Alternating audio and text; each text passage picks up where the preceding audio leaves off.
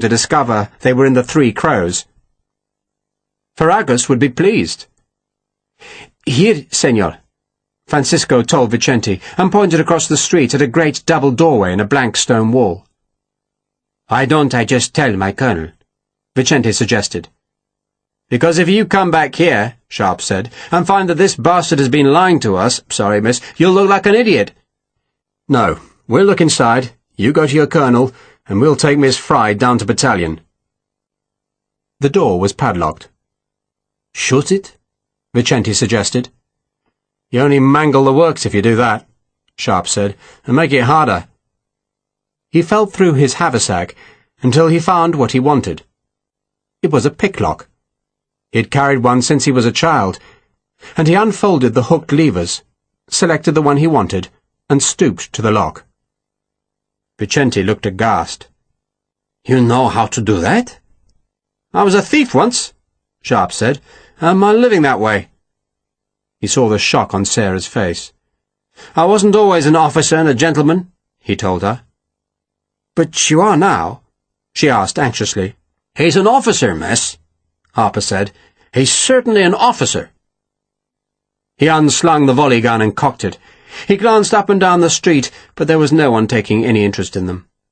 A shopkeeper was stacking clothes on a handcart. A woman was shouting at two children, and a small group of people were struggling with bags, boxes, dogs, goats, and cows downhill towards the river. The lock clicked, and Sharpe tugged it out of the staple. Then, before opening the door, he took the rifle from his shoulder and cocked it. "Grab hold of Francisco," he told Harper, "because if there's nothing in sight here, I'm going to shoot the big bastard." "Sorry, miss." Francisco tried to pull away, but Harper held him fast as Sharpe dragged one of the huge gates open. He walked through into the darkness, watching for movement, seeing none.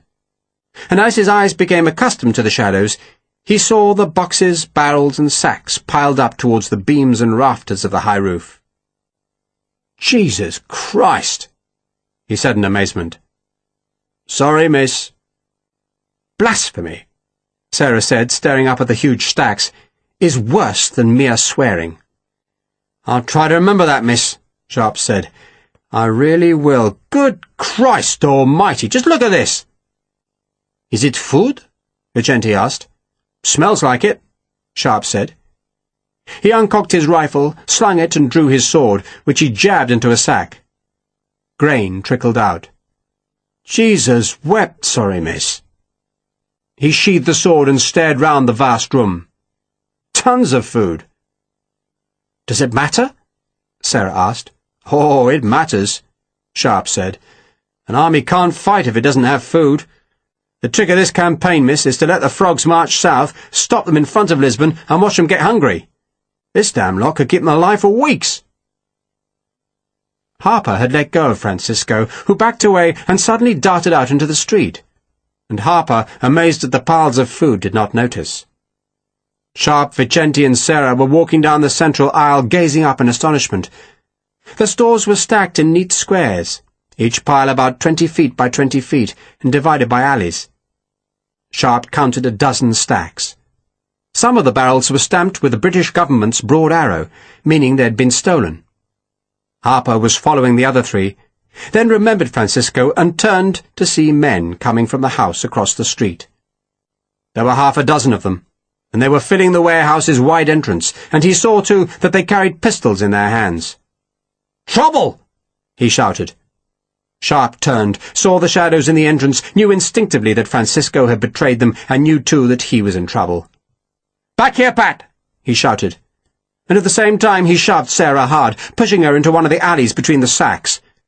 The warehouse's open door was being tugged shut, darkening the huge room, and Sharpe was unslinging his rifle as the first shots came from the closing door. A ball thumped into a sack by his head, another ricocheted from an iron barrel hoop to smack into the back wall, and a third hit Vicente, who spun back, dropping his rifle. Sharpe kicked the gun towards Sarah and dragged Vicente into the narrow space, then went back into the central aisle and aimed towards the door. He saw nothing, dodged back into cover. Some small light came through a handful of dirty skylights in the high roof, but not much. There was movement at the alley's far end, and he turned, rifle going into his shoulder. but it was Harper who had sensibly avoided the central aisle by running around the flank of the high stacks. "There's 6 of them, sir," Harper said. "Maybe more." "Can't stay here," Sharpe said. "Mr. Vicenti's hit." "Christ," Harper said. "Sorry, miss," Sharpe said on Harper's behalf, and glanced at Vicenti, who was conscious but hurt. He'd fallen when the ball struck him, but that had been shock as much as anything else, and he was on his feet now, leaning against some boxes. "It's bleeding," he said. "Where?" "Left shoulder." "Are you spitting blood?" "No." "You'll live," Sharpe said, and gave Vicenti's rifle to Harper. "Give me the volley gun, Pat," he said, "and take Mr. Vicenti and Miss Fry to the back. See if there's a way out. Wait a second, though." Sharpe listened. He could hear small sounds, but they could have been rats or cats. "Use the side wall," he whispered to Harper, and he went there first and peered round the edge. A shadow in a shadow. Sharpe moved out into the open, and the shadow sparked fire, and a bullet scored along the wall beside him, and he raised the rifle and saw the shadow vanish. "Now, Pat!" Harper shepherded Vicenti and Sarah to the back of the warehouse. Pray God there was a door there, Sharpe thought. And he slung the rifle on his left shoulder, put the volley gun on his right, and climbed the nearest stack. He scrambled up, jamming his boots into the spaces between the grain sacks, not caring about the noise he made. He almost lost his footing once, but anger drove him up, and he rolled onto the top of the great pile where he took the volley gun from his shoulder. He cocked it, hoping that no one beneath would hear the click. A big cat hissed at him, its back arched and tail up, but then decided not to contest the lumpy plateau on top of the sacks, and stalked away. Sharpe edged across the sacks. He crawled on his belly, listening to a faint muttering of voices, and he knew there were men in the alley beyond the sacks, and knew they were planning how best to finish what they had started. He knew they'd be fearful of the rifles, but they would also be confident. But evidently not too confident. They wanted to avoid a fight if they could. For Ferragus suddenly shouted, "Captain Sharpe!" No answer. Claws scratched at the far side of the warehouse, and wheels clattered on the street cobbles outside. "Captain Sharpe!" Still no answer. "Come out!" Ferragus called. "Apologize to me, and you can go. That's all I want. An apology." Like hell, Sharpe thought. Ferragus wanted this food preserved until the French arrived, and the moment Sharpe or his companions appeared in the open, they would be shot down. So it was time to spring an ambush on the ambushers. He crept forward to the stack's edge, and very slowly peered over. There was a knot of men down there, 6 perhaps, and none was looking up. None had thought to check the high ground, but they should have known they were up against soldiers, and soldiers always sought the high ground. Sharpe brought the volley gun forward. The 7 half-inch balls had been rammed down on wadding and powder, but there was always a chance, a good chance, that some would roll out of the barrels the moment he pointed the gun downwards. There was no time to ram more wadding on top of the balls, so the trick of this was to shoot fast, very fast, and that meant he could not aim. He edged back, stood up, then froze as another voice spoke. "Captain Sharpe." The speaker was not one of the men beneath Sharpe. His voice seemed to come from closer to the great doors. "Captain Sharpe. This is Major Ferreira." So that bastard was here. Sharpe cradled the volley gun, ready to move forward and fire, but then Ferreira spoke again. "You have my word as an officer. No harm will come to you. My brother wants an apology, nothing more." Ferreira paused, then spoke in Portuguese, presumably because he knew Jorge Vicenti was with Sharpe. And Sharpe reckoned Vicenti's neat, legal and trusting mind might just believe Ferreira, and so he gave his own answer. In one fast movement, he stepped to the edge, turned the gun's muzzles down into the alley, and pulled the trigger. 3 of the balls were loose and had started to roll, and that reduced the gun's huge power. But the blast of the shot still echoed from the stone walls like thunder, and the recoil of the bunched barrels almost threw the gun up and out of Sharpe's hands as the smoke billowed in the passage beneath him. There were screams in the passage too, and a hoarse shout of pain, and the sound of feet scrambling as men ran from the sudden horror that had belched from above. A pistol fired, shattering a skylight, but Sharpe was already running towards the back of the warehouse. He jumped the next alley, landing on a pile of barrels that wobbled dangerously. But his momentum carried him on, scattering cats. Then another jump, and he was at the far end. "Found anything, Pat?" "Bloody great trapdoor, nothing else." "Catch!" Sharpe threw Harper the volley gun, then scrambled down, fumbling for footholds on the edges of boxes and jumping the last 6 feet. He looked left and right, but saw no sign of Ferragus or his men. "Where the hell are they?" "You hit some of them?" Harper asked in a hopeful voice. "2, maybe. Where's the trapdoor?" "Here. Jesus, it stinks. Something nasty down there, sir. Lots of flies." Sharpe crouched, thinking. To escape out the front of the warehouse meant going into the alleys between the piles of food, and Ferragus would have men covering all those passages. Sharpe could probably make it, but at what cost? At least one more wound. And he had a woman with him. He could not expose her to more fire. He lifted the trapdoor, letting out a gust of foul-smelling air. Something dead was down in the blackness. A rat? He peered down, saw steps going into darkness, but the shadows suggested there was a cellar down there. And once he was at the base of the steps, he could fire up the stone stairway. Ferragus and his men would have to brave that fire to approach, and they would be reluctant to do that. And perhaps there was a way out of the cellar. There were footsteps on the warehouse's far side, then more sounds from the top of the stacks. Ferragus had learned quickly and sent men to take the high ground, and Sharpe knew he was trapped properly now, and the cellar was the only option left. "Down!" he ordered. "All of you down!" He went last, clumsily closing the trapdoor behind him, letting the heavy timber down slowly so that Ferragus might not realize his enemies had gone to earth. It was pitch black at the foot of the steps, and so foul-smelling that Sarah gagged. Flies buzzed in the dark. "Load the volley gun, Pat," Sharpe said, "and give me the rifles."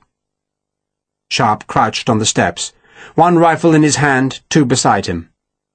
Anyone opening the trapdoor now would be silhouetted against the warehouse's dim light and would fetch a bullet for their pains. "If I fire," he whispered to Harper, "you have to reload the rifle before the volley gun." "Yes, sir." Harper could have reloaded a rifle blindfolded in Stygian darkness. "You okay?" Sharpe asked, and the answer was a hiss betraying Vicente's pain. "Feel your way round the walls," Sharpe said. "See if there's a way out." "Major Ferrero was up there," Vicente said, sounding reproachful. "He's as bad as his brother," Sharpe said. "He was planning to sell the frog some bloody flour, Yogi, only I stopped it, so then he set me up for a beating at Busacco." He had no proof of that, of course, but it seemed obvious. Ferreira had persuaded Hogan to invite Sharpe to supper at the monastery, and must have let his brother know that the rifleman would be alone on the dark path afterwards. "Just feel round the walls, Yogi. See if there's a door." "There are rats," Vicente said. Sharpe took his folding knife from his pocket, took out the blade, and whispered Sarah's name. "Take this," he said, and felt for her hand. He put the knife's handle into her fingers. "Be careful," he warned her. "It's a knife. I want you to cut a strip off the bottom of your dress and see if you can bandage Yogi's shoulder." He thought she might protest at mangling her only dress, but she said nothing, and a moment later Sharpe heard the ripping sound as she slashed and tore at the silk. Sharpe crept a small way up the stairs and listened. There was silence for a while. Then the sudden bang of a pistol and another bang, virtually instantaneous, as the ball hammered into the trapdoor. The ball stuck there, not piercing the heavy timber. Ferragus was announcing that he had found Sharpe, but plainly the big man was unwilling to lift the hatch and rush the cellar. For there was another long silence. "They want us to think they've gone," Sharpe said. "There's no way out," Vicente announced. "There's always a way out," Sharpe said. "Rats get in, don't they?" "But there are 2 dead men here." Vicente sounded disgusted. The smell was overpowering. "They can't hurt us," Sharpe said in a whisper. "Not if they're dead. Take your jacket and shirt off, Yogi, and let Miss Fry bandage you." Sharpe waited. Waited. Vicente was hissing in pain, and Sarah made soothing noises. Sharpe went closer to the hatch. Ferragus was not gone, he knew, and he wondered what the man would do next. Open the hatch and pour a pistol volley down? Take the casualties? Sharpe doubted it. Ferragus was hoping the fugitives would be deceived into thinking the warehouse was empty, and would make their own way up the steps. But Sharpe would not fall for that. He waited, listening to the scrape of Harper's ramrod shoving down the 7 bullets. "Loaded, sir," Harper said. "Let's hope the bastards come, then," Sharpe said. And Sarah gave a sharp intake of breath that he ignored. Then there was a sudden, weighty thump that sounded as loud as a cannon firing, and Sharpe flinched back, expecting an explosion. But the thump was followed by silence. Something heavy had been placed on the hatch. Then there was another thump, and another, followed by a heavy scraping sound, and then a whole succession of bangs and scrapes. "They're waiting down the hatch," Sharpe said. "Why?" Sarah asked. "They're trapping us here, miss, and they'll come back for us when they're good and ready." Ferragus, Sharpe reckoned, did not want to attract more attention to his warehouse by starting another firefight while there were still British and Portuguese troops in the city. He would wait till the army was gone, and then, in the time before the French arrived, he would bring more men, more guns, and unseal the cellar. "So we've got time," Sharpe said. "Time to do what?" Vicente asked. "Get out, of course. All of you, fingers in your ears." He waited a few seconds, then fired the rifle up the stairs. The bullet buried itself in the trapdoor. Sharpe's ears were ringing as he found a new cartridge, bit off the bullet, spat it out, and then primed the rifle. "Give me a hand, Pat," he said. Then put the rest of the cartridge, just the paper and powder, into Harper's palm. "What are you doing?" Vicente asked. "Being God," Sharpe said, "and making light." He felt inside his jacket and found the copy of the Times that Lawford had given to him, and he tore the newspaper in half, put half back inside his jacket, and screwed the other half into a tight spill that he laid on the floor.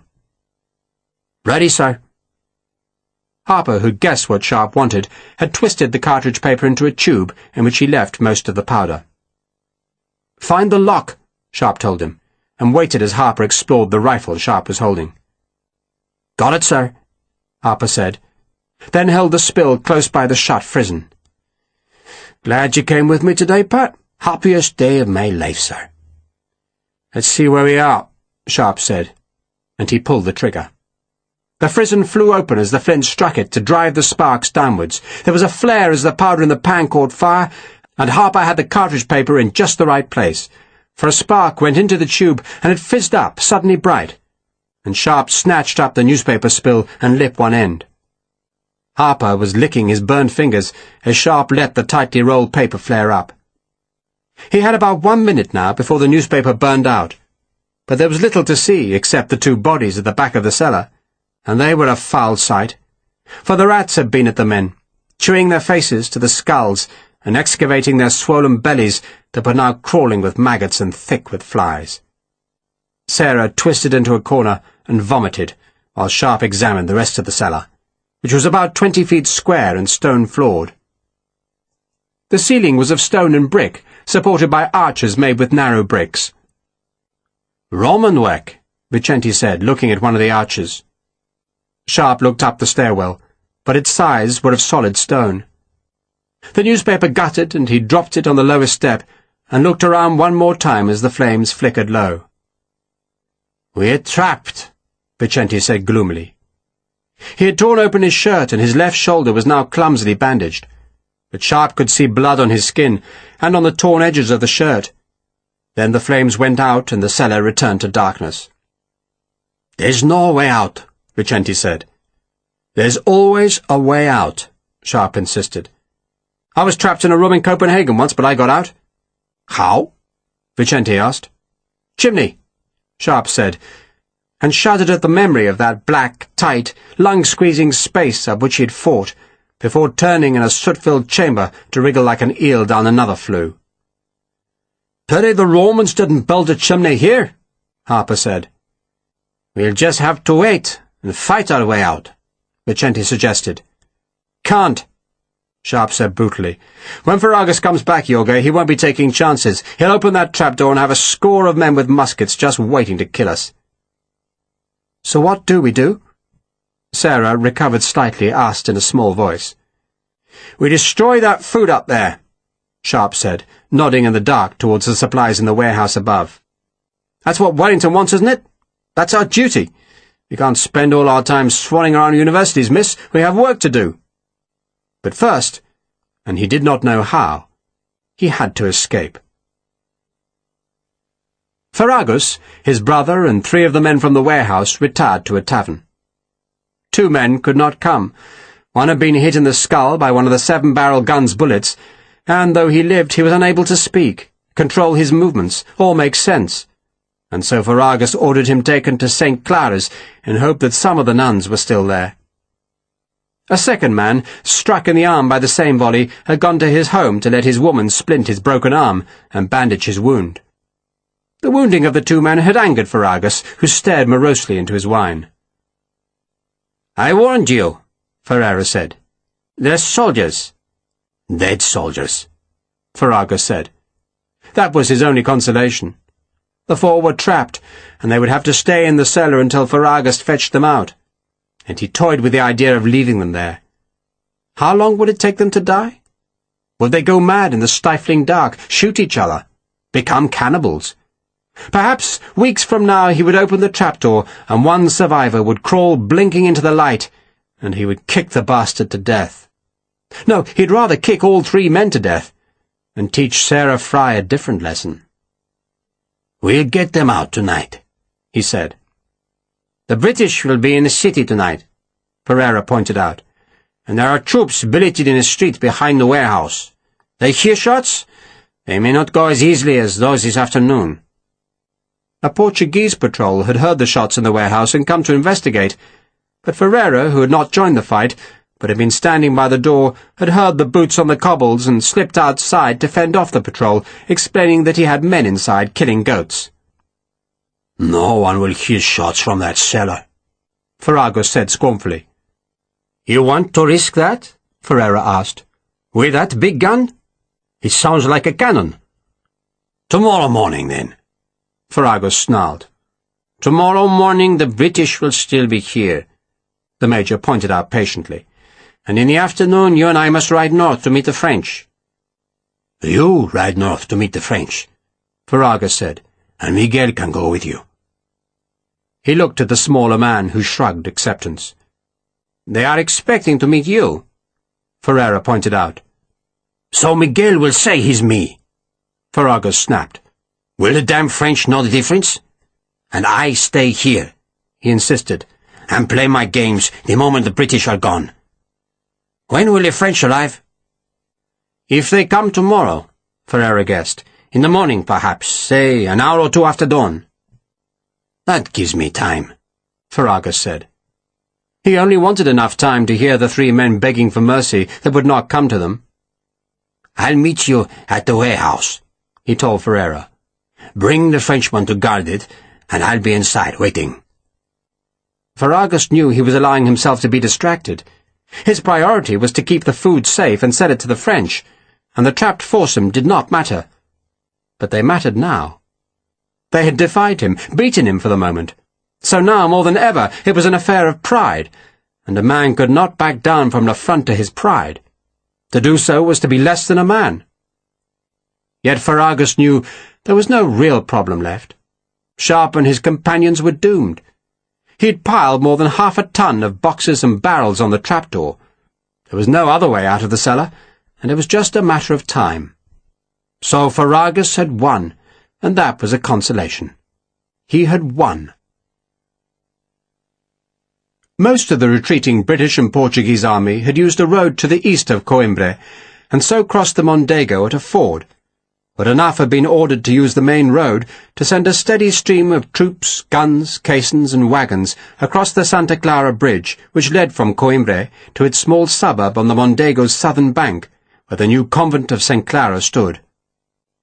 The soldiers were joined by an apparently unending stream of civilians, handcarts, goats, dogs, cows, sheep, and misery that shuffled over the bridge into the narrow streets around the convent, and then went south towards Lisbon.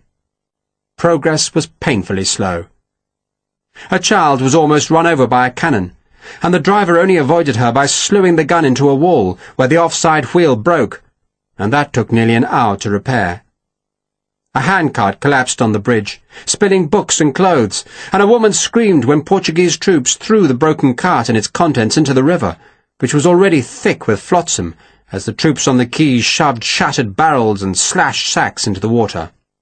Boxes of biscuits were jettisoned, and the biscuits, baked hard as rock, floated in their thousands downstream. Other troops had gathered timber and coal, and were making a huge fire onto which they tossed salt meat. Still other troops, all Portuguese, had been ordered to break all the bakers' ovens in town, while a company of the South Essex took sledgehammers and pickaxes to the tethered boats. Lieutenant Colonel Lawford returned to the quays in the early afternoon. He had slept well, and enjoyed a surprisingly good meal of chicken salad and white wine, while his red coat was being brushed and pressed. Then, mounted on Lightning, he rode down to the quayside where he discovered his battalion, hot, sweating, dishevelled, dirty, and tired. "The problem," Major Forrest told him, "is the salt meat. God knows it won't burn." "Didn't Sharpe say something about turpentine?" "Haven't seen him," Forrest said. "I was hoping he was here," Lawford said, looking around the smoke-wreathed quay that stank of spilled rum and scorched meat. "He rescued rather a pretty girl, an English girl of all things. I was a little abrupt with her, I fear, and thought I should pay my respects." "He isn't here," Forrest said bluntly. "He'll turn up," Lawford said. "He always does." Captain Slingsby marched across the quay, stamped to a halt, and offered Lawford a cracking salute. "Man gone missing, Colonel." Lawford touched the heel of his riding crop to the forehead tip of his cocked hat in acknowledgment of the salute. "How are things going, Cornelius? All well, I hope?" "Boats destroyed, sir. Every last one." "Splendid. But Sergeant Harper's missing, sir. Absent without permission." "I gave him permission, Cornelius." Slingsby bristled. "I wasn't asked, sir." "An oversight, I'm sure," Lawford said, "and I'm equally sure Sergeant Harper will be back soon. He's with Mr. Sharpe." "That's another thing," Slingsby said darkly. "Yes?" Lawford ventured cautiously. "Mr. Sharpe had more words with me this morning." "You and Sharpe must patch things up," Lawford said hastily. "And he has no right, sir, no right whatsoever, to take Sergeant Harper away from his proper duties. It only encourages him." "Encourages him?" Lawford was slightly confused. "To impertinence, sir. He is very Irish." Lawford stared at Slingsby, wondering if he detected the smell of rum on his brother-in-law's breath.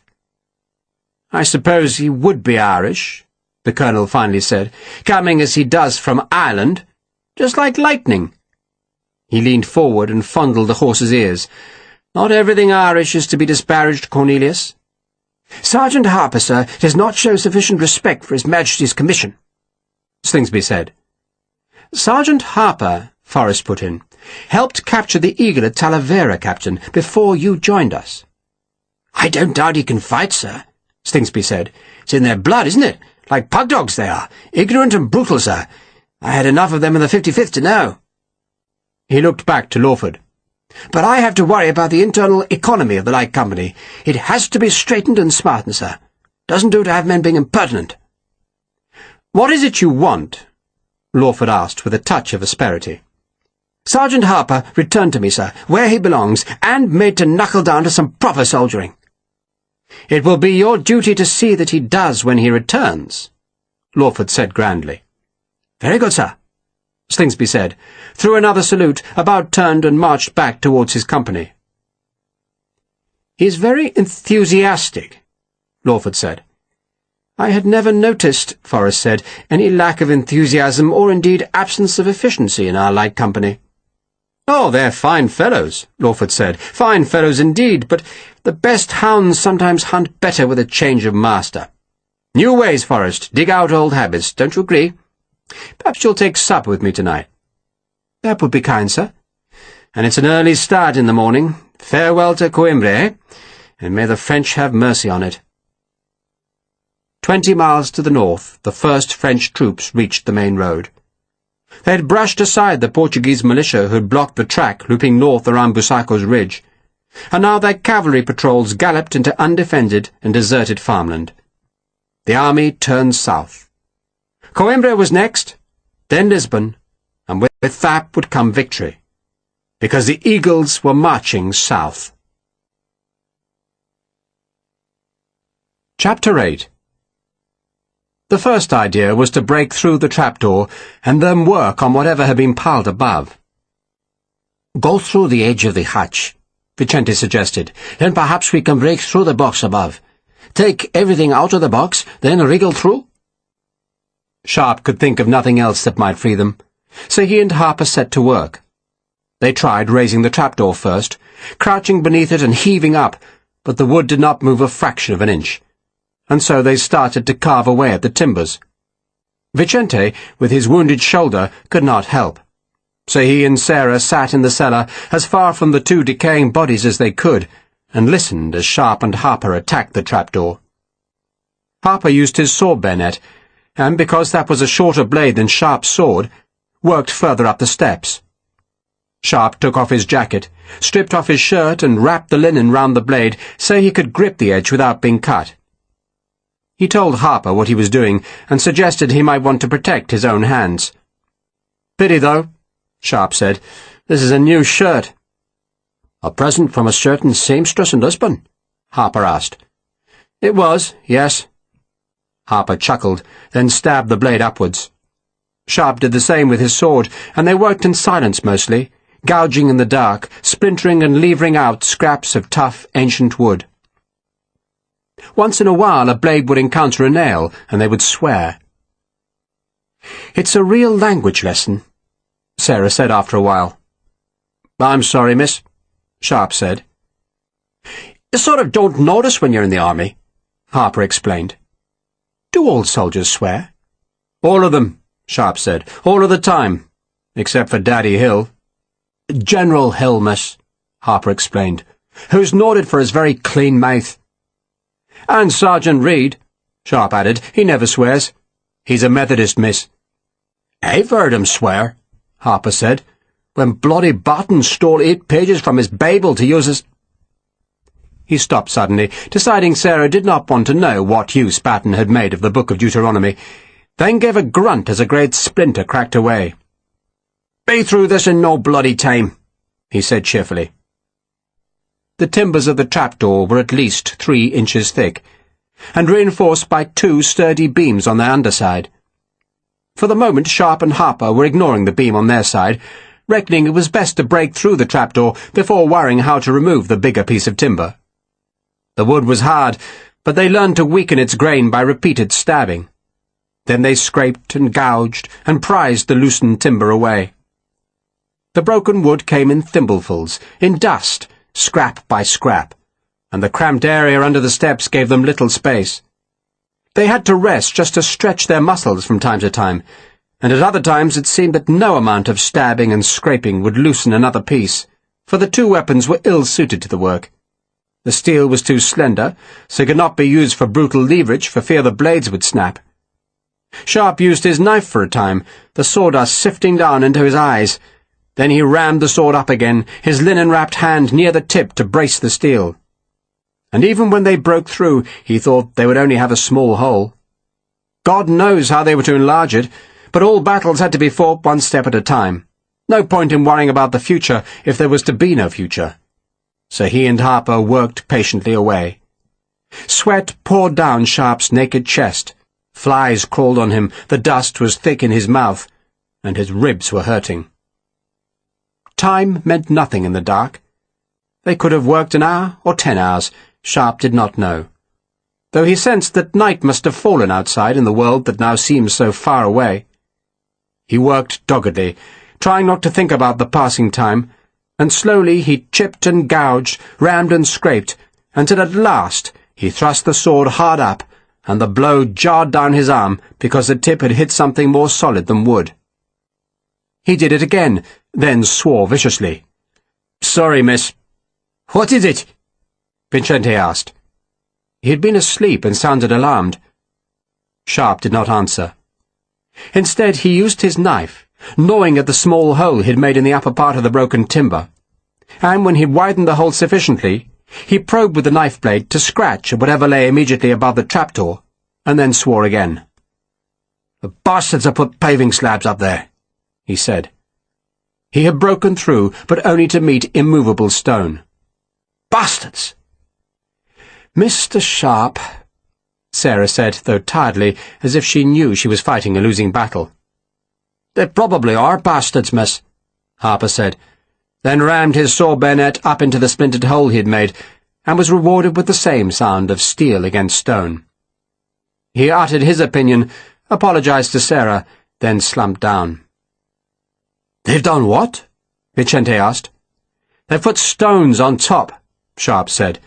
"And other stuff on top of the stones. The bastards aren't as daft as they look."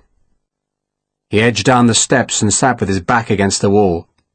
He felt used up, exhausted, and it hurt just to breathe. "We can't get through the trapdoor?" Vicente asked. "Not a bloody chance," Sharpe said. "So?" Vicente asked tentatively. "So we bloody think," Sharpe said. But he could not think of anything else to do. Hell and damnation was all he could think. They were bloody well trapped. "How do the rats get in?" Sarah asked after a while. "Those little bastards can get through gaps as small as your little finger," Harper said. "You can't keep a good rat out, not if he wants to get in." "So where do they get in?" she persisted. "Round the edge of the trapdoor," Sharpe guessed, "where we can't get out." They sat in gloomy silence. The flies settled back on the corpses. "If we fired our guns," Vicente said, "someone might hear?" "Not down here they won't," Sharpe said, preferring to keep all his firepower for the moment when Ferragus came for them. He leaned his head against the wall and closed his eyes, trying to think. The ceiling? Bricks and stones, hundreds of the buggers. He imagined himself breaking through. Then he was suddenly in a field, bright with flowers. A bullet came past him, then another, and he was struck on the leg. And he woke suddenly, realizing that someone had tapped his right calf. "Was I asleep?" he asked. "We all were," Harper said. "God knows what time it is." "Jesus." Sharpe stretched himself, feeling the pain in his arms and legs that had come from working inside the cramped stairway. "Jesus," he said angrily. "We can't afford to sleep, not with those bastards coming for us." Harper did not answer. Sharpe could hear the Irishman moving, apparently stretching on the floor. He supposed the Irishman wanted to sleep again, and he did not approve, but he could not think of anything more useful Harper could do, and so he said nothing. "I can hear something." Harper spoke after a while. His voice came from the centre of the cellar, from the floor. "Where?" Sharpe asked. "Put your ear on the stone, sir." Sharpe stretched out and put his right ear against the floor. His hearing was not what it was. Too many years of muskets and rifles had dulled it. But he held his breath, listened hard, and heard the faintest hint of water running. "Water? There's a stream down there," Harper said. "Like the Fleet," Sharpe said. "The what?" Vicente asked. "It's a river in London," Sharpe said, "and for a long way it flows underground. No one knows it's there, but it is. They built the city on top of it." "They've done the same here," Harper said. Sharpe tapped the floor with the hilt of his sword, but was not rewarded with a hollow sound. Yet he was fairly certain the noise of water was there. And Sarah, whose hearing had not been dulled by battle, was quite certain of it. "Right, Pat," Sharpe said, his spirits restored and the pain in his ribs even seeming less biting. "We'll lift a bloody stone." That was easier said than done. They used their weapons again, scraping away at the edges of a big flagstone to work down between the slab and its neighbours, and Harper found a place where a chip the size of his little finger was missing from the stone's edge, and he delved down there, working the saw bayonet into the foundations. "It's rubble down there," he said. "Let's just hope the bloody thing isn't mortared into place," Sharpe said. "No," Harper said scornfully. "Why would you mortar a slab? You just lay the buggers on gravel and stomp them down. Move back, sir." "What are you doing?" "I'm going to lift the sword." "Why don't we lever it up?" "Because you'll break your sword, sir, and that'll put you in a really bad mood. Just give me space, and be ready to hold it when I've got the bastard up." Sharpe moved. Harper straddled the stone, got 2 fingers underneath its edge, and heaved. It did not move. He swore, braced himself again, and used all his vast strength. And there was a grinding sound, and Sharpe, touching the stone's edge with his fingers, felt it move a trifle upwards. Harper grunted, managed to get a third finger underneath, and gave another giant pull. And suddenly the stone was lifted, and Sharpe rammed the muzzle of his rifle under the exposed edge to hold it up. "You can let go now." "God save Ireland," Harper said, straightening.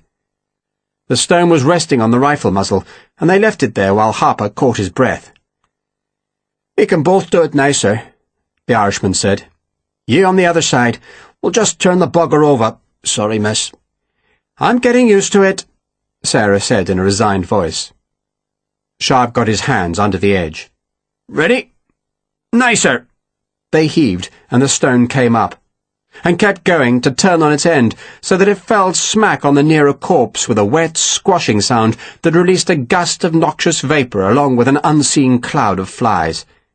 Sarah gave a noise of disgust. Sharpe and Harper were laughing. Now they could feel a square patch of rubble, a space of broken bricks, stones and sand, and they used their hands to scoop it out, sometimes loosening the packed rubble first with a blade. Vicente used his right hand to help, and Sarah pushed the excavated material aside. "There's no end to the bloody stuff," Harper said, and the more they pulled out, the more fell in from the sides. They went down 2 feet, and then at last the rubble ended, as Sharpe's battered and bleeding hands found a curved surface that felt like tiles stacked on edge. They went on scooping until they'd bared 2 or 3 square feet of the arched surface. Vicente used his right hand to probe what Sharpe thought were tiles. "Roman bricks," Vicente guessed. "The Romans made their bricks very thin, like tiles."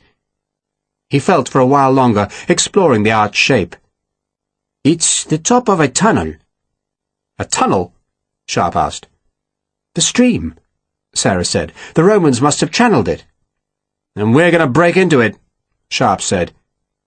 He could hear the trickle far more clearly now. So there was water there, and the water flowed to the river through a tunnel, and that thought filled him with a fierce hope. He knelt at the edge of the hole, balancing on a slab that was unsteady because of the rubble that had fallen from beneath it, and began hammering down with the brass butt of a rifle. "What you doing?" Vicente said, judging what was happening by the dull sound of the stock striking the bricks. "He's hitting at the top of the arch. That will only wedge the bricks tighter." "What I'm doing," Sharpe said, "is breaking the bugger." He thought Vicente was probably right, but he was too frustrated to work patiently on the old bricks. "And I hope I'm doing it with your rifle," he added. The butt hammered down again. Then Harper joined in from the other side, and the 2 rifles cracked and banged on the bricks, and Sharpe could hear scraps dropping into the water. Then Harper gave an almighty blow, and a whole chunk of the ancient brickwork fell away. And suddenly, if it was possible, the cellar was filled with an even worse smell, a stink from the foulest depths of hell.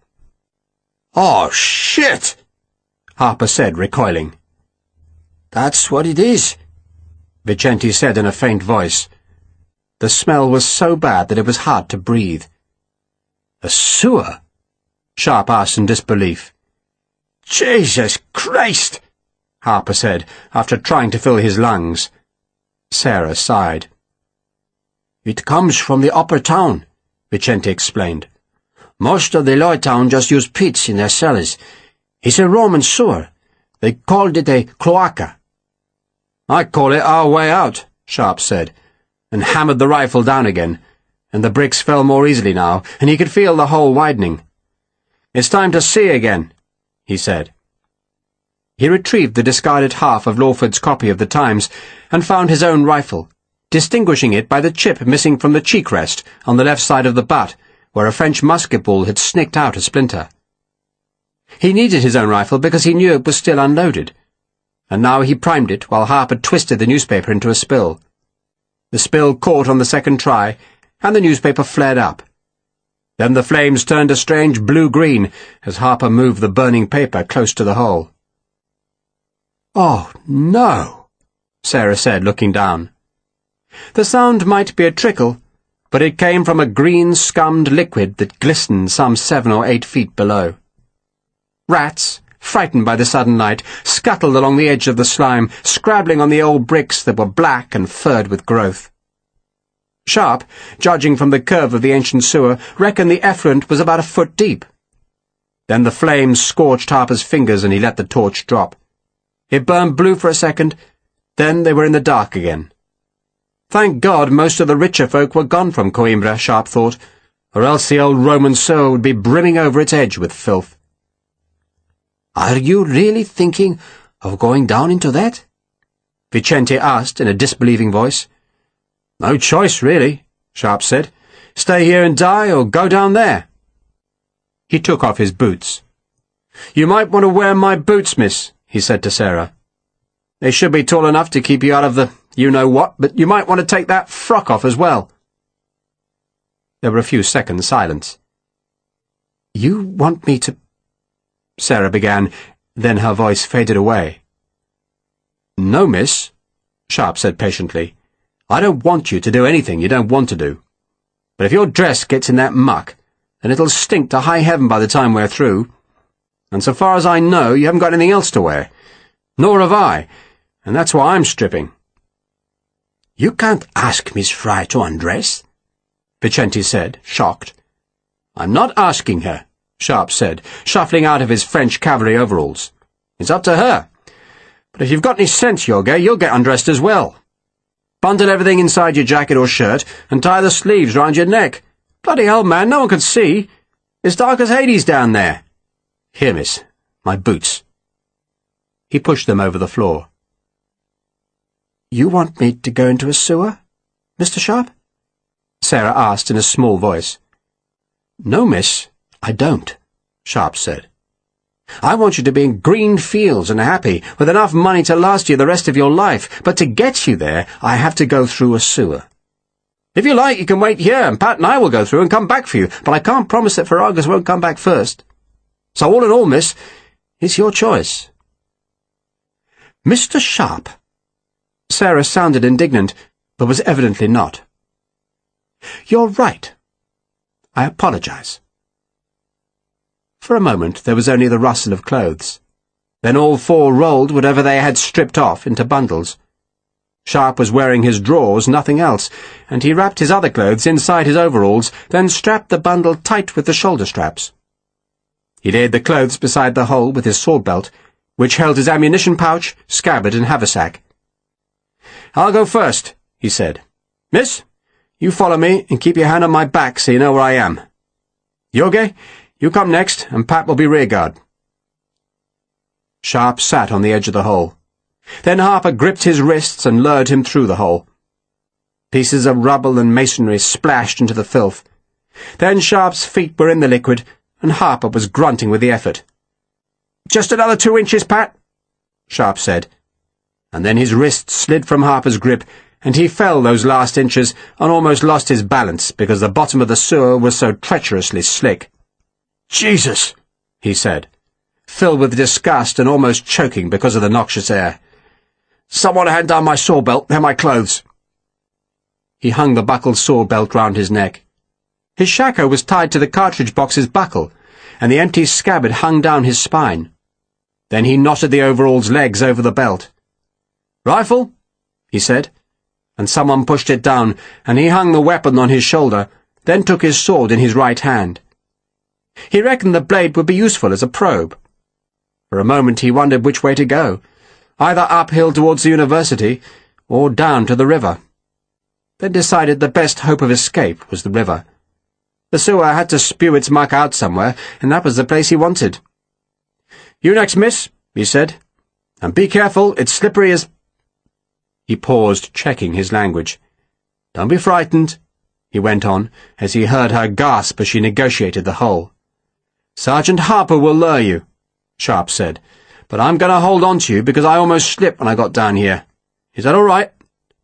"I don't mind," she said, almost breathless because the stench was so overpowering. He put out his hands, found her bare waist, and half supported her as she put her booted feet into the sewage. She lowered herself, but panic or horror still made her flail for balance, and she gripped him hard, and Sharpe put his arms round her narrow waist. "It's all right," he said. You'll live." Vicente handed down Sarah's bundle of clothes, and because she was shivering and frightened, Sharpe tied it round her neck while she clung to him. "You now, Jorge," Sharpe said. Harper came last. Rats scrabbled past them, the sound of their claws fading up the unseen tunnel. Sharpe could just stand upright, but he stooped in hope of seeing even a glimmer of light further down the sewer. But there was nothing. "You're going to hold on to me, miss," he said, deciding that the courtesy of calling her miss was really not needed now that they were both virtually naked and standing up to their calves in shit, but he suspected she would object if he called her anything else.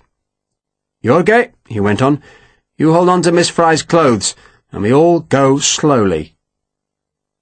Sharpe probed every step with the sword, then inched ahead before prodding the blade again. But after a while he became more confident, and their pace increased to a shuffle. Sarah had her hands on Sharpe's waist, gripping him tight, and she felt almost light-headed.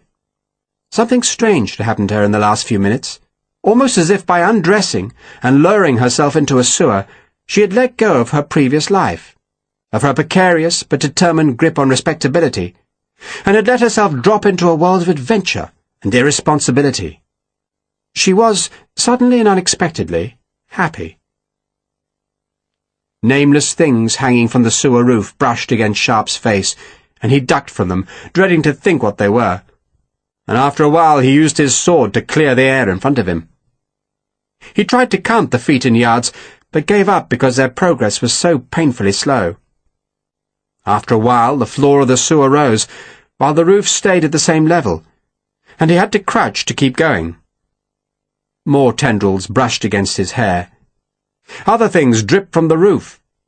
Then the bottom of the tunnel abruptly fell away, and he was poking the sword into a stinking nothingness.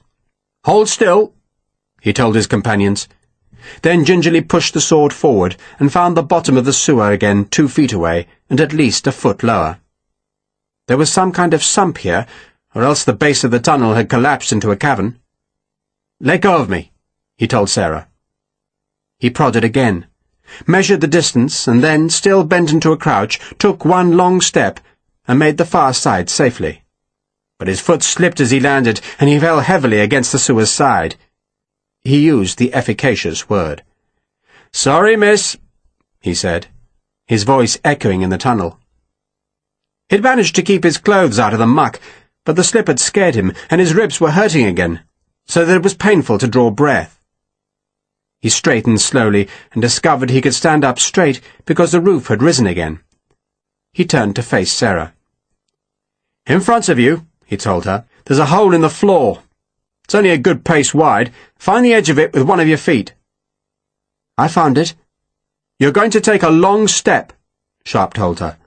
2 feet forward and 1 foot down, but take my hands first." He propped the sword against the wall, reached out and found her hands. "Are you ready?" "Yes." She sounded nervous. "Slide your hands forward," he told her. "Hold on to my forearms and hold hard." She did as he ordered, and Sharpe gripped her arms close to her elbows. "I've got you now," he said, "and you're going to take one long step. Be careful. It's slippery as shit?"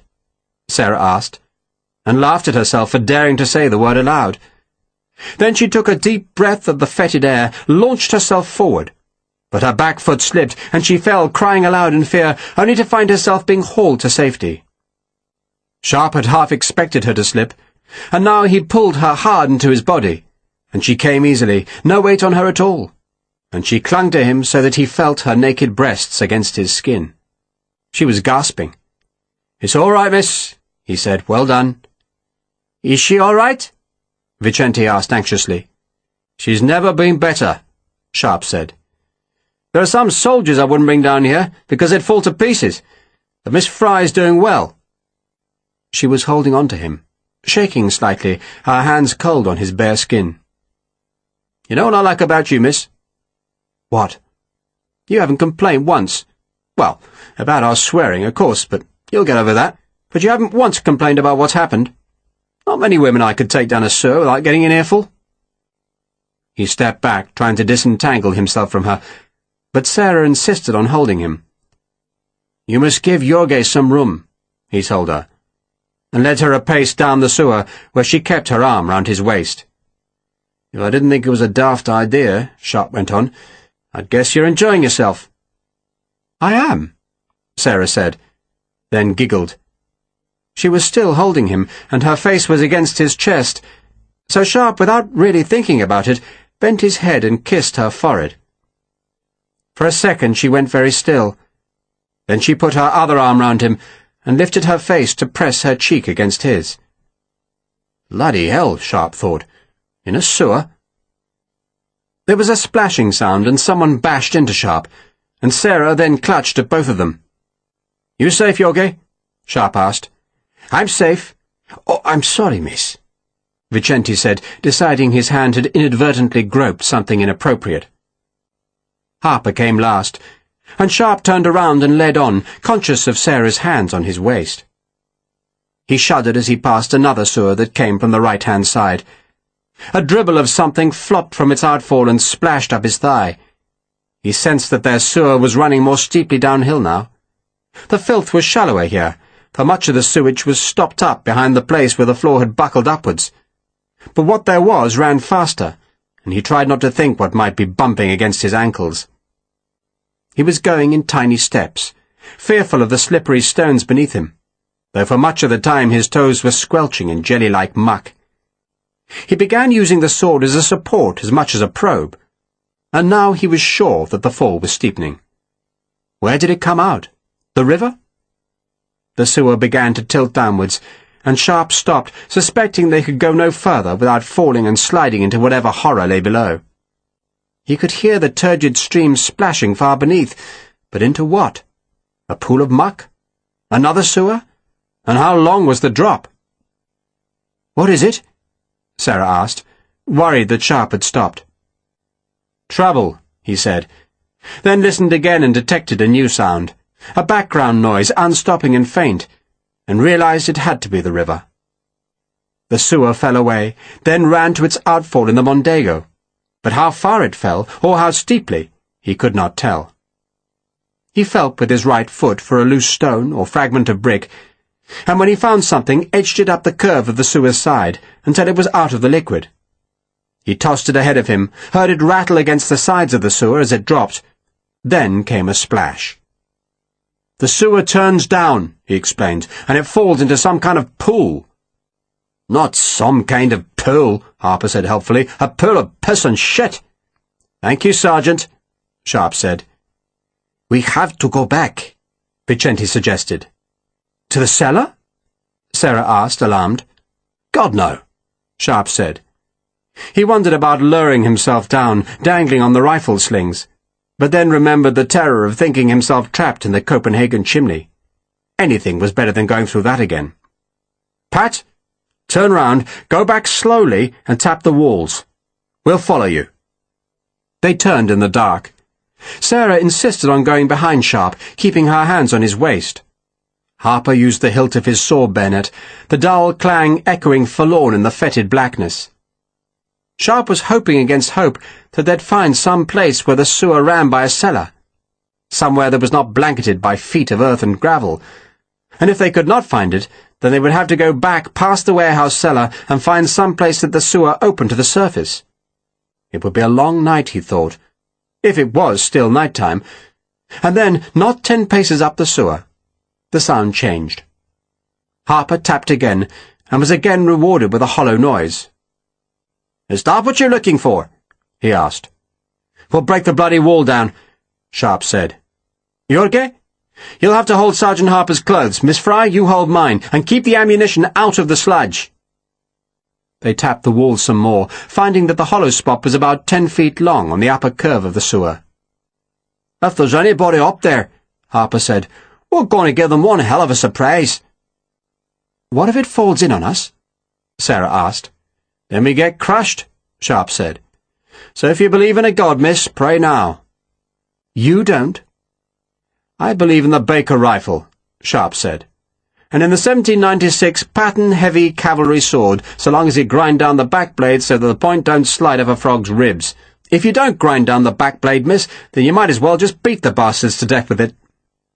"I'll remember that," Sarah said. "You ready, Pat?" "Ready," Harper said, hefting his rifle. "And let's give this bastard a walloping." They did. The last British and Portuguese troops left Coimbra at dawn on Monday morning. As far as they knew, every scrap of food in the city had been destroyed or burned or tossed into the river, and all the bakers' ovens had been demolished. The place was supposed to be empty, but more than half of the city's 40,000 inhabitants had refused to leave because they reckoned flight was futile, and that if the French did not overtake them here, then they'd catch them in Lisbon. Some, like Farragus, stayed to protect their possessions. Others were too old or too sick or too despairing to attempt escape. Let the French come, those who stayed thought, for they would endure and the world would go on. The South Essex were the last battalion across the bridge. Lawford rode at the back and glanced behind for a sign of Sharpe or Harper. But the rising sun showed the river's quay was empty. "It isn't like Sharpe," he complained. "It's very like Sharpe," Major Leroy observed. "He has an independent street colonel. The man's a rebel. He's truculent. Very admirable traits in a skirmisher, don't you think?" Lawford suspected he was being mocked, but was honest enough to realize that he was being mocked by the truth. "He wouldn't just have deserted." "Not Sharpe," Leroy said. "He's got caught up in a mess. He'll be back." "He mentioned something to me about joining the Portuguese service," Lawford said worriedly. "You don't think he will, do you?" "I wouldn't blame him," Leroy said. "A man needs recognition for his service colonel, don't you think?"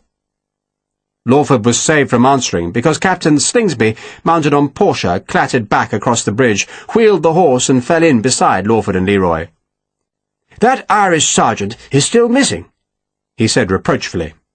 "We were just discussing it," Lawford said. "I shall mark him in the books as a deserter," Slingsby announced. "A deserter," he repeated vehemently. "You'll do nothing of the sort," Lawford snapped with an asperity that even he found surprising. Yet even as he spoke, he realized that he had begun to find Slingsby annoying. The man was like a yapping dog, always at your heels, always demanding attention, and Lawford had begun to suspect that the new commander of his light company was a touch too fond of drink. "Sergeant Harper," he explained in a calmer tone, "is on detached service with an officer of this battalion. A respected officer, Mr. Slingsby, and you will not question the propriety of that service." "Of course not, sir," Slingsby said, taken aback at the colonel's tone. "I'd just like to have everything Bristol fashion. You know me, sir. Everything in its place, and a place for everything." "Everything is in its place," the colonel said. Except that it was not. Sharpe and Harper were missing, and Lawford secretly feared it was his fault. He turned again, but there was no sign of the missing men, and then the battalion was off the bridge and marching into the shadows of the small streets about the convent. Coimbra was strangely silent then, as if the city held its breath. Some folk went to the ancient city gates that pierced the medieval wall and stared nervously down the roads, hoping against hope that the French would not come. Farragus did not worry about the French, not yet. He had his own sweet revenge to take first, and he led 7 men to the warehouse, where, before he uncovered the trapdoor, he lit 2 braziers of coal. It took time for the coal to catch fire from its kindling, and he used the minutes to make barricades from barrels of salt beef, so that if the 3 men came charging up the steps, they would be trapped between the barriers behind which his men would be sheltered. Once the coal was billowing foul smoke, he ordered his men to uncover the hatch. He listened for any sounds from beneath, but heard nothing. "They're asleep," Francisco, the biggest of Farragus's men, said. "They'll be asleep forever soon," Farragus said. 3 men held muskets, 4 took away the barrels and boxes, and when they were all removed, Farragus ordered 2 of the 4 to get their muskets, and for the other 2 men to drag away the paving slabs that had covered the trapdoor. He chuckled when he saw the holes in the wood. "They tried, eh? Must have taken them hours.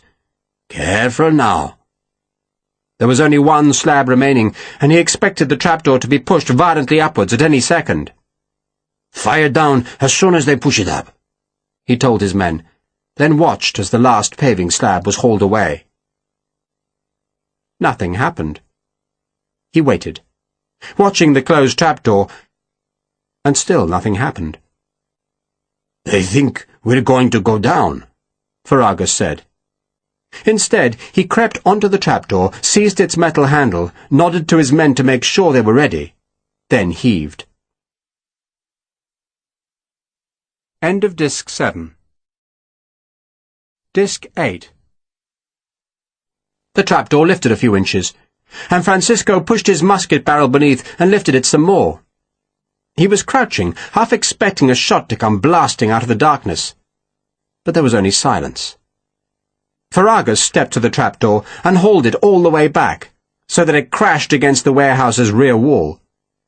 "Now," he said, and two men pushed the braziers over so that the burning coals cascaded down the steps to fill the cellar with a thick and choking smoke. "They won't last long now," Ferragus said, and drew a pistol. Kill the men first, he thought, and save the woman for later. He waited to hear coughing, but no sound came from the darkness. Smoke drifted in the stairwell. Ferragus crept forward, listening, then fired the pistol down the steps before ducking back. The bullet ricocheted off stone. Then there was silence again, except for the ringing in his ears. "Use your musket, Francisco," he ordered, and Francisco stepped to the edge, fired down and skipped back. Still nothing. "Maybe they died," Francisco suggested. "That stench would kill an ox," another man said, and indeed the smell coming from the cellar was thick and foul. Ferragus was tempted to go down, but he had learned not to underestimate Captain Sharpe. In all likelihood, he thought, Sharpe was waiting, hidden to the left or right of the stairwell, just waiting for curiosity to bring one of his enemies down the steps. "More flames," Ferragus ordered, and two of the men broke up some old crates, and the fragments were set alight and tossed down into the cellar to thicken the smoke. More wood was hauled down, until the floor at the foot of the steps seemed to be a mass of flame. Yet still no one moved down there. No one even coughed.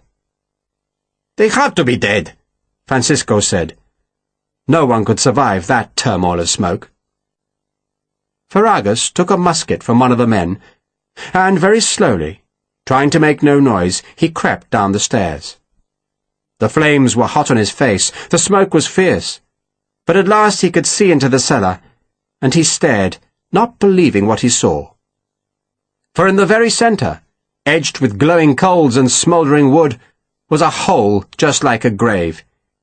He stared, not comprehending for a moment, and then suddenly and rarely he felt afraid. The bastards were gone. Ferragus stayed on the bottom step.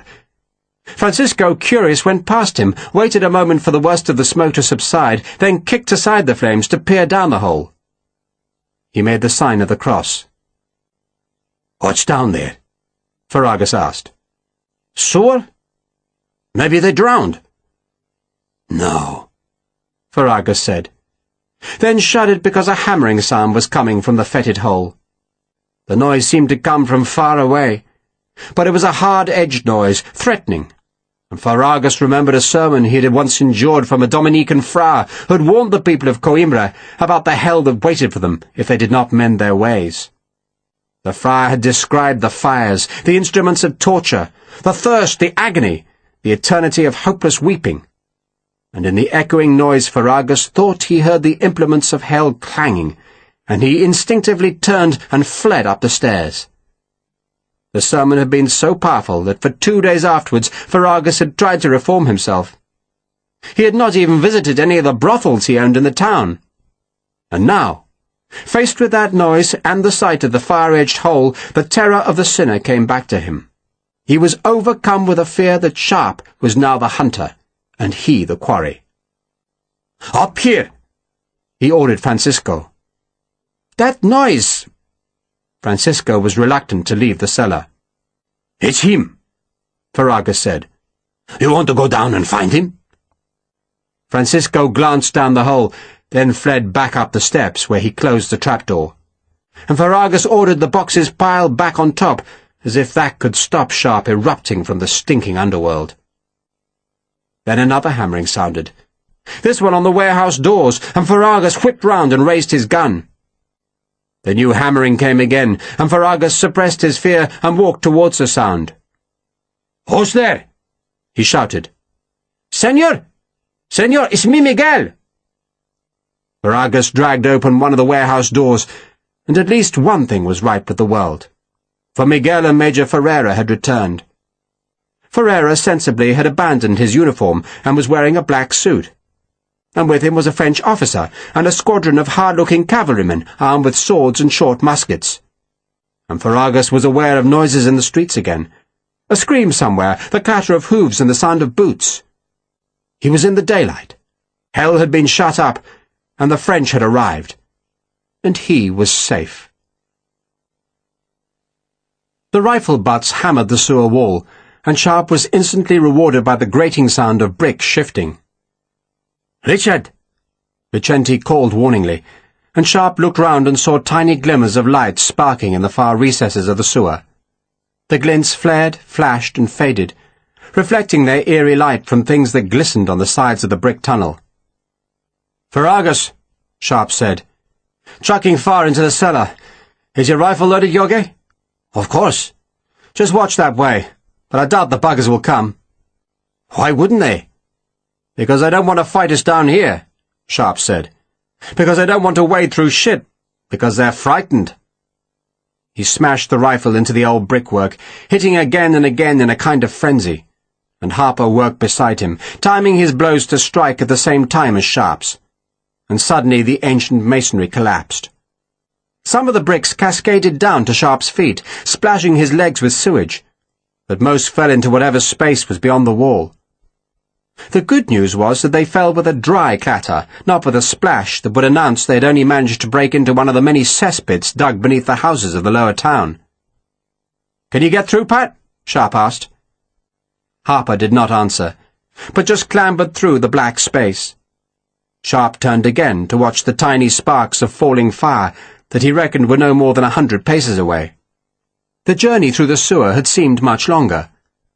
A larger scrap fell, flared blue-green, and splashed into oblivion, but not before its sheen of light had flickered off the walls to show that the tunnel was empty.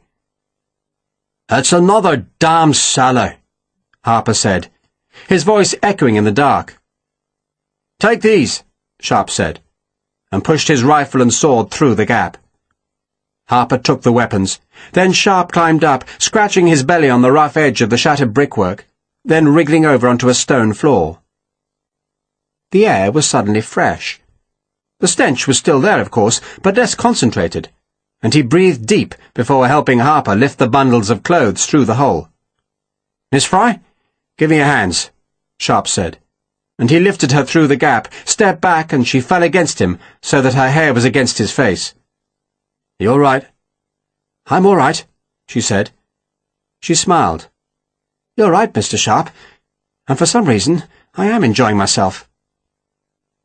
Harper was helping Vicente through the hole. Sharpe lifted Sarah gently. "You must get dressed, miss." "I was thinking my life must change," she said, "but I wasn't expecting this."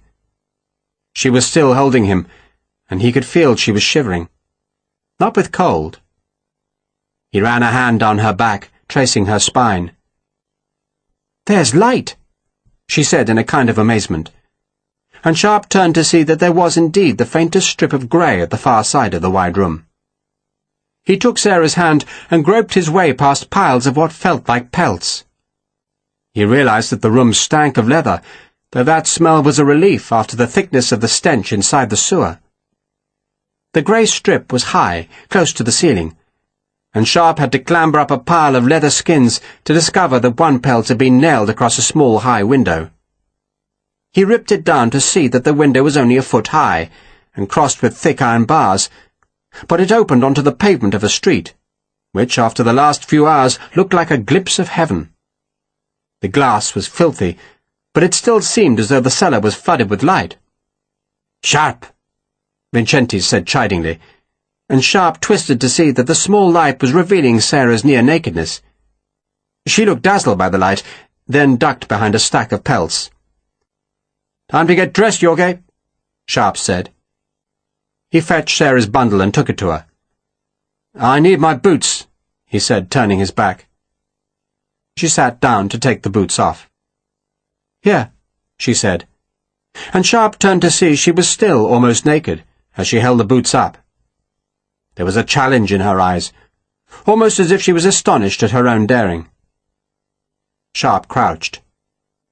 "You're going to be all right," he said. "Anyone as tough as you will survive this." "From you, Mr. Sharpe. Is that a compliment?" "Yes," he said.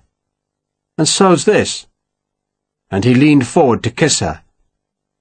She returned the kiss and smiled as he rocked back. "Sarah," he said. "I think we've been introduced properly now," she allowed. "Good," Sharpe said, then left her to dress. "So what do we do now?" Harper asked when they were all clothed again. "We get the hell out of here," Sharpe said. He twisted as he heard boots in the street, then saw feet going past the small window. "The army's still here," he said, "so we get out and make sure Ferragus loses all that food in the warehouse." He buckled on the saw belt and shouldered the rifle. "And then we arrest him," he went on. "Stand him against a wall and shoot the bastard, though no doubt you'd like him to have a trial first, Jorge." "You can just shoot him," Vicente said. "Well said," Sharpe commented, and crossed the room to where some wooden steps climbed to a door. It was locked, evidently bolted on the far side, but the hinges were inside the cellar, and their screws were sunk into rotted wood. He rammed his sword under one of the hinges, levered it cautiously in case the hinge was stronger than it looked, then gave it a good heave that splintered the screws out of the jamb. A troop of cavalry clattered past outside. "They must be leaving," Sharpe said, moving the sword to the lower hinge. "So let's hope the French aren't too close." The second hinge tore out of the frame, and Sharpe pulled on it to force the door inwards. It tilted on the bolt, but opened far enough for him to see down a passageway that had a heavy door at its far end. And, just as Sharpe was about to step through the half-blocked opening, someone began thumping that far door. He could see it shaking, could see the dust jarring off its timbers, and he held up a hand to caution his companions to silence as he backed away. "What day is it?" he asked. Vicente thought for a second. "Monday?" he guessed. "October the 1st? "Jesus," Sharpe said, wondering whether the horses in the street had been French and not British. "Sarah, get up close to the window and tell me if you can see a horse." She scrambled up, pressed her face against the grimy glass and nodded. "2 horses," she said. "Do they have docked tails?" "Docked? Are their tails cut off?" The door at the passageway's end was shaking with the blows, and he knew it must give way at any second. Sarah looked through the glass again. "No." "Then it's the French," Sharpe said. "See if you can block the window, love. Push a piece of leather against it, then hide. Go back to Pat." The cellar went dark again as Sarah propped a stiff piece of leather over the small window. Then she went back to join Harper and Vicente in the far corner, where they were concealed by one of the massive heaps of hides. Sharpe stayed, watching the far door shake. Then it splintered inwards, and he saw the blue uniform and white crossbelt, and he backed away down the steps. "Frogs," he said grimly, and crossed the cellar and crouched with the others. There was a cheer as the French broke into the house. Footsteps were loud on the floorboards above. Then someone kicked at the half-broken cellar door, and Sharpe could hear voices. French voices, and not happy voices. The men evidently paused at the cellar door, and one made a sound of disgust, presumably at the stench of sewage. "Merde," one of the voices said. "C'est un puisard," another spoke.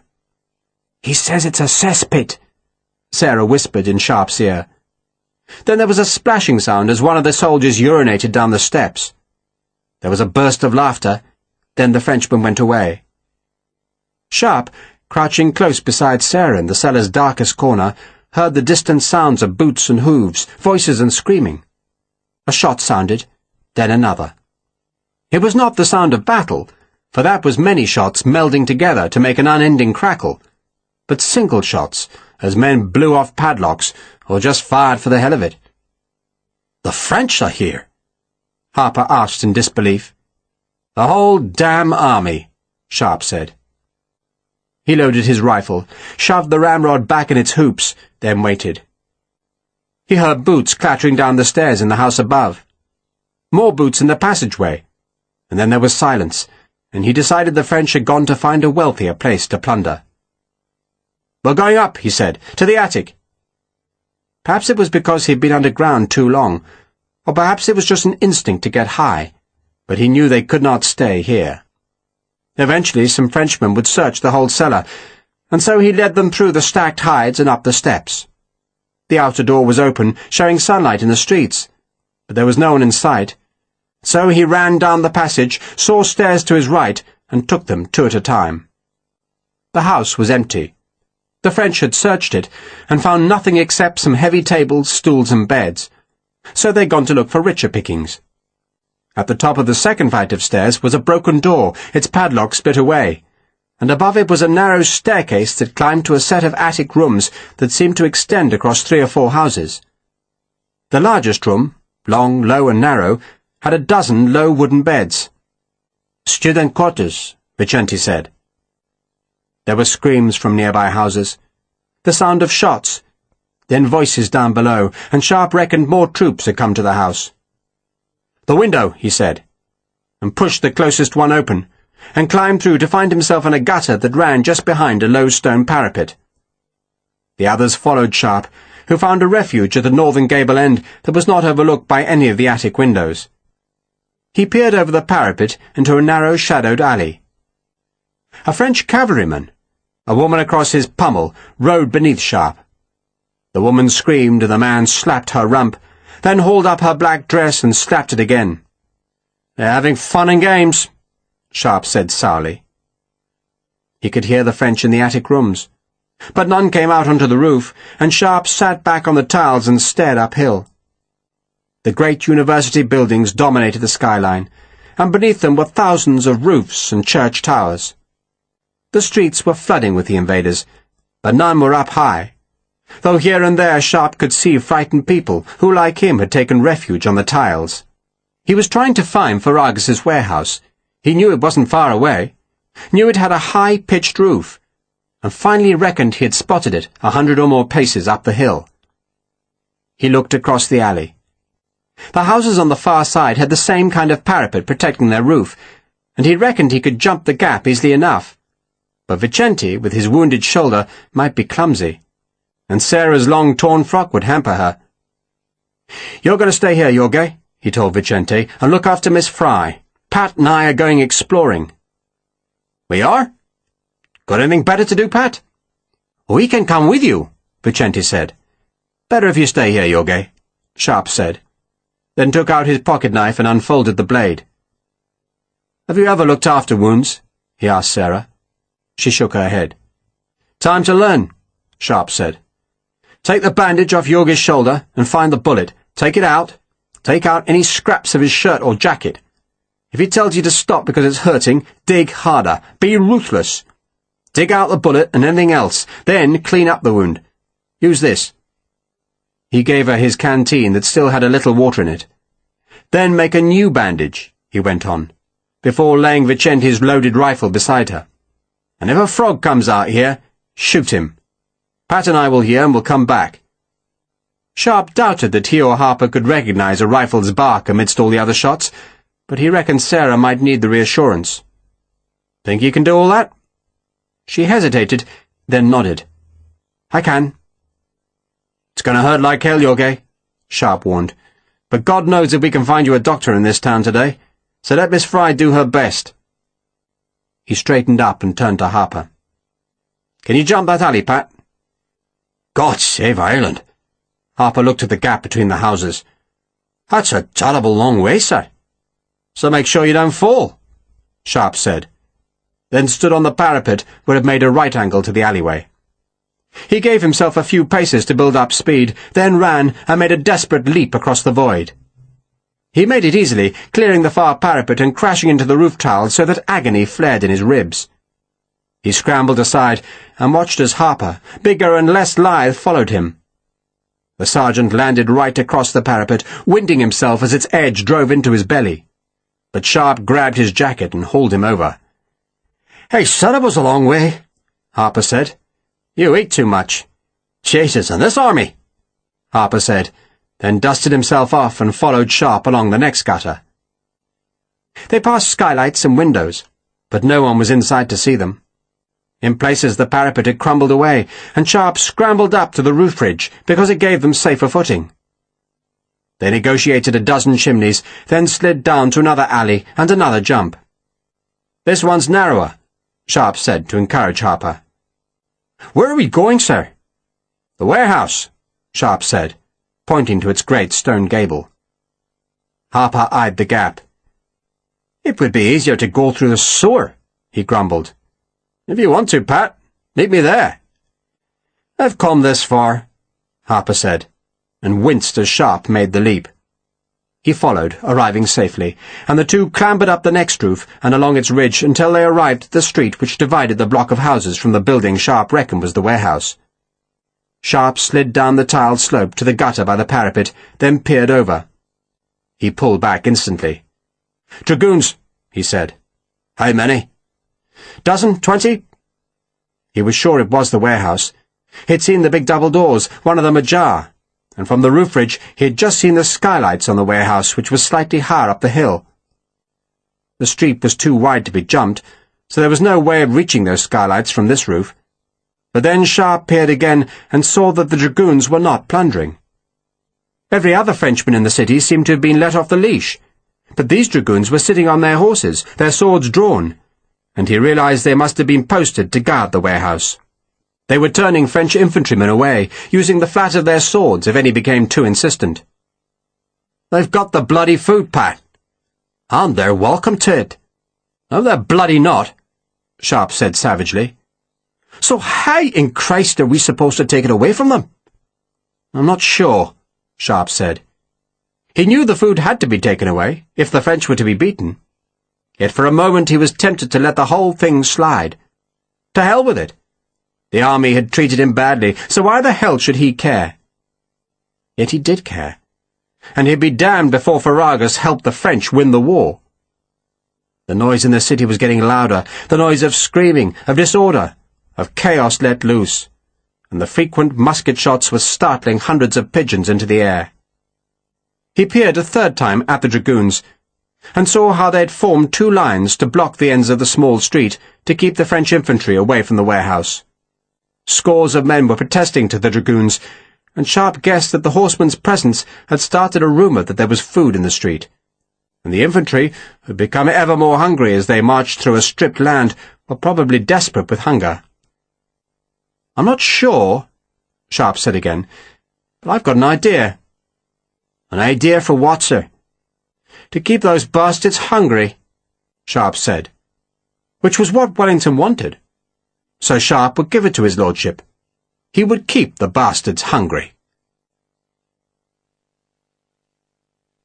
Chapter 9. A chief commissary came to inspect the food. He was a small man named Laurent Poquelin, short, stocky, and bald as an egg, but with long moustaches that he twisted nervously whenever he was worried. And he had been much worried in the last few weeks, for l'Armée de Portugal had found itself in a land emptied of food, and he was responsible for feeding 65,000 men, 17,000 cavalry horses, and another 3,000 assorted horses and mules. It could not be done in a wasted land, in a place where every orchard had been stripped of fruit, where the larders had been emptied, the storehouses despoiled, the wells poisoned, the livestock driven away, the mills disassembled, and the ovens broken. The Emperor himself could not do it. All the forces of heaven could not do it. Yet Poquelin was expected to work the miracle, and his moustache tips were ragged with nerves. He'd been ordered to carry 3 weeks of supplies with the army, and those supplies had existed in the depots of Spain.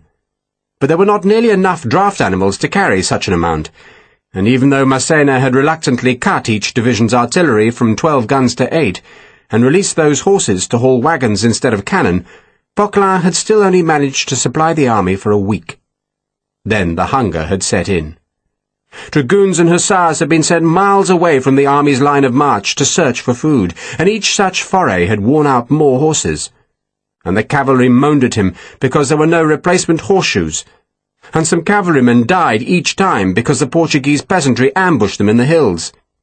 It did not seem to matter how many such peasants were hanged or shot, because more came to harass the foraging parties, which meant more horsemen had to be sent to protect the foragers, and more horseshoes were needed, and there were no more horseshoes, and Poquelin got the blame. And the foragers rarely did find food, and if they did, they usually ate most of it themselves, and Poquelin got the blame for that too. He'd begun to wish he'd followed his mother's tearful advice and become a priest. Anything would be better than serving in an army that was sucking on a dry teat and accusing him of inefficiency. Yet now the miracle had happened. At a stroke, Poquelin's troubles were over. There was food. Such food. Ferragus, a surly Portuguese merchant who made Poquelin shiver with fear, had provided a warehouse that was as crammed with supplies as any depot in France. There was barley, wheat, rice, biscuits, rum, cheese, maize, dried fish, lemons, beans, salt meat, enough to feed the army for a month. There were other valuables too. There were barrels of lamp oil, coils of twine, boxes of horseshoes, bags of nails, casks of gunpowder, a sack of horn buttons, stacks of candles and bolts of cloth. None of them as essential as food, but all profitable, because though Poquelin would issue the food, the other things he could sell for his own enrichment.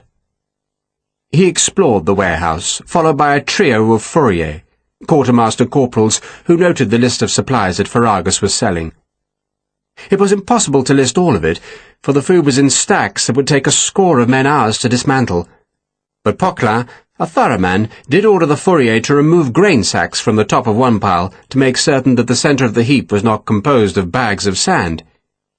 He did the same with some barrels of salt beef, and both times was assured that all was well. And as the estimates of the food rose, so Poquelin's spirits soared. There were even 2 wagons inside the warehouse, and for an army short of all-wheel transport, those 2 vehicles were almost as valuable as food. Then he began to worry at the frayed ends of his moustaches. He had food, and thus the army's problems seemed solved, but as ever there was a cockroach in the soup. How could these new supplies be moved? It would be no use issuing several days' rations to the troops, for they'd gorge themselves on the whole lot in the first hour, then complain of hunger by nightfall, and Poquelin had far too few horses and mules to carry this vast amount. Still, he had to try. "Have the city searched for carts?" he ordered one of the fourriers. "Any cart, handcarts, wheelbarrows, anything. We need men to haul the carts, round up civilians to push the carts." "I'm to do all that?" the fourrier asked in amazement, his voice muffled because he was eating a piece of cheese. "I shall talk to the marshal," Poquelin said grandly, then scowled. "Are you eating?" "Got a sore tooth, sir," the man mumbled. "All swollen up, sir. Doctor says he wants to pull it. Permission to go and have tooth pulled, sir?" "Refused," Poquelin said. He was tempted to draw his sword and beat the man for insolence, but he had never drawn the weapon, and was afraid that if he tried, then he would discover that the blade had rusted to the scabbard's throat. He contented himself with striking the man with his hand. "We must set an example," he snapped. "If the army is hungry, we are hungry. We don't eat the army's food." "You are a fool." "What are you?" "A fool, sir," the fourrier dutifully replied, but at least he was no longer quite such a hungry fool. "Take a dozen men and search for carts, anything with wheels," Poquelin ordered, confident that Marshal Massena would approve of his idea to use Portuguese civilians as draft animals. The army was expected to march south in a day or 2, and the rumour was that the British and Portuguese would make a last stand in the hills north of Lisbon. So Poquelin only needed to make a new depot some 40 or 50 miles to the south. He had some transport, of course, enough to carry perhaps a quarter of the food, and those existing mules and wagons could come back for more, which meant the warehouse needed to be protected while its precious contents were laboriously moved closer to Lisbon. Poquelin hurried back to the warehouse door and looked for the dragoon colonel who was guarding the street. "Dumesnil?" Colonel Dumesnil, like all French soldiers, despised the commissary. He turned his horse with insolent slowness, rode to Poquelin so that he towered above him, then let his drawn sword drop so that it vaguely threatened the small man. You want me? You have checked that there are no other doors to the warehouse? Of course I haven't, Dumesnil said sarcastically. No one must get in, you understand? No one. The army is saved, Colonel. Saved. Alleluia, Dumesnil said dryly. I shall inform Marshal Massena that you are responsible for the safety of these supplies, Poquelin said pompously. Dumesnil leaned from the saddle. Marshal Massena himself gave me my orders, little man, he said, and I obey my orders. I don't need more from you. You need more men, Poquelin said, worried because the 2 squads of dragoons barring the street either side of the warehouse doors were already holding back crowds of hungry soldiers. Why are those men here? He demanded petulantly. Because rumour says there's food in there. Dumesnil flicked his sword towards the warehouse. And because they're hungry. But for Christ's sake, stop fretting. I have enough men. You do your job, Poquelin, and stop telling me how to do mine. Poquelin, content that he had done his duty by stressing to Dumesnil how important the food was, went to find Colonel Barreto, who was waiting with Major Ferreira and the alarming Ferragus beside the warehouse doors. It's all good, Poquelin told Barreto. There's even more than you told us. Barreto translated for Ferragus, who in turn asked a question. The gentleman, Barreto said to Poquelin, his sarcasm obvious, wishes to know when he will be paid. Now, Poquelin said, though it was not in his power to issue payment. Yet he wanted to convey the good news to Massena, and the Marshal would surely pay when he heard that the army had more than enough food to see it to Lisbon. That was all that was needed, just to reach Lisbon, for even the British could not empty that great city of all its supplies. A treasure trove waited in Lisbon, and now the Emperor's army of Portugal had been given the means to reach it. The dragoons moved aside to let Poquelin and his companions through. Then the horsemen closed up again. Scores of hungry infantrymen had heard about the food, and they were shouting that it should be distributed now. But Colonel Dumesnil was quite ready to kill them if they attempted to help themselves. He sat, hard-faced, unmoving, his long sword drawn, a soldier with orders, which meant the food was in secure hands, and the army of Portugal was safe. Sharpe and Harper made the return run to the roof, where Vicente and Sarah waited. Vicente was bent over in apparent pain, while Sarah, her black silk dress gleaming with spots of fresh blood, looked pale. "What happened?" Sharpe asked. In reply, she showed Sharpe the blood-stained knife blade. "I did get the bullet out," she said in a small voice. "Well done. And lots of cloth scraps," she added more confidently. "Even better," Sharpe said. Vicente leaned back against the tiles. He was bare-chested, and a new bandage, torn from his shirt, was crudely wrapped about his shoulder. Blood had oozed through the cloth. "Hurts, eh?" Sharpe asked. "It hurts," Vicente said dryly. "It was difficult," Sarah said, "but he didn't make a noise." "That's because he's a soldier," Sharpe said. "Can you move your arm?" he asked Vicente. "I think so." "Try," Sharpe said. Vicente looked appalled, then understood the sense in the order, and, flinching with pain, managed to raise his left arm, which suggested the shoulder joint was not mangled. "You're going to be right as rain, Jorge," Sharpe said, "so long as we keep that wound clean." He glanced at Harper. "Maggots?" "Not nicer," Harper said. "Only if the wound goes bad." "Maggots?" Vicente asked faintly. "Did you say maggots?" "Nothing better, sir," Harper said enthusiastically. "Best thing for a dirty wound. Put the little buggers in, they clean it up, leave the good flesh, and you're good as new." He patted his haversack. "I always carry a half-dozen. Much better than going to a surgeon, because all those bastards ever want to do is cut you up." "I hate surgeons," Sharpe said. "He hates lawyers," Vicente said to Sarah. "And now he hates surgeons. Is there anyone he likes?"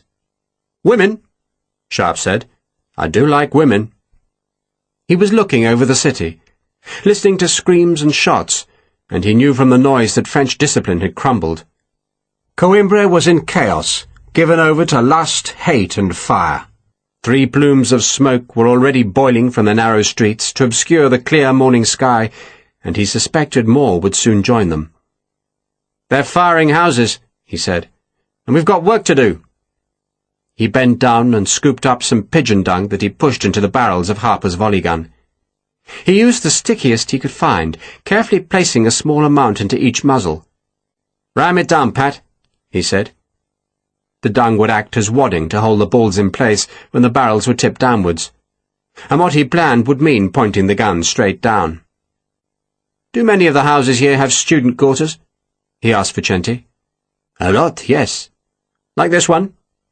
He gestured at the roof beside them. "With rooms stretching through the attic?" "It's very common," Vicente said.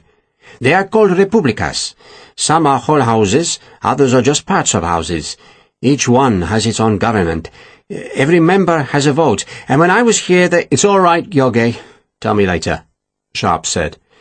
"I just hope the houses opposite the warehouse are a republica." He should have looked when he was there, but he had not thought of it. "And what we need now," he went on, "are uniforms." "Uniforms?" Vicente asked.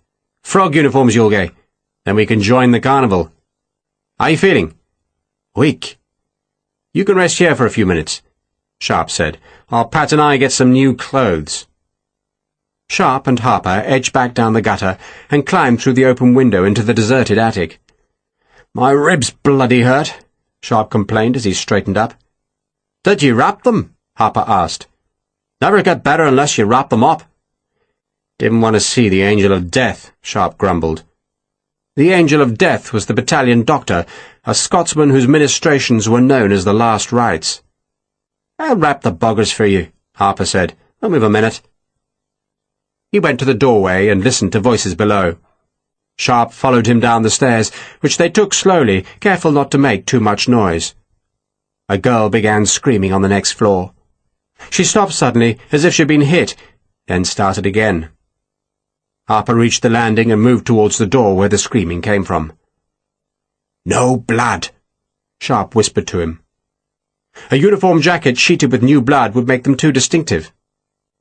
Men's voices came from the lower floor, but they were taking no interest in the girl above. "Make it fast," Sharpe said, edging past the Irishman, "and brutal as you like." Sharpe pushed the door open and kept moving, seeing 3 men in the room. 2 were holding the girl on the floor, while the third, a big man who had stripped off his jacket and lowered his breeches to his ankles, was just getting down on his knees when Sharpe's rifle butt took him in the base of his skull. It was a vicious blow, hard enough to throw the man forward onto the girl's naked belly. Sharpe reckoned the man had to be out of the fight, drew the rifle back and hit the left-hand man on the jaw, and he heard the bone crack and saw the whole jaw twist awry. He sensed the third man going down to Harper's blow and finished off the man with a broken jaw by another slam of the brass-sheathed butt to the side of his skull. By the feel of the blow, he'd fractured the man's skull. Then he was gripped round the legs by the first man, who had somehow survived the initial assault. The man, hampered by his lowered breeches, clawed at Sharpe's groin, unbalancing him. Then the heavy butt of the volley gun slammed into the back of his skull, and he slid down groaning. Harper gave him a last tap as a keepsake. The girl, stripped naked, stared up in horror, and was about to scream again as Harper snatched up her clothes, but then he put his finger to his lips. She held her breath, gazing up at him, and Harper smiled at her, then gave her the clothes. "Get dressed, sweetheart," he said. "English?" she asked, pulling the torn dress over her head. Harper looked horrified. "I'm Irish, darling," he said. "For God's sake, lover boy," Sharpe said, "get the hell up the stairs and fetch the other 2 down." "Yes, sir," Harper said, and went to the door. The girl, seeing him go, gave a small cry of alarm. The Irishman looked back at her, winked at her, and the girl snatched up the rest of her clothes and followed him, leaving Sharpe with the 3 men. The big man, who had taken such a beating, showed signs of recovery, lifting his head and scrabbling on the floor with a calloused hand. So Sharpe drew the man's own bayonet and slid it up between his ribs. There was very little blood. The man gave a heave, opened his eyes once to look at Sharpe, then there was a rattling noise in his throat, and his head dropped. He lay still. The other 2 men, both very young, were unconscious. Sharpe reckoned the one whose jaw he'd broken and dislocated would probably die from the blow on the skull. He was white-faced and blood was trickling from his ear, and he gave no sign of consciousness as Sharpe stripped off his clothes. The second, whom Harper had hit, groaned as he was stripped, and Sharpe thumped him into silence. Then he peeled off his own jacket and pulled on a blue one. It fitted him well enough.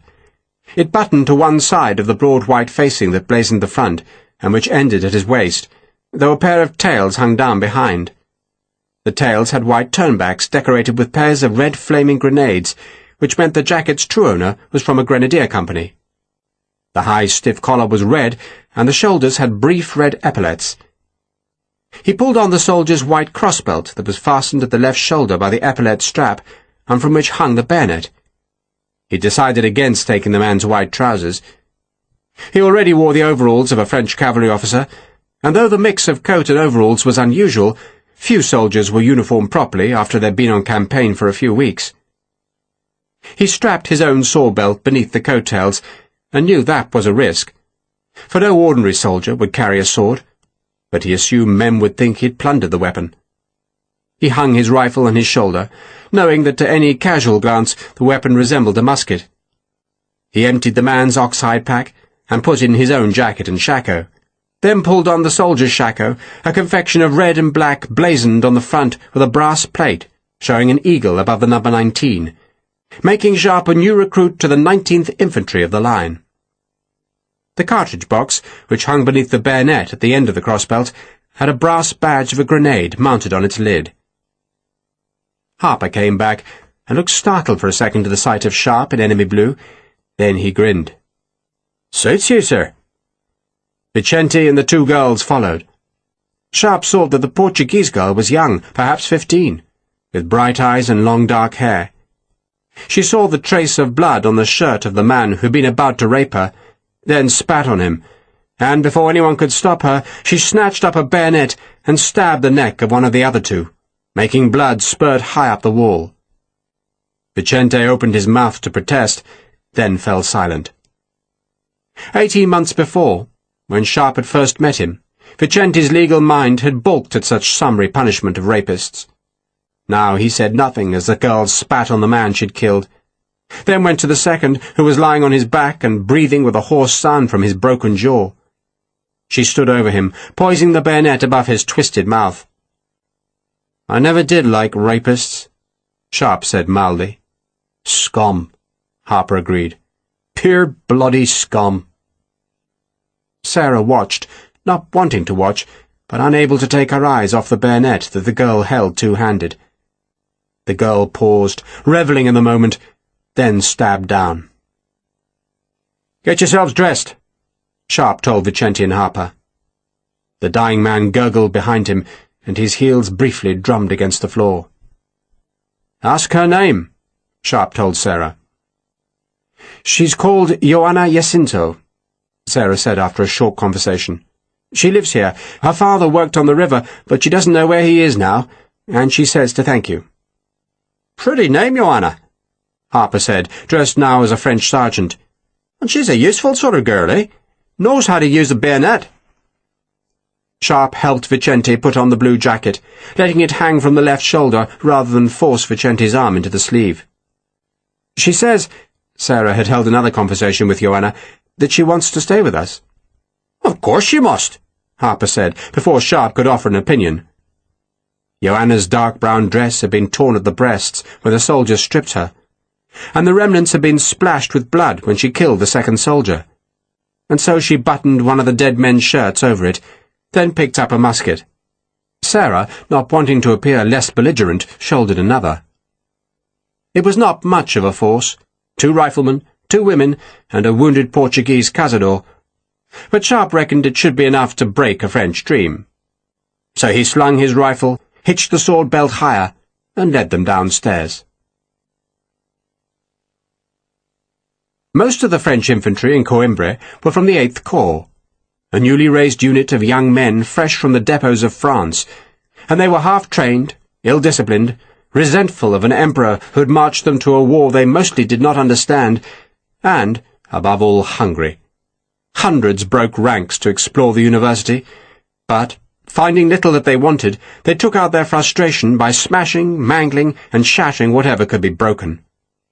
Coimbra was renowned for its work on optics, but microscopes were of small use to soldiers, and so they hammered the beautiful instruments with muskets, then wrenched apart the fine sextants. A handful of telescopes were saved, for such things were valued, but the larger instruments, too long to carry, were destroyed, while an unparalleled set of finely ground lenses, cushioned by velvet in a cabinet of wide shallow drawers, was systematically broken.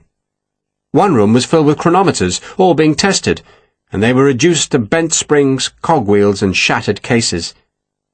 A fine assembly of fossils was pounded to shards, and a collection of minerals, a lifetime's work carefully catalogued into quartzes and spars and ores, was scattered from a window. Fine porcelain was shattered, pictures torn from their frames, and if most of the library was spared, that was only because there were too many volumes to be destroyed. Some men nevertheless tried, pulling rare books from the shelves and tearing them apart. But they soon got bored, and contented themselves with smashing some fine Roman vases that stood on gilded pediments. There was no sense in it, except the anger that the soldiers felt. They hated the Portuguese, and so they took their revenge on what their enemy valued. Coimbra's old cathedral had been built by 2 Frenchmen in the 12th century, and now other Frenchmen whooped with delight because so many women had taken shelter close to its altars. A handful of men tried to protect their wives and daughters, but the muskets fired, the men died, and the screaming began. Other soldiers shot at the gilded high altar, aiming at the carved saints guarding the sad-faced Virgin. A 6-year-old child tried to pull a soldier off his mother, and had his throat cut. And when a woman would not stop screaming, a sergeant cut her throat as well. In the new cathedral, up the hill, voltigeurs took it in turns to piss into the baptismal font, and when it was full, they christened the girls they'd captured in the building, giving them all the same name, putain, which meant whore.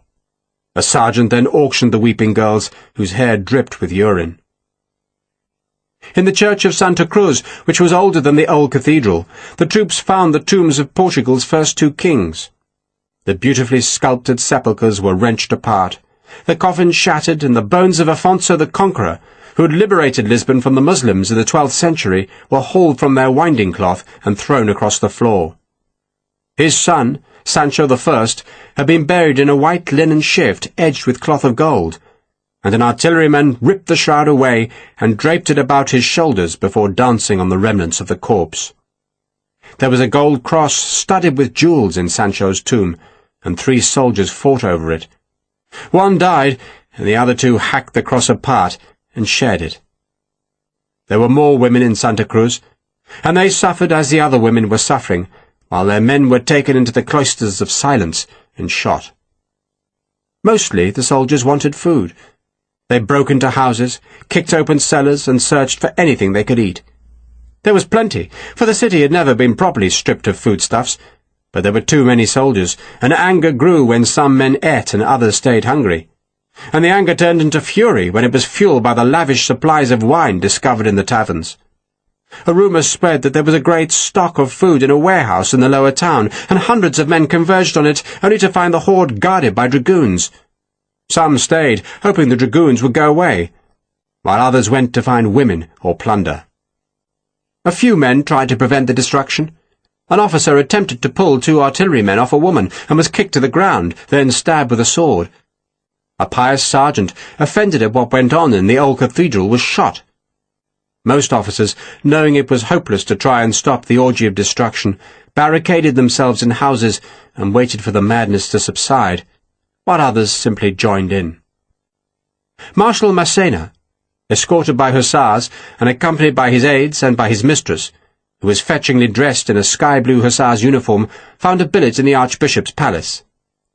2 infantry colonels came to the palace and complained of the troops' behaviour, but they got small sympathy from the marshal. "They deserve a little respite," he said. "It's been a hard march, and they're like horses. They go better if you ease the curb rein from time to time. So let them play, gentlemen, let them play." He made certain Henrietta was comfortable in the Archbishop's bedroom. She disliked the crucifixes hanging on the walls, so Massena jettisoned them through the window, then asked what she would like to eat. "Grapes and wine," she said, and Massena ordered one of his servants to ransack the palace kitchens and find both. "And if there are none, sir?" the servant asked. "Of course there are grapes and wine," Massena snapped. "Good Christ Almighty, can nothing be done without questions in this army? Find the damned grapes, find the damned wine, and take them to Mademoiselle." He went back to the palace's dining room, where maps had been spread on the Archbishop's table. They were poor maps, inspired more by imagination than by topography. But one of Massena's aides thought better ones might exist in the university. And he was right, though by the time he found them, they had been reduced to ashes. The army's generals assembled in the dining room, where Massena planned the next stage of the campaign. He'd been rebuffed at Busaco, but that defeat had not prevented him turning the enemy's left flank, and thus chasing the British and Portuguese out of central Portugal. Massena's army was now on the Mondego, and the enemy was retreating towards Lisbon. But that still left the Marshal with other enemies. Hunger assailed his troops, as did the Portuguese irregulars who closed behind his forces like wolves following a flock of sheep. General Junot suggested it was time for a pause. "The British are taking to their ships," he said, "so let them go. Then send a corps to retake the roads back to Almeida."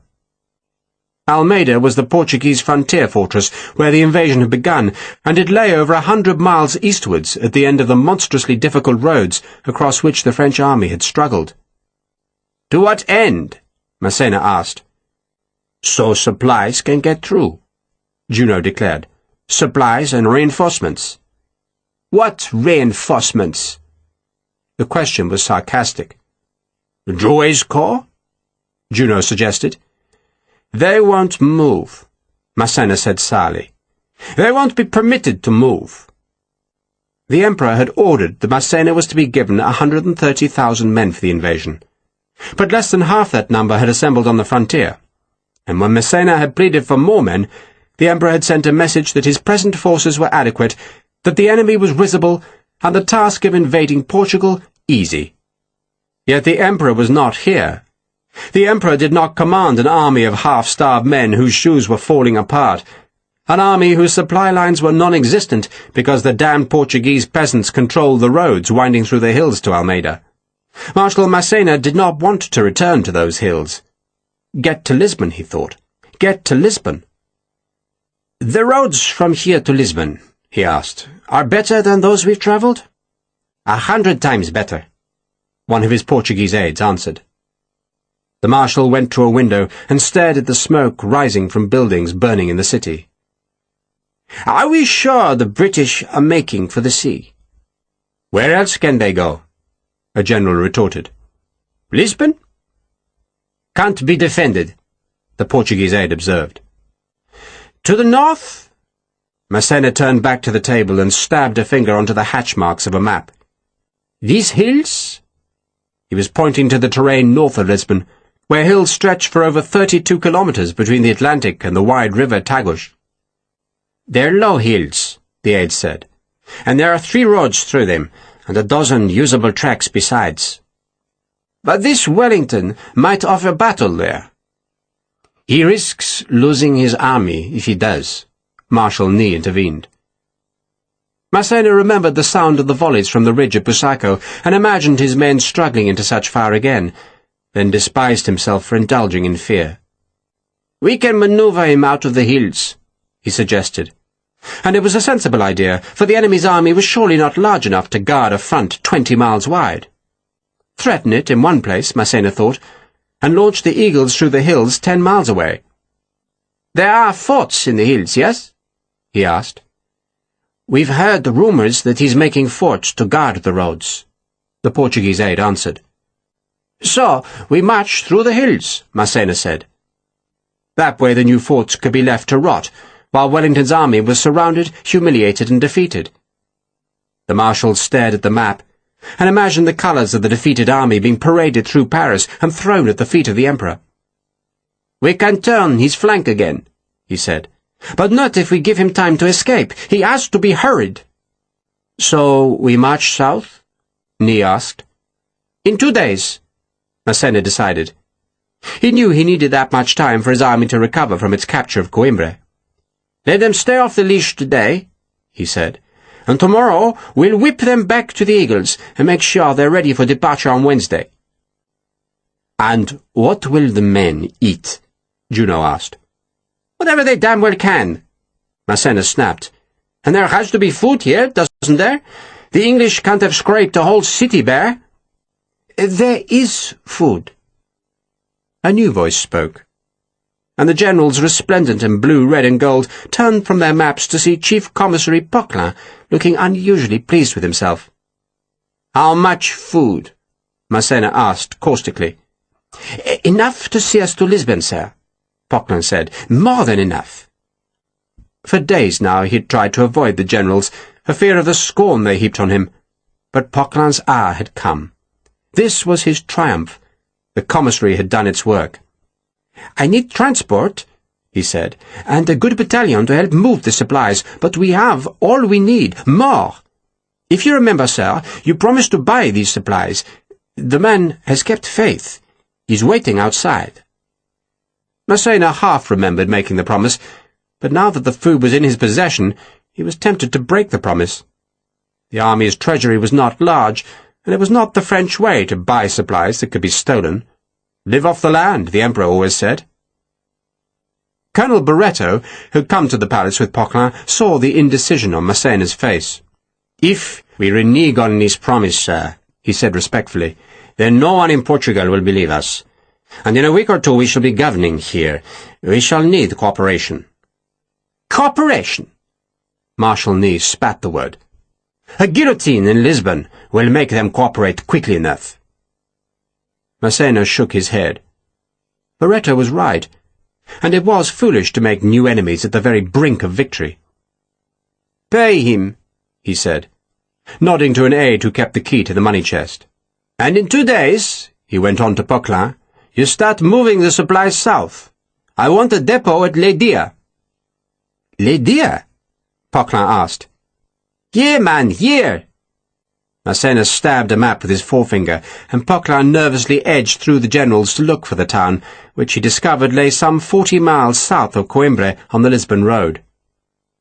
"I need wagons," Poquelin said. "You will have every wagon and mule we possess," Massena promised grandly. "There aren't enough horses," Juno said sourly.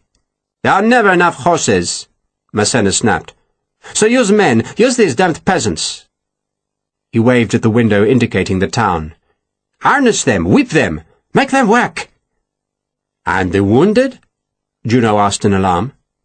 Wagons would be needed to carry the wounded southwards if they were to stay with the army and thus be protected from the Portuguese irregulars. "They can stay here," Massena decided. "And who guards them?" "I shall find men," Massena said, impatient with such quibbles. What mattered was that he had food, the enemy was retreating, and Lisbon was only 100 miles to the south. The campaign was half complete. But from now on his army would be marching on good roads. So this was no time for caution. It was time to attack. And in 2 weeks, he thought, he would have Lisbon, and the war would be won. Sharpe had no sooner gone into the street than a man tried to snatch Sarah away from his side. She hardly looked beguiling, for her crumpled black dress was torn at the hem. Her hair had come loose and her face was dirty. Yet the man seized her arm, then protested wildly as Sharpe pinned him against the wall with his rifle butt. Sarah spat at the man and added a couple of words which she hoped were rude enough to shock him. "You speak French?" Sharpe asked Sarah, careless that the French soldier could overhear him. "French, Portuguese, and Spanish," she said.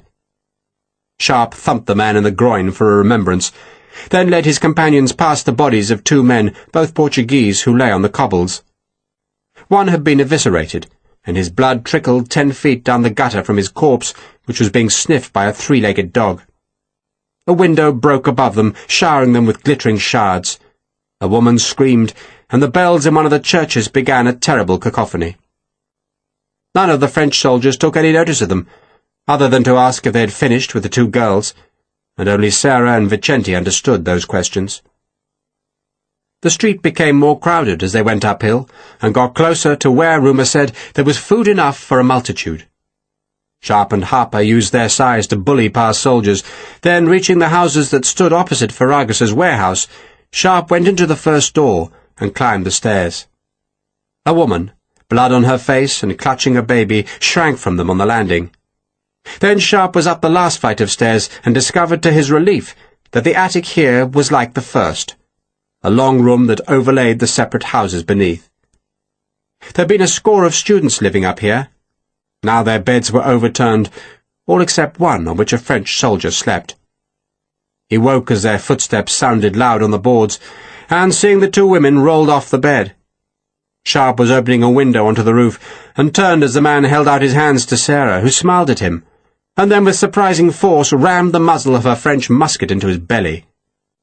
The man let out his breath in a gasp, bent over, and Joanna hit him with the stock of her musket, swinging it in a haymaker's blow to crack the butt onto his forehead, and the man without a sound collapsed backwards.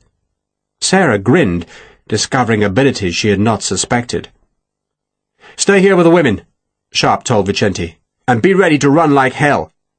He was going to attack the dragoons from above, and he reckoned the cavalrymen would come after their assailants by using the stairs closest to the warehouse, ignorant that the attic gave access to 4 separate stairwells in the 4 houses. Sharpe planned to go back the way he'd come, and by the time the dragoons reached the attic, he would be long gone. "Come on, Pat."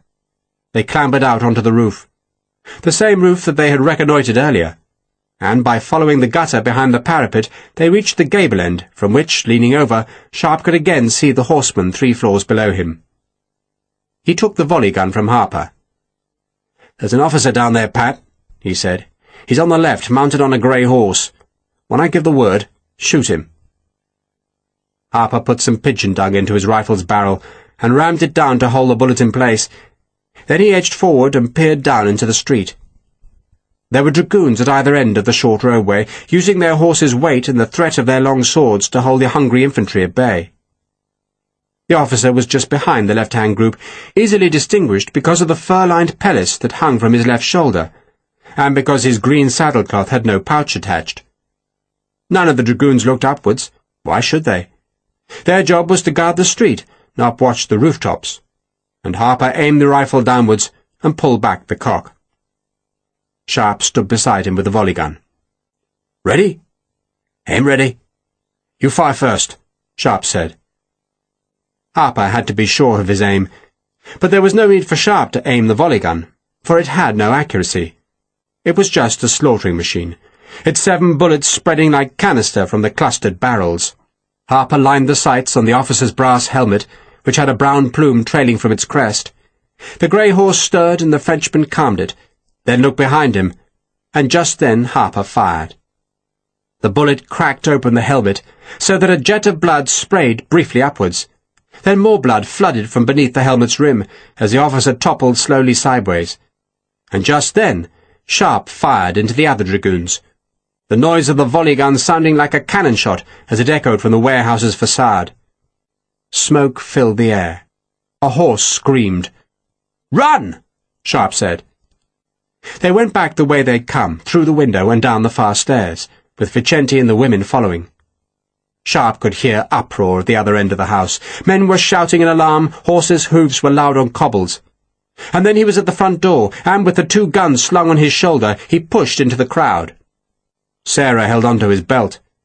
The infantrymen were surging forward, but over their heads Sharpe could see dismounted dragoons shoving into the far house.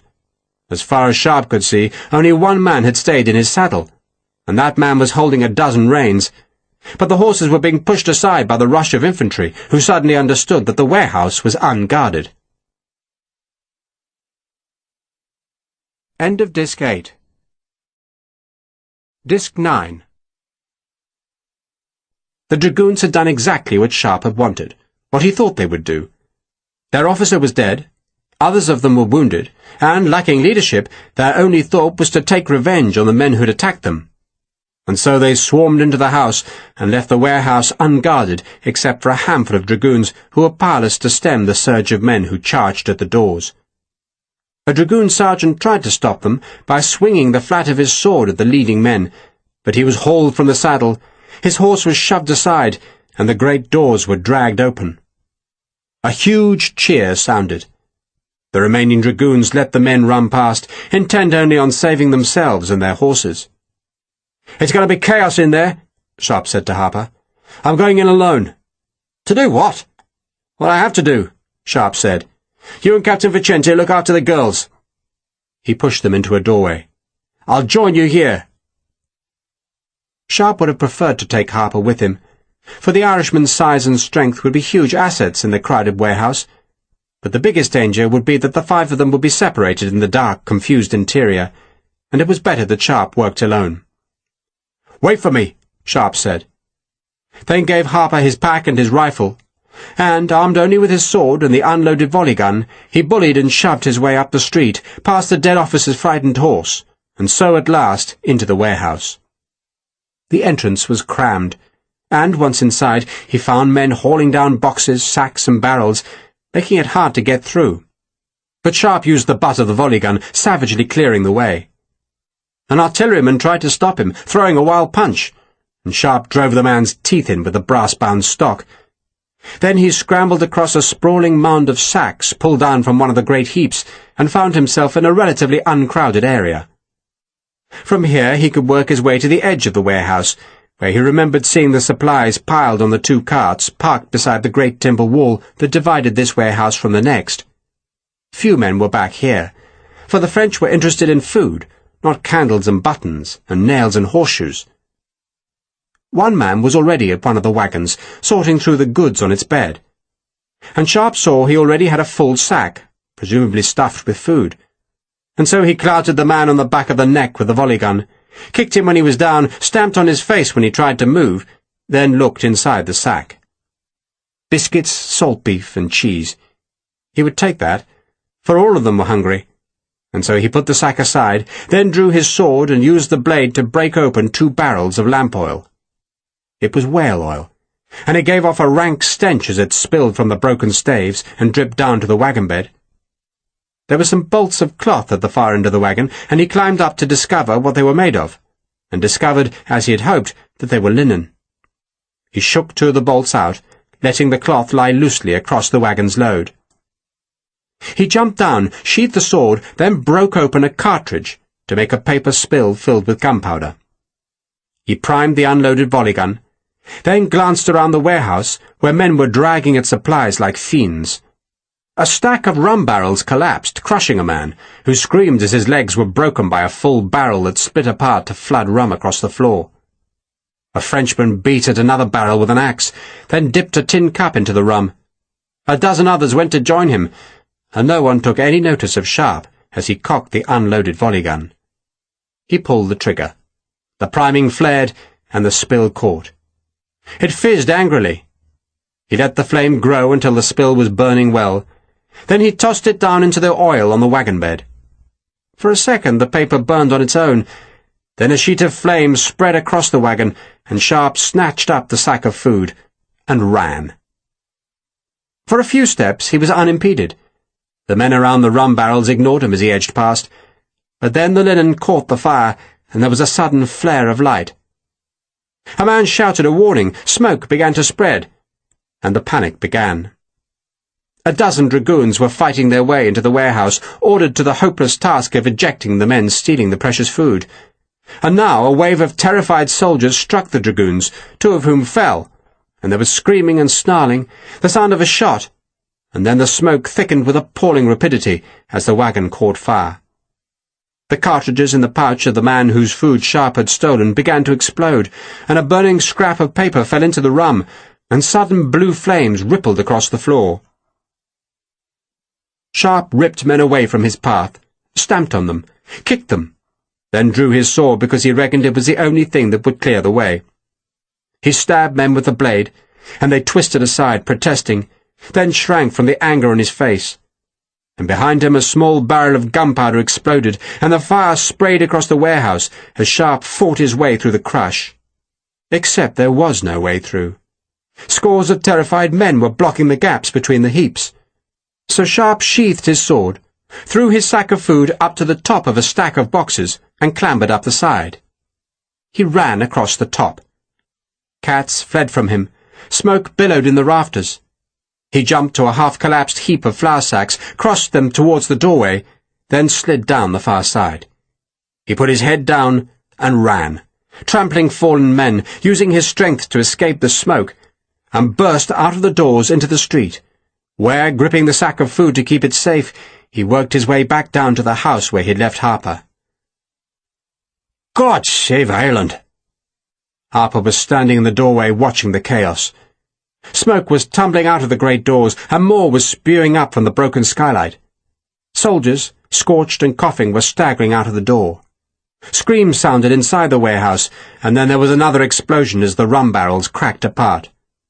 There was a glow like a giant furnace in the doors now, and the sound of the fire was like the roaring of a huge river going through a ravine. "You did that?" Harper asked. "I did that," Sharpe said. He felt tired suddenly, tired and ravenously hungry, and he went into the house where Vicente and the girls were waiting in a small room decorated with a picture of a saint holding a shepherd's crook. He looked at Vicente. "Take us somewhere safe, Yogi?" "Where's safe on a day like this?" Vicente asked. "Somewhere a long way from this street," Sharpe said. And the five of them went out of the back door, and looking back, Sharpe saw that the warehouse next to Ferragus's had caught the fire, and its roof was now burning. More dragoons were evidently coming, because Sharpe could hear the hooves loud in the narrow streets, but it was too late. They went down one alley, up another, crossed a street and went through a courtyard where a dozen French soldiers were lying dead drunk. Vicente led them. "We'll go uphill," he said, not because he thought the upper town was any safer than the lower town, but because it had been his home. No one accosted them. They were just another band of exhausted soldiers stumbling through the city. Behind them was fire, smoke, and anger. "What do we say if they challenge us?" Sarah asked Sharpe. "Tell them we're Dutch." "Dutch? They have Dutch soldiers," Sharpe said. The upper town was quieter. It was mostly cavalrymen quartered here, and some of them told the interloping infantrymen to go away.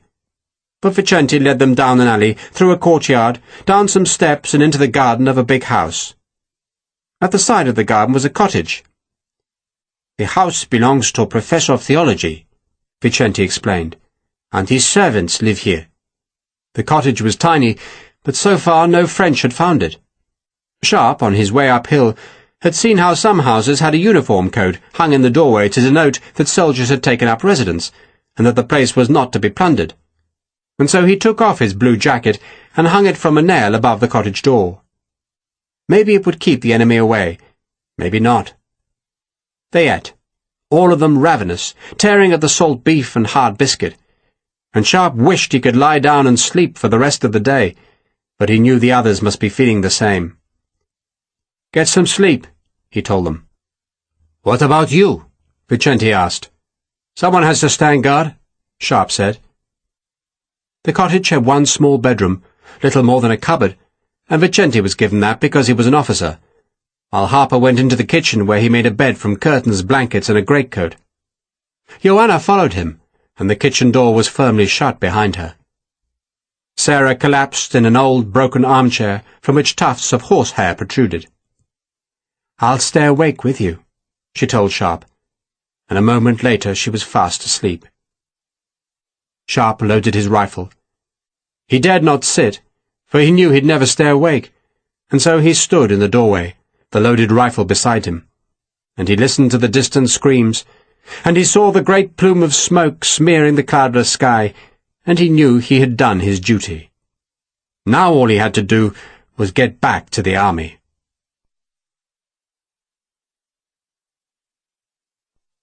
Chapter 10. Ferragus and his brother went back to the Major's house, which had been spared the plundering suffered by the rest of the city. A troop of dragoons from the same squadron that had ridden to protect the warehouse had been posted outside the house, and they were now relieved by a dozen men sent by Colonel Barreto, who, when his day's work was complete, planned to billet himself in the house. Miguel and 5 others of Ferragus's men were at the house, safe there from French attention, and it was Miguel who interrupted the brothers' celebrations by reporting that the warehouse was burning. Farragus had just opened a third bottle of wine. He listened to Miguel, carried the bottle to the window, and peered down the hill. He saw the smoke churning up, but shrugged. "It could be any one of a dozen buildings," he said dismissively. "It's the warehouse," Miguel insisted. "I went to the roof. I could see." "So?" Farragus toasted the room with his bottle. "We've sold it now. The loss is to the French, not to us." Major Ferreira went to the window and gazed at the smoke. Then he made the sign of the cross. "The French will not see it that way," he said quietly, and took the bottle from his brother. "They've paid us," Farragus said, trying to get the bottle back. Ferreira placed the wine out of his brother's reach. "The French will believe we sold them the food and destroyed it," he said. The Major glanced towards the street leading downhill, as if he expected it to be filled with Frenchmen. "They will want their money back." "Jesus," Farragus said. His brother was right. He glanced at the money, 4 saddlebags filled with French gold. "Jesus," he said again, as the implications of the burning building sank into his wine-hazed head. "Time to go." The Major took firm command of the situation. "Go?" Farragus was still fuddled. "They'll be after us," the Major insisted. "At best, they'll just want the money back. At worst, they'll shoot us. Good God, Louis. First we lost the flower at the shrine, now this. You think they'll believe we didn't do it? We go, now." "Stable yard," Farragus ordered Miguel. "We can't ride out," Ferreira protested. The French were confiscating every horse they discovered, and Ferreira's contacts with Colonel Barreto and the French would avail him nothing if he was seen on horseback. "We have to hide," he insisted. "We hide in the city until it's safe to leave." Farragus, his brother, and the 6 men carried what was most valuable from the house. They had the gold newly paid by the French, some money that Major Ferreira had kept hidden in his study, and a bag of silver plate, and they took it all up an alley behind the stables, through a second alley, and into one of the many abandoned houses that had already been searched by the French. They dared not go further, for the streets were filled with the invaders, and so they took refuge in the house cellar and prayed that they would not be discovered. "How long do we stay here?" Farragus asked sourly. "Till the French leave," Ferreira said. "And then?" Ferreira did not answer at once. He was thinking that the British would not just march away to their boats. They would try to stop the French again, probably near the new forts he had seen being constructed on the road north of Lisbon. That meant the French would have to fight, or else maneuver their way around the British and Portuguese armies, and that would provide time. Time for him to reach Lisbon. Time to reach the money secreted in his wife's luggage. Time to find his wife and children. Portugal was about to collapse, and the brothers would need money, much money. They could go to the Azores, or even to Brazil, then wait the storm out in comfort, and return home when it had passed. And if the French were defeated, then they would still need money, and the only obstacle was Captain Sharpe, who knew of Ferreira's treachery. The wretched man had escaped from the cellar, but was he still alive? It seemed more probable that the French would have killed him, for Ferreira could not imagine the French taking prisoners in their orgy of killing and destruction. But the thought that the rifleman lived was worrying. "If Sharpe is alive," he wondered aloud, "what will he do?" Farragus spat to show his opinion of Sharpe. "He will go back to his army," Ferreira answered his own question. "And say you are a traitor?" "Then it will be his word against mine," Ferreira said. "If I am there, then his word will not carry much weight." Farragus stared up at the cellar roof. "We could say the food was poisoned," he suggested. "Say it was a trap for the French." Ferreira nodded, acknowledging the usefulness of the suggestion. "What is important," he said, "is for us to reach Lisbon. Beatrice and the children are there. My money is there." He thought about going north and hiding, but the longer he was absent from the army, the greater would be the suspicions about that absence. Better to go back, bluff it out and reclaim his possessions. Then, with money, he could survive whatever happened. Besides, he missed his family. "But how do we reach Lisbon?" "Go east," one of the men suggested. Go east to the Tagus and float down." Ferreira stared at the man, thinking, though in truth there was nothing really to think about. He could not go directly south, for the French would be there. But if he and his brother struck east across the mountains, travelling through the high lands where the French would not dare go for fear of the partisans, they would eventually reach the Tagus, and the money they carried would be more than sufficient to buy a boat. Then in 2 days they could be in Lisbon. "I have friends in the mountains," Ferreira said. "Friends?" Ferragus had not followed his brother's thinking. "Men who have taken weapons from me." Ferreira, as part of his duties, had distributed British muskets among the hill folk to encourage them to become partisans. "They will give us horses," he went on confidently, "and they will know whether the French are in Abrantes. If they're not, we find our boat there, and the men in the hills can do something else for us. If Sharpe is alive—" "He's dead by now," Ferragus insisted. "If he's alive," Major Ferreira went on patiently, "then he will have to take the same route to reach his army, so they can kill him for us." He made the sign of the cross, for it was all so suddenly clear. 5 of us will go to the Tagus," he said, "and then go south. When we reach our army, we shall say we destroyed the provisions in the warehouse, and if the French arrive, we shall sail to the Azores." "Only 5 of us?" Miguel asked. There were 8 men in the cellar. "3 of you will stay here," Ferreira suggested, and looked to his brother for approval, which Ferragus gave with a nod. 3 men must stay here," Ferreira said, "to guard my house and make any repairs necessary before we return. And when we do return, those 3 men will be well rewarded." The Major's suspicion that his house would need repairs was justified. For just 150 yards away dragoons were searching for him. The French believed they'd been cheated by Major Ferreira and his brother, and now took their revenge. They beat down the front door, but found no one except the cook, who was drunk in the kitchen, and when she swung a frying pan at the head of a dragoon, she was shot. The dragoons tossed her body into the yard, then systematically destroyed everything they could break. Furniture, pictures, porcelain, pots, everything. The banisters were torn from the stairs, windows were smashed, and the shutters ripped from their hinges. They found nothing except the horses in the stables, and those they took away to become French cavalry remounts. Dusk came, and the sun flared crimson above the far Atlantic, and then sank. The fires in the city burned on to light the smoky sky. The first fury of the French had subsided, but there were still screams in the dark and tears in the night, for the eagles had taken a city.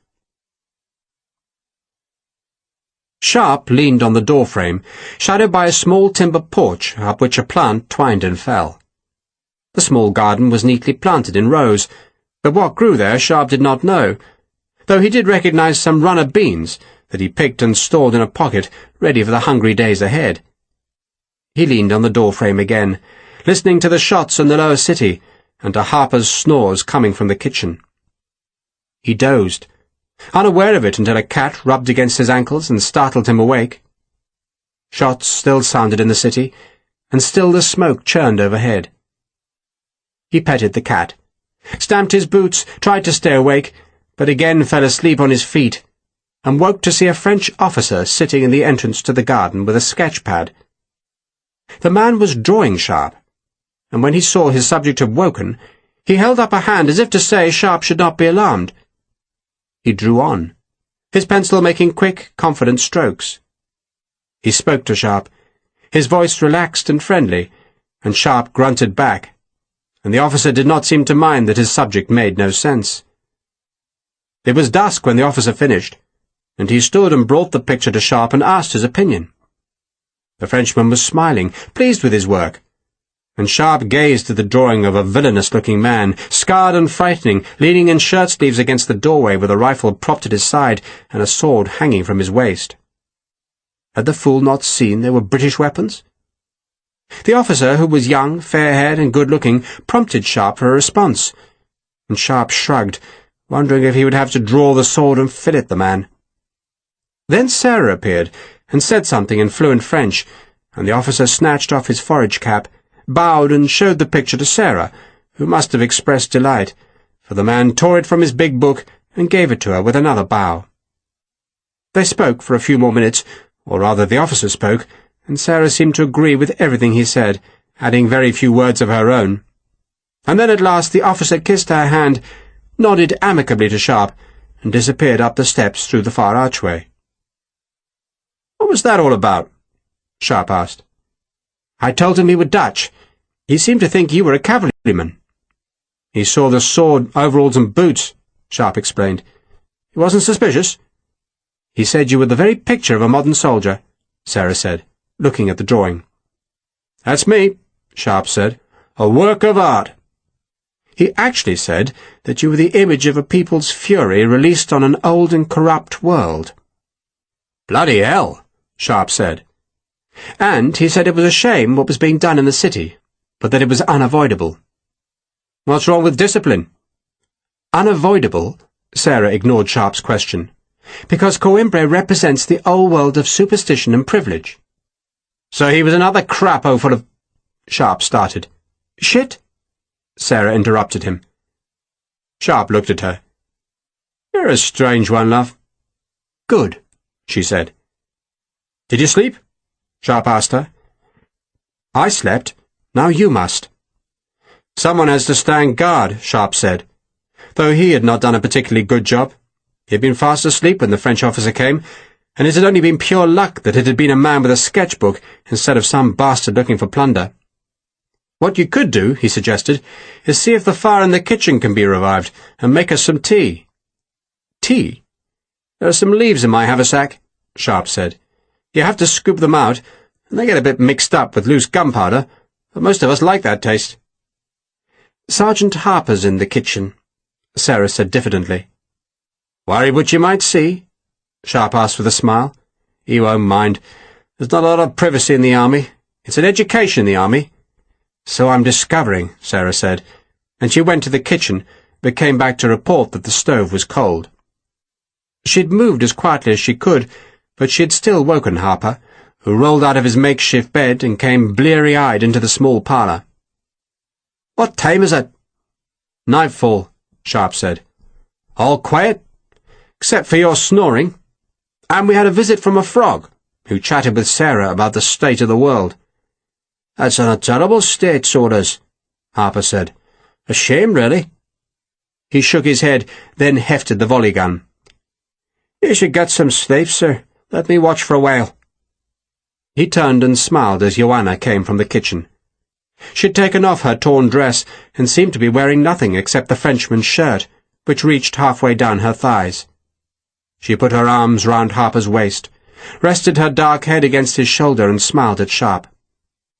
"We'll both keep watch," Harper said. "Is that what you call it?" Sharpe asked. He picked up his rifle. "Wake me when you're tired," he said.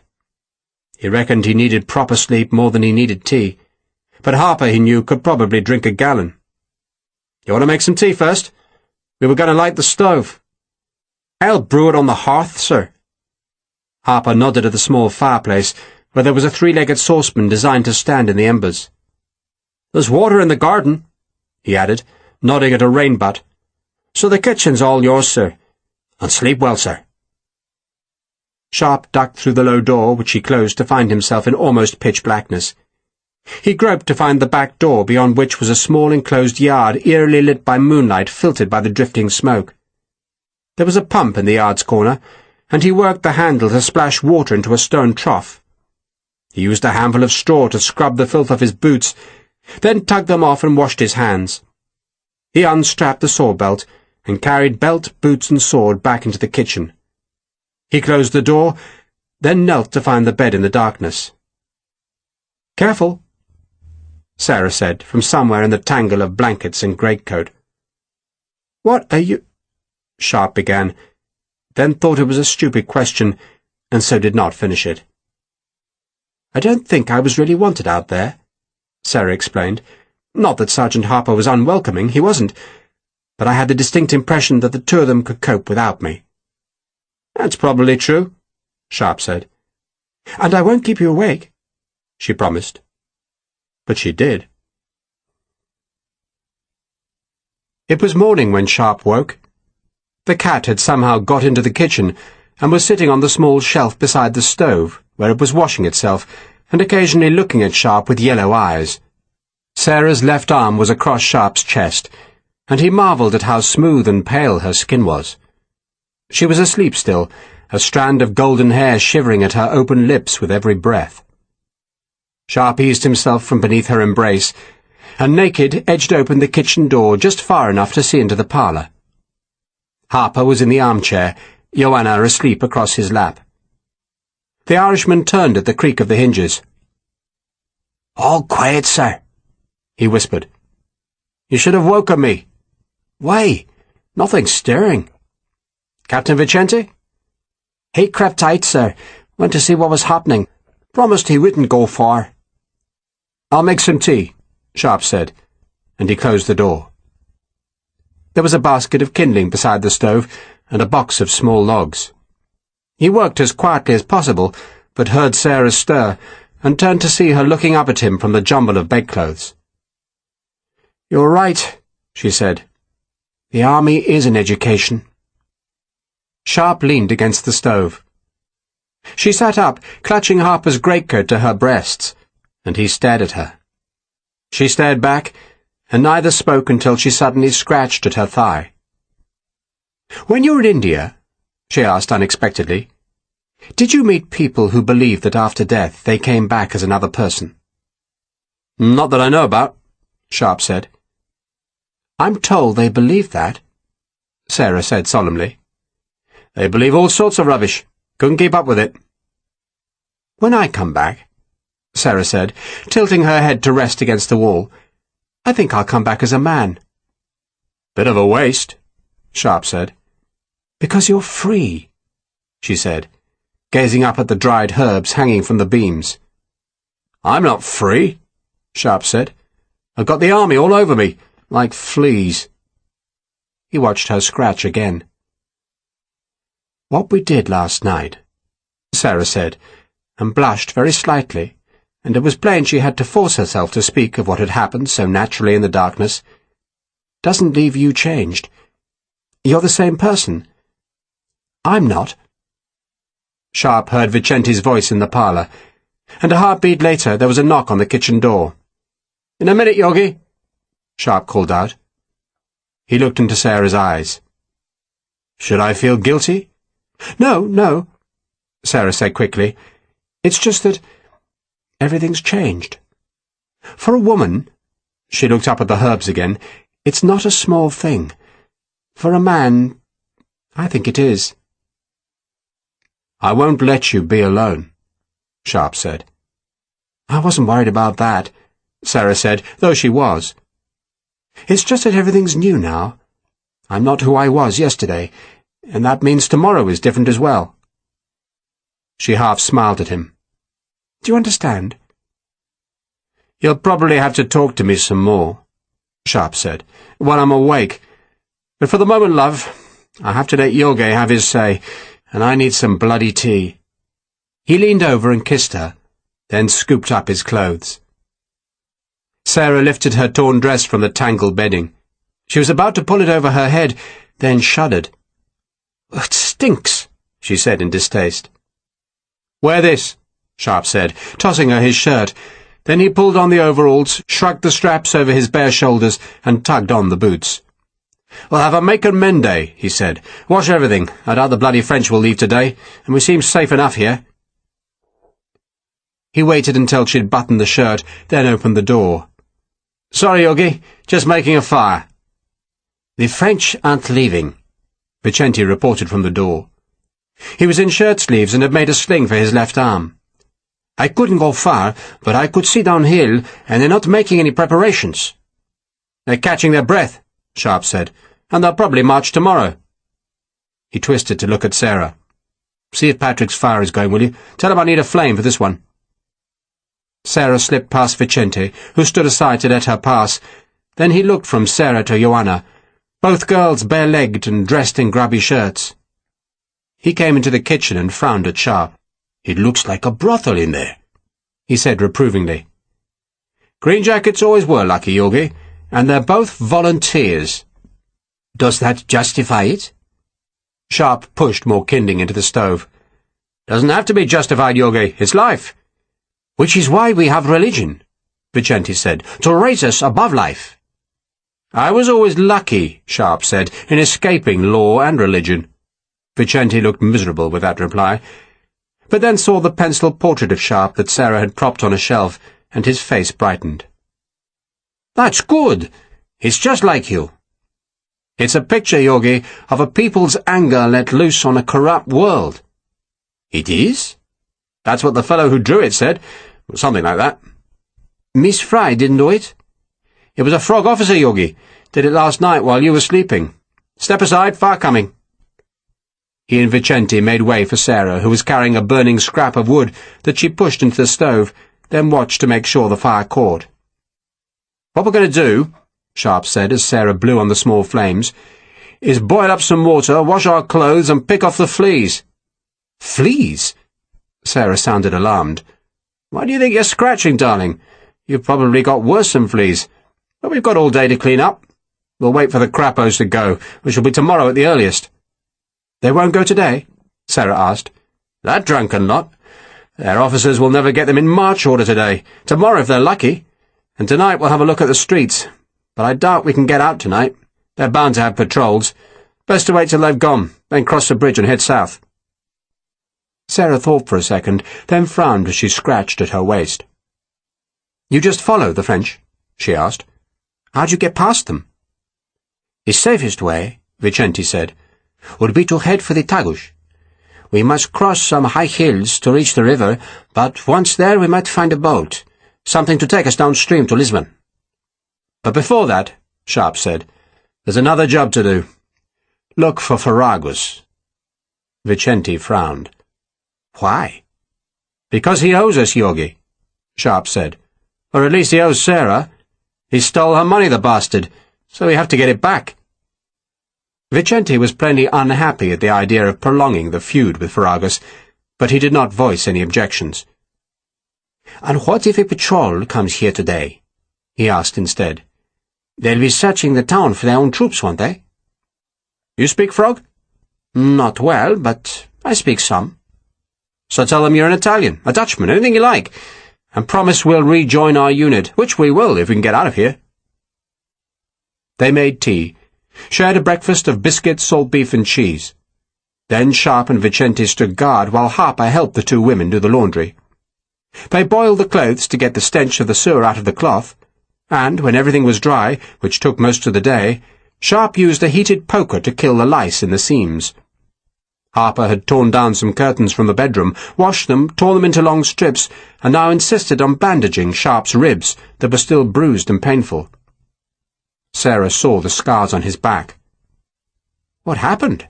she asked. "I was flogged," Sharpe explained. "For what?" "Something I didn't do," Sharpe said. "It must have hurt." "Life hurts," Sharpe said. "Wrap it tight, Pat." His ribs were still painful, but he could take a deep breath without wincing, which surely meant things were mending. They were mending in the city, too, for Coimbra was quieter today, though the plume of smoke, thinner now, still drifted up from the warehouse. Sharpe suspected the French would have rescued some supplies from the blaze, but not nearly enough to release them from the hunger that Lord Wellington had deployed to defeat their invasion. At midday, Sharpe crept to the end of the tortuous alley, and saw, as he had suspected, patrols of French soldiers rooting men out of houses, and he and Harper then filled the alley with garden rubbish to suggest that it was not worth exploring. And the ruse must have worked, for no patrol bothered to explore the narrow passage. At nightfall, there were the sounds of hooves and iron-rimmed wheels on the nearby streets, and when it was fully dark, Sharpe negotiated the obstacles in the alley and saw that 2 batteries of artillery were parked in the street. A half-dozen sentries guarded the vehicles, and one more alert than the others saw Sharpe's shadow in the alley's entrance and shouted a challenge. Sharpe crouched. The man called again, and receiving no answer, shot into the blackness. The ball ricocheted above Sharpe's head as he crept backwards. "Un chien!" another sentry called. The first man peered down the alley, saw nothing, and agreed it must have been a dog in the night. Sharpe stood guard for the second half of the night. Sarah stayed with him, staring into the moonlit garden. She spoke of growing up and of losing her parents. "I became a nuisance to my uncle," she said sadly. "So he got shot of you?" "As fast as he could." She was sitting in the armchair and reached out to run a finger down the zigzag leather reinforcements on the leg of Sharpe's overalls. "Will the British really stay in Lisbon?" "It'll take more than this pack of Frenchmen to get them out," Sharpe said scornfully. "Of course we're staying." "If I had £100, she said wistfully, "I'd find a small house in Lisbon and teach English. I like children." "I don't." "Of course you do." She slapped him lightly. "You wouldn't go back to England?"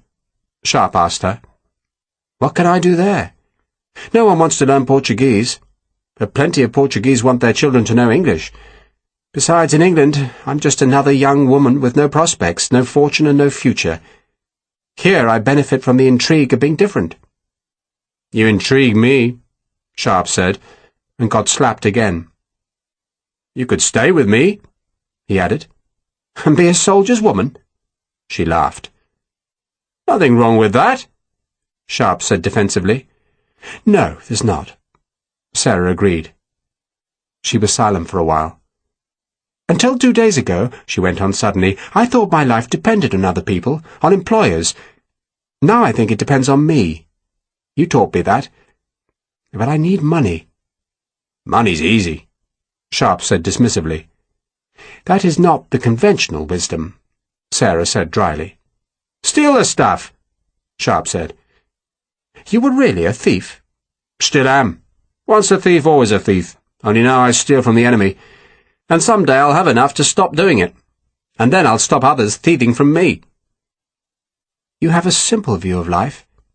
"You're born, you survive, you die," Sharpe said. "What's hard about that?" "It's an animal's life," Sarah said. "And we are more than animals." "That's what they tell me," Sharpe said.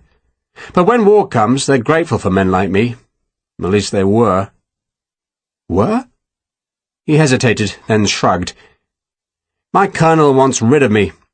He's got a brother-in-law he wants to have my job, a man called Slingsby. He's got manners."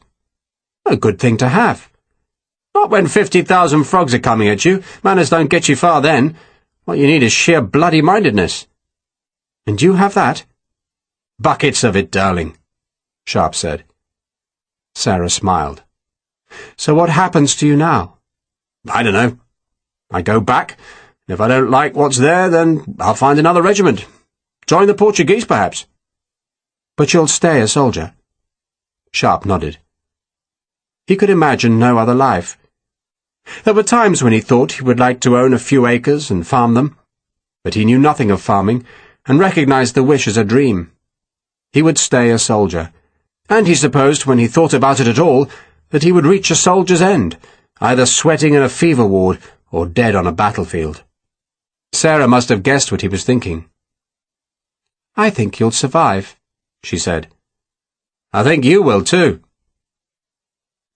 Somewhere in the dark a dog howled, and the cat arched its back in the doorway and spat at the sound. After a while Sarah fell asleep, and Sharpe crouched beside the cat and watched the light slowly creep across the sky. Vicente woke early and joined him. "How's the shoulder?" Sharpe asked him. "It hurts less." "It's healing, then," Sharpe said. Vicente sat in silence.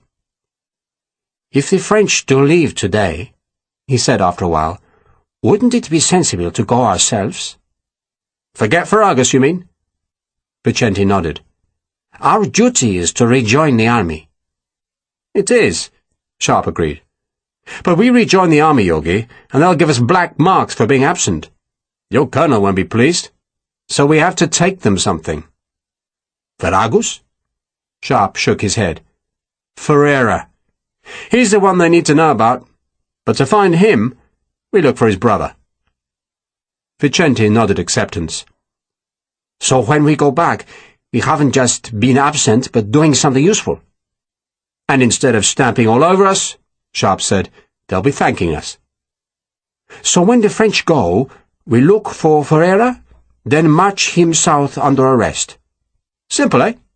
Sharpe said with a smile. I'm not as good as you at this. What? At being away from the regiment, at being on my own. You miss Kate, eh? I miss Kate, too. You should miss her, Sharpe said.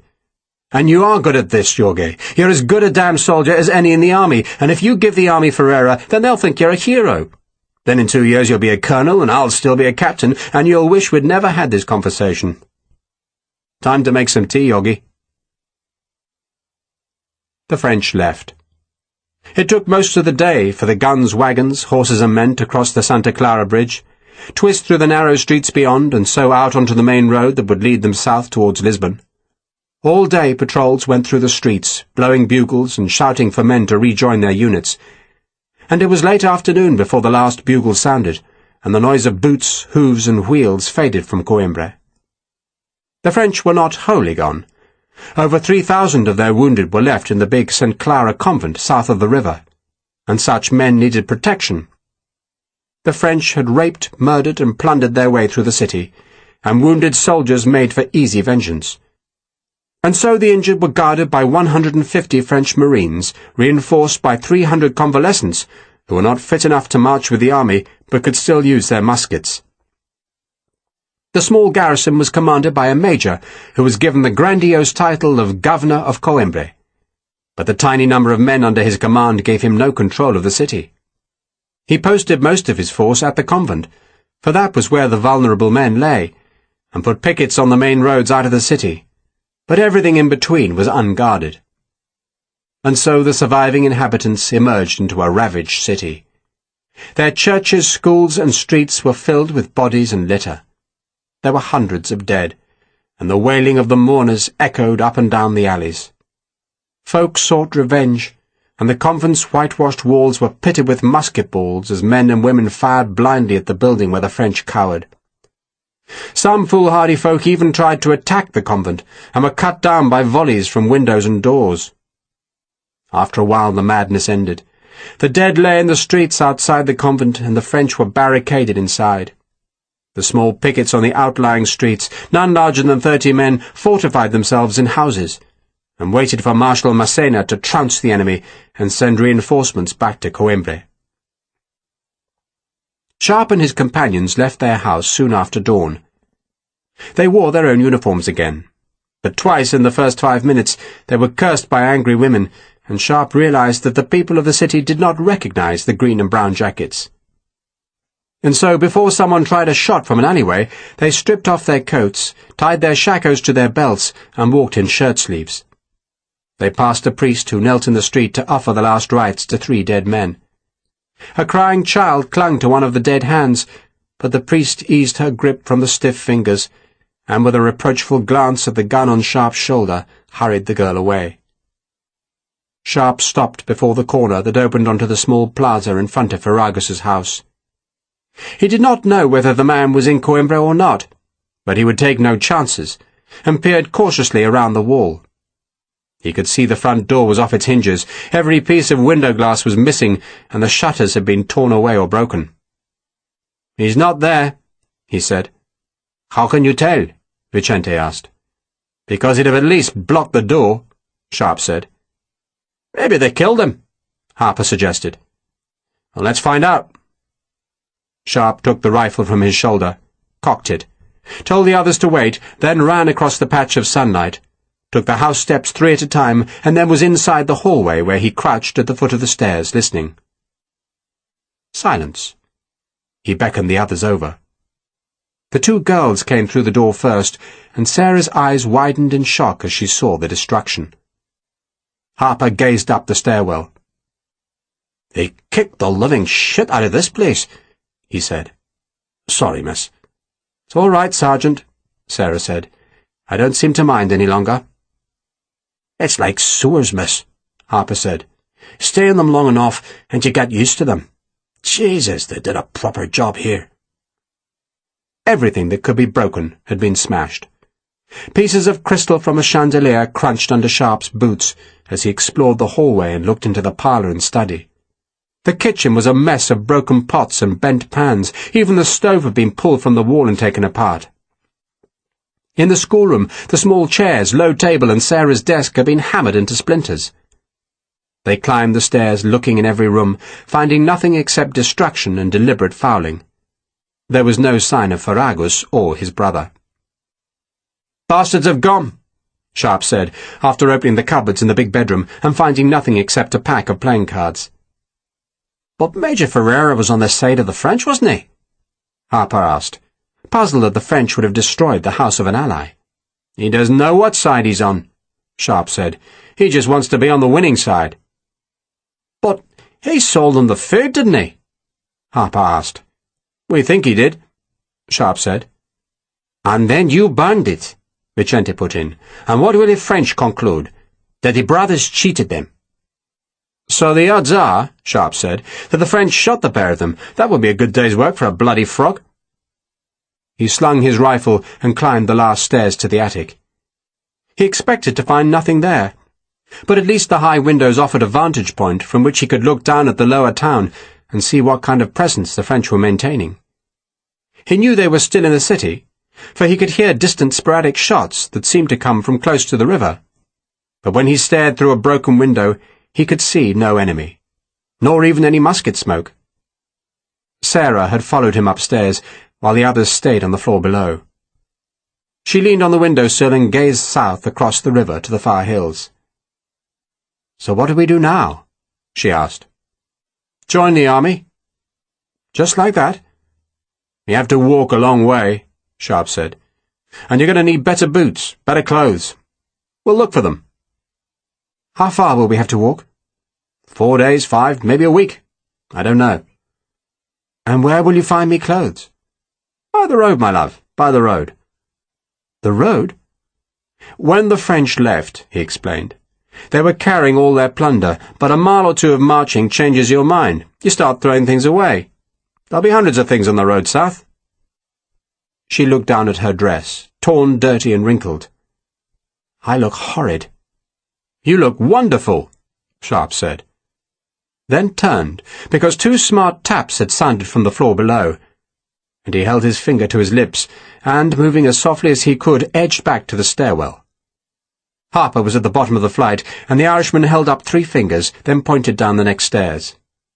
So 3 people were in the house. Harper looked back down the stairs, then held up 4 fingers and rocked his hand from side to side, telling Sharpe there could be more than 3. Plunderers, probably. The French had gone through Coimbra once, but there'd be pickings left, and enough folk ready to come up from the lower town to enrich themselves from the upper. Sharpe had edged down the top stairs, stepping at the side of the treads, going very slowly. Vicente was behind Harper, his rifle pointing down into the hall, while Joanna was in the bedroom door, her musket at her shoulder. Sharpe reached Harper's side. He could hear voices now. Someone was angry. Sharpe cocked the rifle, flinching at the small noise the mechanism made, but no one below heard. He pointed to himself, then down the stairs, and Harper nodded. Sharpe took these stairs even more slowly.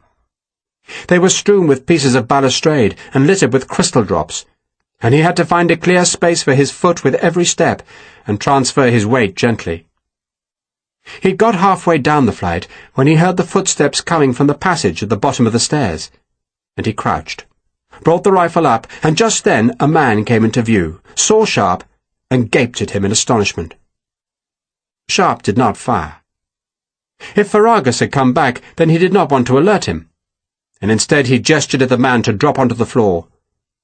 But instead the man twisted away, shouted a warning. Harper fired, the bullet blasting over Sharpe's shoulder to catch the man in the back and send him sprawling onto the hallway floor. Sharpe was moving now, taking the stairs 4 at a time. The wounded man was scrambling down the passage. Sharpe kicked him in the back, jumped over him, and a second man showed in the dark entrance to the kitchen. And Sharpe fired, the flame of the rifle flashing bright in the dim passageway before the smoke filled the space. Harper was downstairs now, the volley gun in his hand. Sharpe leapt down the few steps to the kitchen, found a body at the foot of the steps, ran to the back door, and threw himself backwards as a man fired at him from the yard. Harper ran to the back door, did not pause, but just raised his empty rifle, and the threat was enough to send whoever was there running. Sharpe was reloading. Joanna came into the kitchen, and he took her musket, gave her the half-loaded rifle, and ran back up the passage, jumped over the dead man and over the wounded man, and pushed into the parlour because its window overlooked the yard. The sash, the broken glass glinting at its edges, was raised, and Sharpe ran to it and saw no one beneath him. "Yard's empty," he called to Harper. Harper appeared from the kitchen door, crossed the yard and closed the gate. "Plunderers?" he asked Sharpe. "Probably." Sharpe was wishing he had not opened fire. The menace of the rifles would have been enough to frighten off plunderers, but he supposed he'd been nervous, and so had killed a man who almost certainly did not deserve it. "Bugger!" he said in self-reproof, then went to collect his rifle from Joanna. But Sarah was crouching beside the wounded man in the passageway. "It's Miguel," she said. "Who?" "Miguel. One of Ferragus's men." "You sure?" "Of course I'm sure." "Talk to him," Sharpe said to Vicente. "Find out where those damn brothers are." Sharpe stepped over the wounded man and fetched his rifle. He finished reloading it, then went back to the passage where Vicente was questioning Miguel. "He won't speak," Vicente said, "except to ask for a doctor." "Where's his shot?" "The side," Vicente said, pointing to Miguel's waist where the clothes were darkened by blood. "Ask him where Ferragus is." "He won't tell me." Sharpe put his boot on the blood-soaked patch of clothing, and Miguel gave a gasp of pain. "Ask him again," Sharpe said. "Sharpe, you can't—" Vicente began. "Ask him again!" Sharpe snarled, and he stared into Miguel's eyes, and then smiled at the wounded man. And there was a wealth of meaning in the smile. Miguel began talking. Sharpe left his boot on the wound, listening to Vicente's translation. The Ferreira brothers reckoned Sharpe was probably dead, but also that he was unimportant so long as they reached the army first and gave their version of events. And they were trying to reach the army by crossing the hills, going towards Castelo Branco, because the road to that city would be free of the French, but they planned to cut south as they neared the river. They wanted to get to Lisbon, because that was where the Major's family and fortune had found temporary refuge, and they had left Miguel and 2 others to watch over the property in Coimbra. "Is that all he knows?" Sharpe asked. "It's all he knows," Vicente said, then moved Sharpe's foot away from Miguel's wound. "Ask him what else he knows," Sharpe said. "You can't torture a man," Vicente reproved Sharpe. "I'm not torturing him," Sharpe said, "but I bloody will if he doesn't tell us everything." Vicente spoke with Miguel again, and Miguel swore on the Blessed Virgin that he'd told them everything he knew. But Miguel had lied. He could have warned them about the partisans waiting in the hills, but he reckoned he was dying, and as his final wish, he wanted death for the men who had shot him. Those men bandaged him, and promised they would try to find a physician. But no physician came, and Miguel, abandoned in the house, slowly bled to death, as Sharpe and his companions left the city. The bridge was unguarded. That astonished Sharpe, but he sensed that the French garrison was tiny, which suggested the enemy had decided to throw all their troops into an assault on Lisbon, and risk leaving Coimbra barely protected. Folk on the street told them the convent of Santa Clara was full of troops, but it was easy enough to avoid, and by late morning they were well south of the town on the road to Lisbon. The verges were indeed strewn with discarded plunder, but scores of people were raking through the leavings, and Sharpe didn't have time to search for clothes and boots for the women. Nor could he stay on the road, for it would only lead to the French rearguard, and so when the sun was at its height, they struck eastwards across country. Sarah and Joanna, neither of whom had robust shoes, went barefoot. They climbed into steep hills. The few villages were deserted, and by mid-afternoon they were among trees. They stopped to rest where a great outcrop of rock jutted into the valley like the prow of a monstrous ship, and from its summit Sharpe could see French troops far below.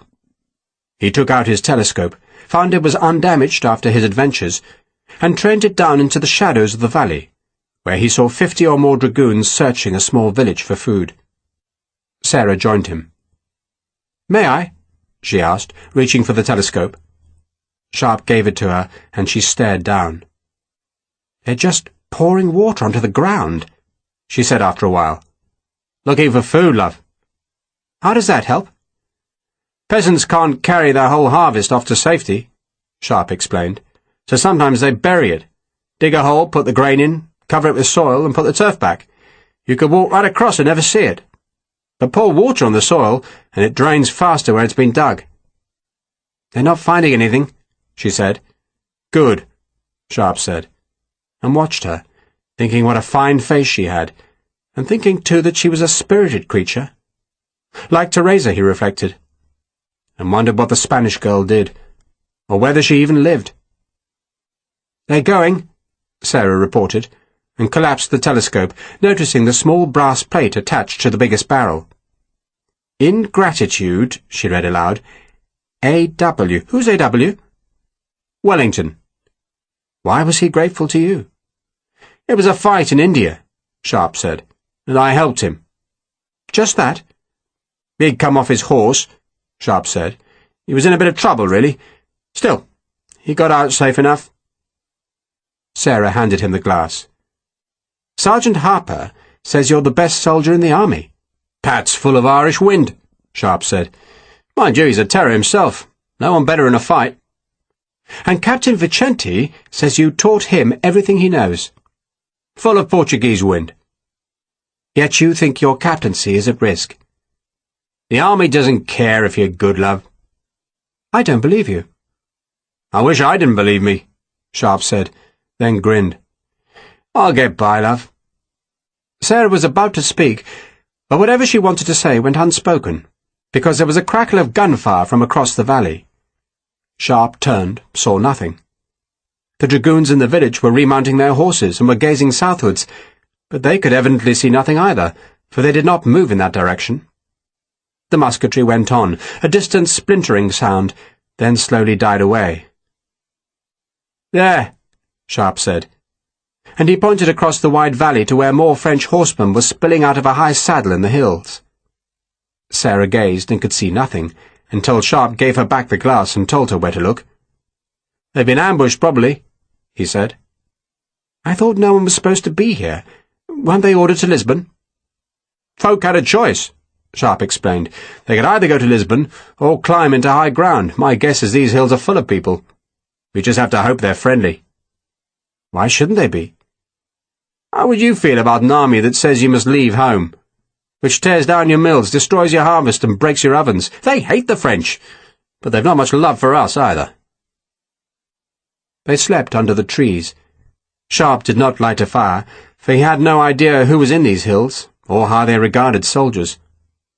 They woke early, cold, and damp, and set off uphill in the grey first light. Vicente led, following a path that climbed steadily eastwards towards a range of rocky peaks, the highest of which was crowned with the stump of an ancient tower. "An atalaya," Vicente said. "A what?" "Atalaya. A watchtower. They are very old. They were built to keep a lookout for the Moors." Vicente crossed himself. "Some were turned into windmills, others just decay. When we get to that one, we will be able to see the route ahead." The sun, streaked with purple and pink clouds, was behind them. The day was warming, helped by a southern wind. Off to the south, far away, a ragged smear of smoke rose from a valley, evidence that the French were searching the countryside. But Sharpe was confident no horseman would climb this high. There was nothing up here to steal, except heather, gorse, and rock. Both girls were suffering. The path was stony, and Sarah's bare feet were too tender for the hard going, so Sharpe made her wear his boots, first wrapping her feet in strips of cloth that he tore from the ragged hem of what was left of her dress. "You'll still get blisters," he warned her, but for a time she made better progress. Joanna, more used to hardship, kept going, though the soles of her feet were bleeding. And still they climbed, sometimes losing sight of the watchtower as the path twisted through gullies. "Goat paths," Vicente guessed. "Nothing else could live up here." They dropped into a small high valley where a tiny stream trickled between mossy rocks, and Sharpe filled their canteens, then distributed the last of the food he had taken from Ferragus's warehouse. Joanna was massaging her feet, and Sarah was trying not to show the pain of her newly forming blisters. Sharpe jerked his head to Harper. "You and me," he said, "up that hill." Harper looked at the hill looming to their left. It lay north of them, off their path, and his face showed puzzlement as to why Sharpe should want to climb it. "Give them a rest," Sharpe said. And he took his boots back from Sarah, who gratefully put her feet into the water. "You can see a long way from that peak," Sharpe said. Perhaps not as far as they would from the watchtower, but going up the hill was an excuse to give the girls some time to recover. They climbed. "How are your feet?" Harper asked. "Cut to bloody pieces," Sharpe said. "I was thinking I should give my boots to Joanna." "She'd probably think she was wearing a boat on each foot," Sharpe said. "She's managing, though. A tough one, that. Needs to be if she's going to enjoy you, Pat. Soft as lights with women, I am." They climbed straight up through the tangling heather, the slope every bit as steep as the one the French had assailed at Busaco, and both stopped talking long before they reached the summit. They were saving their breath. Sweat was pouring down Sharpe's face as he neared the peak, which was crowned with a scatter of rocks, and he kept looking up, willing the rocks to get closer. And it was on his fourth or fifth glance that he saw the small movement, saw the foreshortened barrel moving, and he threw himself sideways. "Down, Pat!"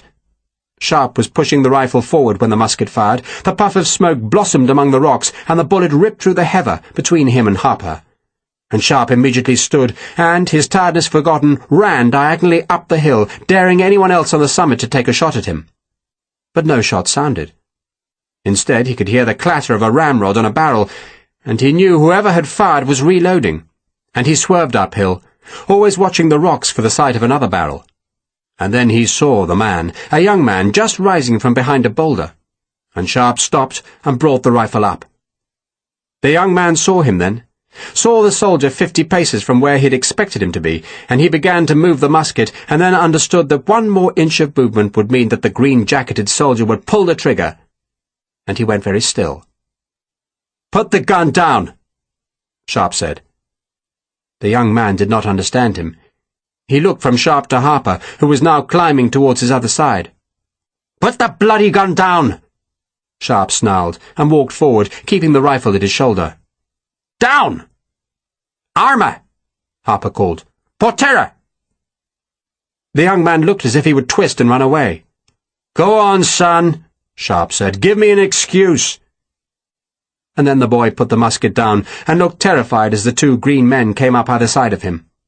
He dropped behind a boulder, cowering there, expecting to be shot. "Jesus," Sharpe said. For now he was on the hilltop, and he could see that the young man had been a lookout, and that on the long downward sweep of the far slope there were a score of other men, some of them bunched where the path that Sharpe and his companions had been using crossed the hill's shoulder. A half-dozen others, evidently alerted by the young man, were climbing towards the hilltop, but they stopped abruptly when they saw Sharpe and Harper appear on the summit. "You were sleeping, Sam, weren't you?" Sharpe said. "Didn't see us till it was too late." The young man did not understand, and just looked helplessly from Sharpe to Harper. "That was good, Pat," Sharpe said, picking up the young man's musket and tossing it to one side. "You learned Portuguese quickly." "Picked up a word or two, sir." Sharpe laughed. "So what do these buggers want, eh?" He turned and gazed at the 6 closest men, who were staring up the long slope. They were all civilians, refugees, or possibly partisans. They were 200 paces away, and one had a dog, almost a wolf, on a rope leash. The dog was barking and trying to get away from his master to attack up the hill. All the men had muskets. Sharpe turned away and looked down to where Vicente was gazing up the slope, and Sharpe beckoned him. He waited, then saw Vicente and the 2 women begin to climb. "Best if we're all in the same place," he explained to Harper, then turned back because one of the 6 men had fired his musket. The men down the hill could not see their companion, who was hidden by the boulder, and perhaps they assumed he had escaped, and so one of them opened fire. The ball went wild. Sharpe did not even hear it pass, but then a second man fired. The dog, excited by the sound of gunfire, was howling now, howling and leaping. A third man fired, and this time the ball snapped past Sharpe's head.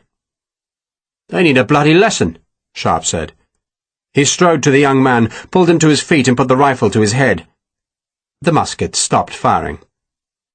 "We could shoot the bloody dog," Harper suggested. "You can be sure to kill it at 200 paces?" Sharpe asked. "And not just wound it, because if you just wing it, Pat, that dog will want a mouthful of Irish meat as revenge." "Better to shoot this bastard, sir. You're right," Harper said, standing on the other side of their terrified prisoner. The 6 men were now arguing amongst each other, while the rest, those who looked as if they'd been waiting in ambush where the path crossed the lower crest, began to climb to the summit. "There's almost 30 of them," Harper said. "It'll be hard pit to deal with 30. 15 each?" Sharpe suggested flippantly, then shook his head. "It won't come to that." He hoped it would not. But first he needed Vicente on the hilltop so that he could talk with the men, who began to spread out so that Sharpe could not get past them. They had been waiting for him, and he had come to them, and they had orders to kill. End of Disc 9. Disc 10. Part 3. The Lines of Torres Vedras. Chapter 11. Vicente reached Sharpe and Harper first, outclimbing the 2 women, who were hampered by their ragged skirts and bare feet. Vicente glanced at the armed men watching them, then talked to the young man who sounded ever more reluctant to answer as Vicente's voice grew angrier. "They were told to look out for us," Vicente finally explained to Sharpe, "and kill us." "Kill us? Why?" "Because they say we're traitors." Vicente spat angrily. "Major Ferreira was here with his brother and 3 other men. They said we'd been talking with the French, and we're now trying to reach our army to spy on it." He turned back to the young man and said something in a furious tone, then looked back to Sharpe. "And they believed him. They're fools." "They don't know us," Sharpe said, nodding at the men down the hill. "And maybe they do know Ferreira." "They know him," Vicente confirmed. "He provided those weapons early in the year." He nodded towards the guns the men were holding, then turned back to the young man, asked a question, received a one-word answer, and immediately started down the hill. "Where are you going?" Sharpe called after him. "To talk to them, of course. Their leader's a man called Soriano." "They're partisans?" "Every man in the hills is a partisan," Vicente said, then dropped the rifle from his shoulder, unbuckled his sword belt, and thus, unarmed to show he meant no mischief, strode on down the hill. Sarah and Joanna arrived at the crest. Joanna began questioning the young man, who seemed even more frightened of her than he had been of Vicente, who had now reached the group of 6 men and was talking with them. Sarah stood beside Sharpe and gently touched his arm, as if reassuring herself. "They want to kill us?" "They've probably got something else in mind for you and Joanna," Sharpe said. "But they want to kill me, Pat and Yogi. Major Ferreira was here. He told them we were enemies." Sarah asked the young man a question, then turned back to Sharpe. "Ferreira was here last night," she said. "So, the bastard's half a day ahead of us." "Sir?" Harper was watching down the hill, and Sharpe looked to see that the 6 men had taken Vicente hostage by pointing a musket at his head. The implication was obvious. If Sharpe killed the young man, they would kill Vicente. "Shit," Sharpe said, not sure what he should do now. Joanna made the decision. She ran down the hill, easily evading Harper's attempt to stop her, and she screamed at the men holding Vicente.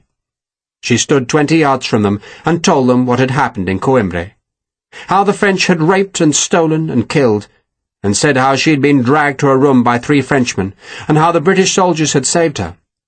She unbuttoned the shirt to show them her torn dress. Then she cursed the partisans because they'd been fooled by their true enemies. "You trust Ferragus?" she asked them. "Has Ferragus ever shown you a kindness? And if these men are spies, why are they here? Why do they not travel with the French?" One man evidently tried to answer her, but she spat at him. "You are doing the enemy's work," she said scornfully. "You want your wife and daughters to be raped? Or are you not man enough to have a wife? You play with goats instead, do you?" She spat at him a second time, buttoned the shirt and turned back up the hill. 4 men followed her. They came cautiously, their muskets held towards Sharpe and Harper, and they stopped a safe distance away and asked a question. Joanna answered them. "She's saying," Sarah translated for Sharpe, "that you burned the food in the city that Ferragus would have sold to the French." Joanna was evidently telling the 4 men more than that, for she went on, spitting out words like bullets, her tone scornful, and Sarah smiled. "If she was my pupil," she said, "I'd wash her mouth out with soap." "Good job I'm not your pupil," Sharpe said. The 4 men, evidently shamed by Joanna's passion, glanced up at him, and he saw the doubt on their faces, and on impulse he pulled the young man to his feet. The 4 muskets immediately twitched upwards. "Go," Sharpe told the young man, releasing his hold on the frayed collar. "Go, and tell them we mean no harm." Sarah translated, and the young man, with a nod of gratitude, ran down the hill to his companions, the tallest of whom slung his musket and walked slowly up the hill. He still asked questions that Joanna answered, but eventually he offered Sharpe a curt nod and invited the strangers to talk with him. "Does that mean they believe us?" Sharpe asked. "They're not sure," Sarah answered.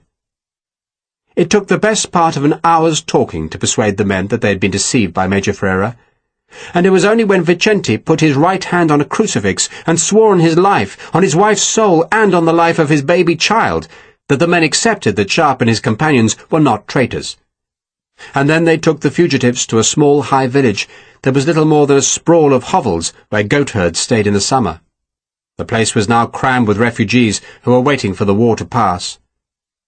The men were armed mostly with British muskets that Ferreira had supplied, and that was why they had trusted the Major, though enough of the fugitives were familiar with the Major's brother and had been worried when Ferragus came to their settlement. Others knew of Vicente's family, and they were helpful in persuading Soriano that the Portuguese officer was telling the truth. "There were 5 of them," Soriano told Vicente, "and we gave them mules, the only mules we had."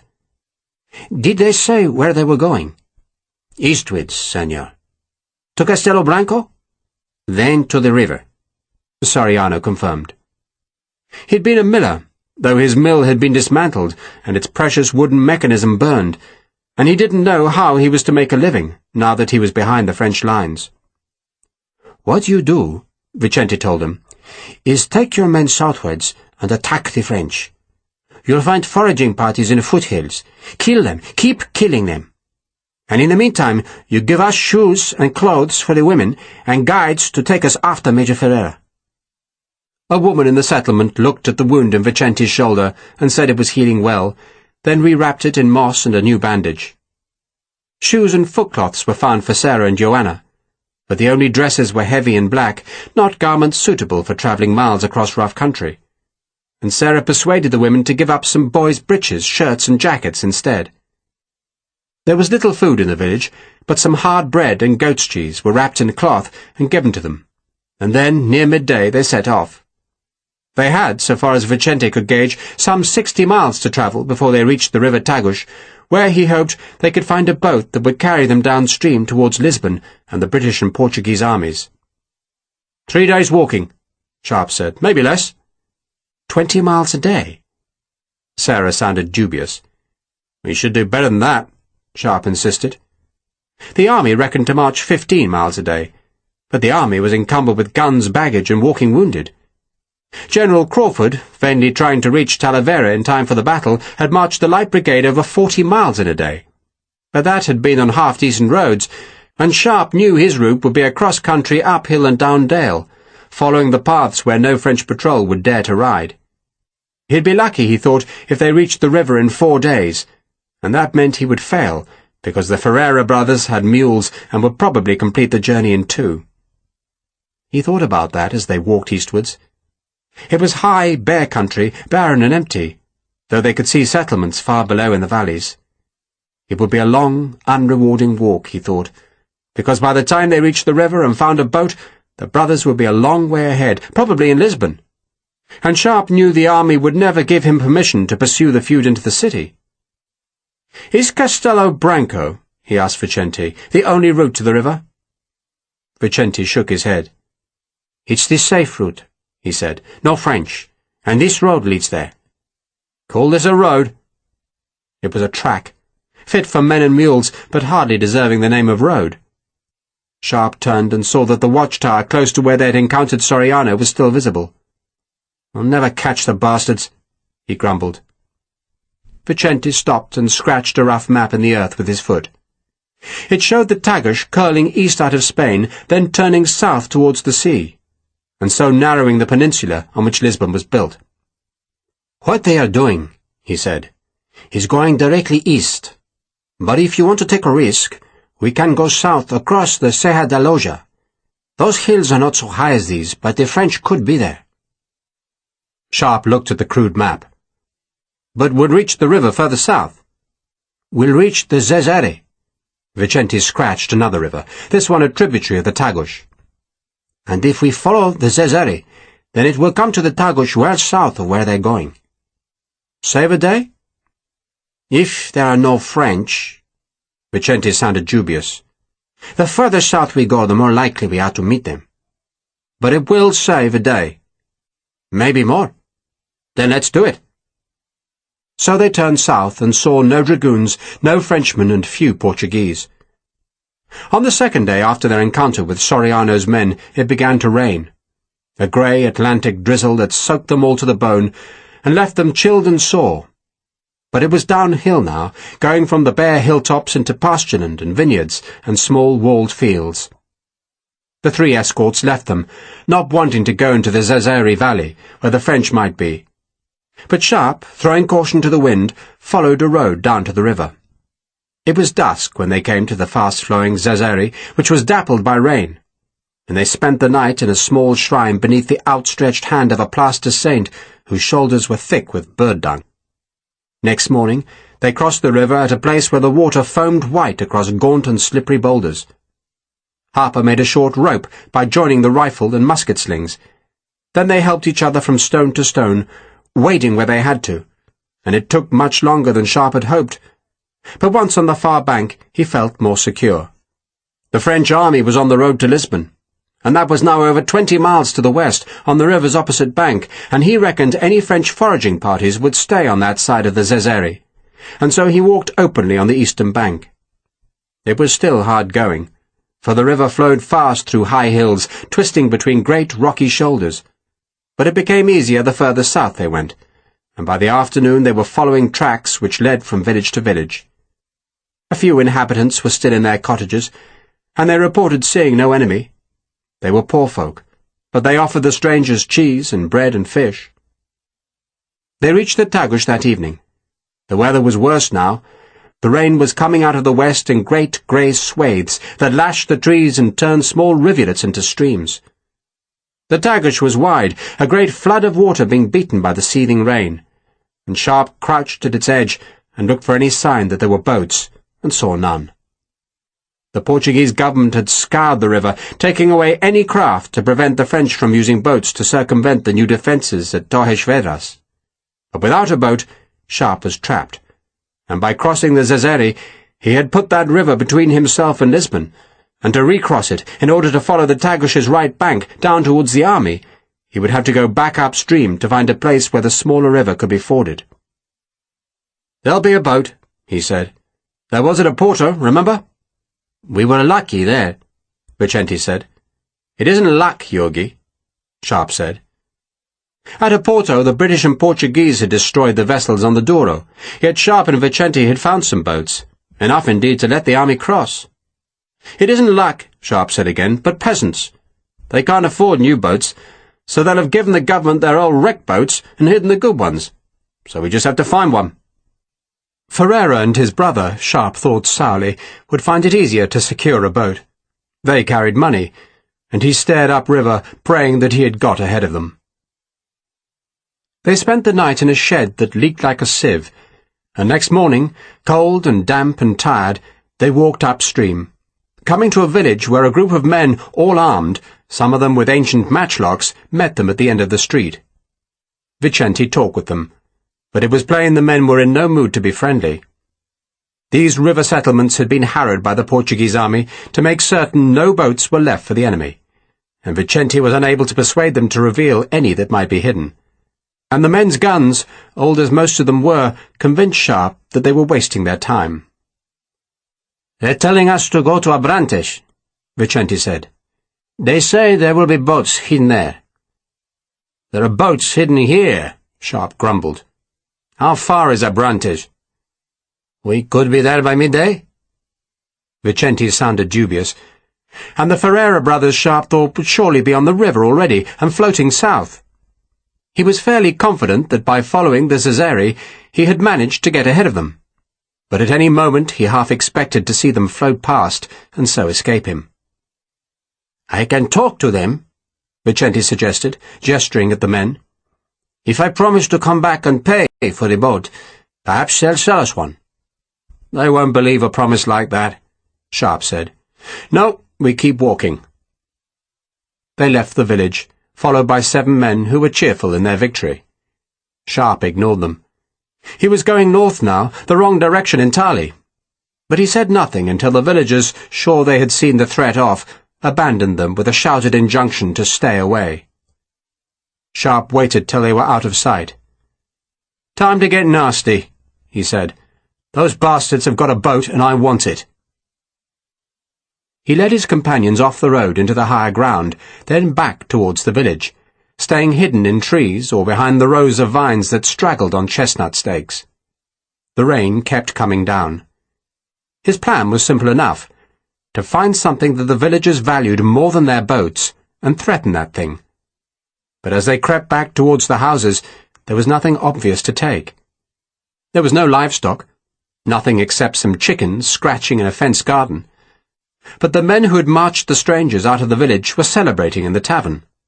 Their boasting and laughter were loud, and Sharpe felt his anger rise.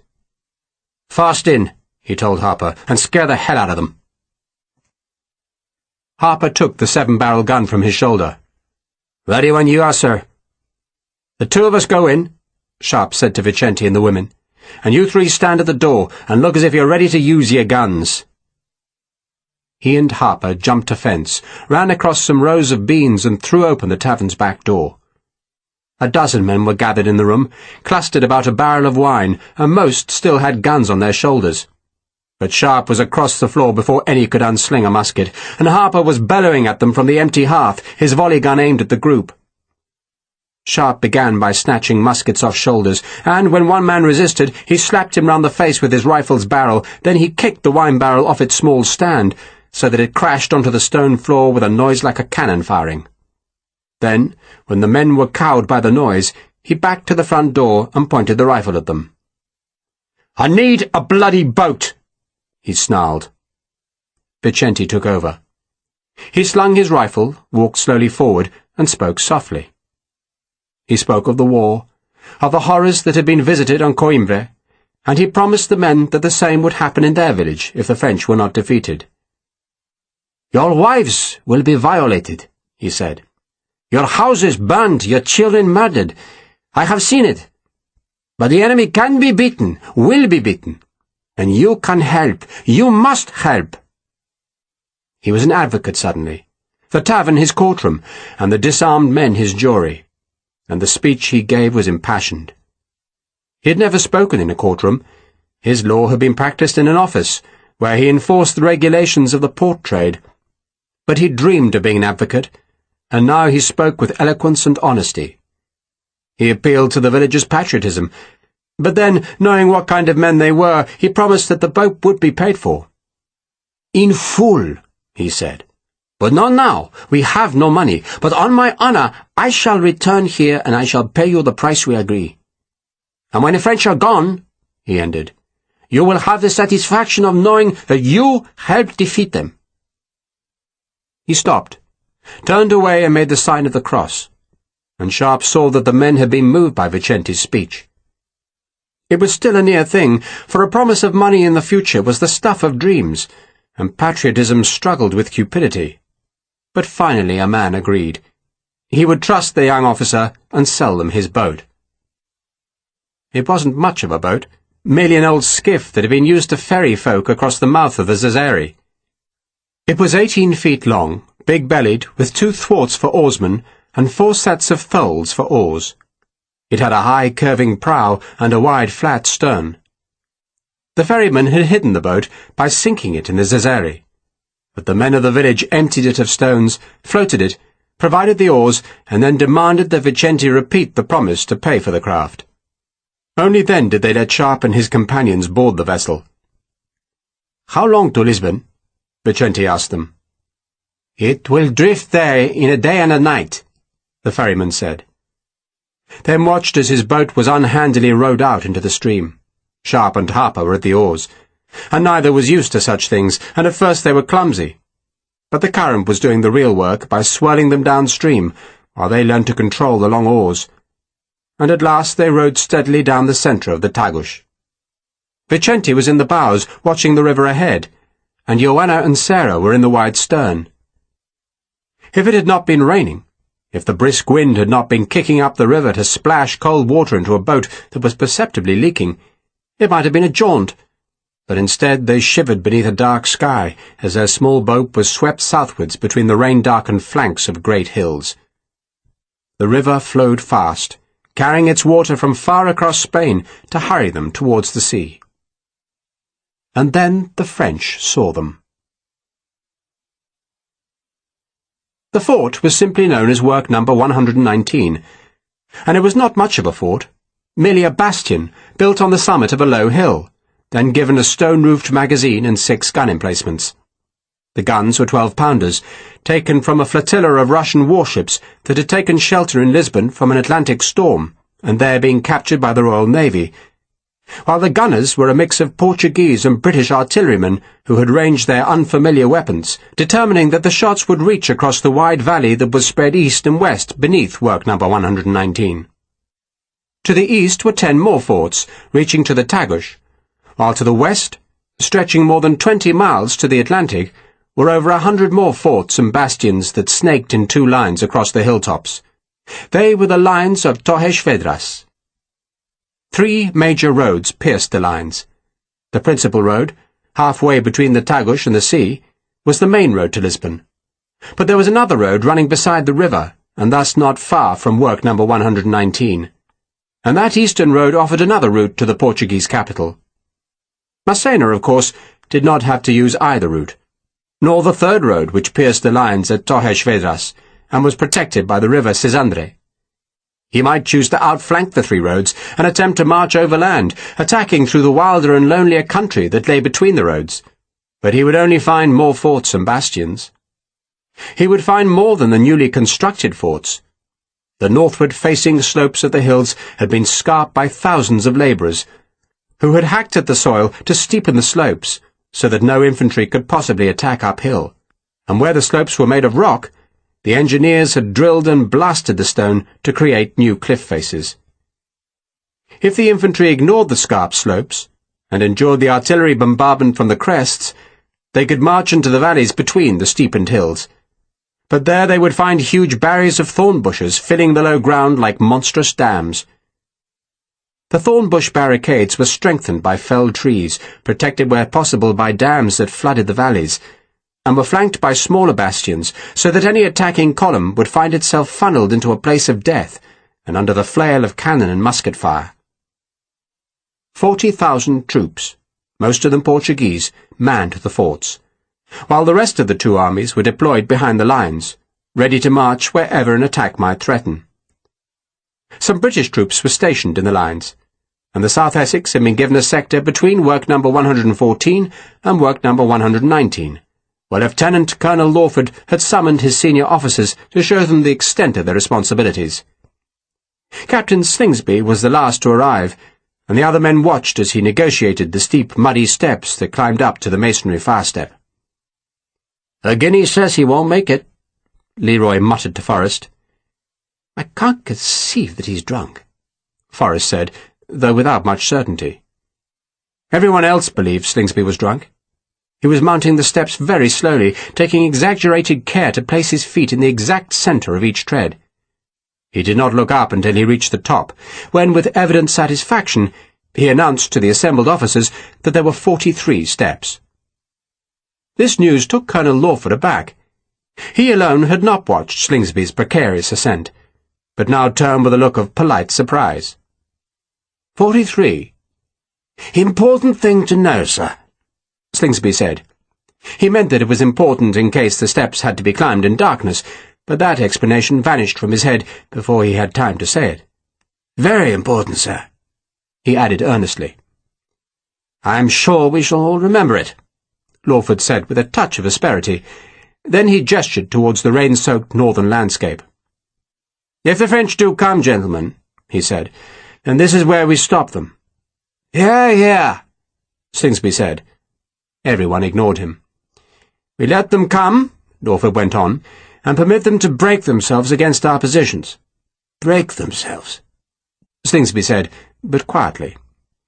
And it is possible they will attempt to break through here. Lawford hurried on in case his brother-in-law added more words. The Colonel pointed west to where a small valley twisted southwards, past work number 119, and then curled around the back of the hill. Major Forrest and I rode north yesterday, he said, and looked at our position from the French point of view. Very wise, Slingsby said. And from those hills, Lawford continued, that valley is a temptation. It seems to penetrate our lines. Penetrate? Slingsby repeated, nodding. Major Leroy half expected him to take out a notebook and pencil and write the word down. In truth, Lawford went on, the valley is entirely blocked. It leads to nothing except a barricade of felled trees, thorn bushes, and flooded land. But the French will not know that. Ridiculous, Slingsby muttered, though whether that was a judgment on Lawford or the French it was hard to tell. But we must nevertheless expect such an attack, Lawford continued, and be prepared to deal with it. Unleash the cat, Slingsby said obscurely, though only Leroy heard him. If such an attack develops, Lawford said, his cloak billowing in a sudden gust of wet wind that blew around the hilltop, the enemy will be under artillery fire from this work and from every other fort within range. If they survive it, they will be penned in the valley, and we would offer volley fire from the shoulder of this hill. They cannot climb the hill, which means they can only suffer and die in the valley. Slingsby looked surprised at this, but managed to say nothing. What we cannot do, Lawford went on, is allow the French to establish batteries in the larger valley. He pointed to the low ground that lay ahead of work number 119. This was the wide valley which lay north of the lines, and on the other side of which were the hills that would doubtless become the French positions. The stretch of lowland had once been rich and fertile, but the engineers had breached the embankment of the Tagus, letting the river flood much of the country beneath the fort. The floods came and went with the tide, which was high now, so that under work number 119 was a stretch of wind-rippled water that loosely followed the course of a stream that came from the west and meandered through the valley to its confluence with the Tagus. The stream made a great double bend beneath the hill where Lawford spoke. It swerved from the northern side of the valley, almost reached the southern, and then curved back to run into the Tagus. Inside the first bend, and on the British bank, was an ancient barn that was little more than a stone ruin in a grove of trees, while within the second curve, and thus on the French side of the stream, was what had once been a prosperous farm with a big house, some smaller cottages, a dairy and a pair of cattle sheds. All were abandoned now. People and livestock ordered south to escape the French, and the buildings looked forlorn in the inundated landscape. The farm itself was high and dry, perched on a small rise, so that it resembled an island in a wind-fretted lake, though as the tide ebbed, the floods would slowly drain away. But the ground would still remain waterlogged, and any French advance beside the Tagus would thus be forced to march westwards on the valley's far side until it reached the drier ground, somewhere near the half-ruined barn. The enemy could cross the stream there and advance on the British works, a possibility that Lawford raised with his officers. And if the devils managed to put some heavy guns in that barn, he went on, or in those farm buildings, he pointed to the farm which lay a half-mile east of the barn and was linked to the smaller building by an embanked track that was carried over the stream by a stone bridge, though the flooding meant that only the bridge's parapets were now visible, then they can bombard these positions. That will not happen, gentlemen. Major Leroy thought it a most unlikely proposition. To get to the dilapidated barn, the French would have to cross the stream, while to reach the farm would be negotiating a long stretch of waterlogged ground, and neither would make it easy to move guns and caissons. Leroy suspected Lawford knew that, but he also reckoned the Colonel did not want his men becoming complacent. "And to stop it from happening, gentlemen," Lawford said, "we're going to patrol. We're going to patrol vigorously. Company-sized patrols, down in the valley, so that any damned frog who shows his nose will get it blooded." Lawford turned and pointed at Captain Slingsby. "Your task, Cornelius, patrol," Slingsby said quickly, "vigorously." "Is to establish a picket in that barn," Lawford said, irritated at the interruption. "Day and night, Cornelius. The Light Company will live there. You understand?"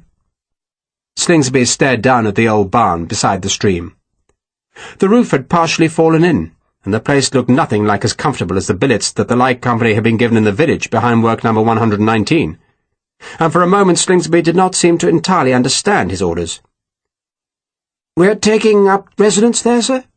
he asked plaintively. "In the barn, Cornelius," Lawford replied patiently. "Fortify the place, and stay there unless the whole damned French army attacks you, upon which eventuality you have my reluctant permission to withdraw." The other officers chuckled, recognizing a joke, but Slingsby nodded seriously. "I want the Light Company in position by nightfall," Lawford went on, "and you'll be relieved on Sunday. In the meantime our patrols will keep you supplied with provisions." Lawford paused because a nearby telegraph station had begun to transmit a message, and the officers had all turned to watch the inflated pig's bladders being hoisted up the mast. "And now, gentlemen," Lawford retrieved their attention, "I want you to walk this section of the line." He gestured to the east. "Familiarize yourself with every fort, every path, every inch. You might be here a long time. Cornelius, a word."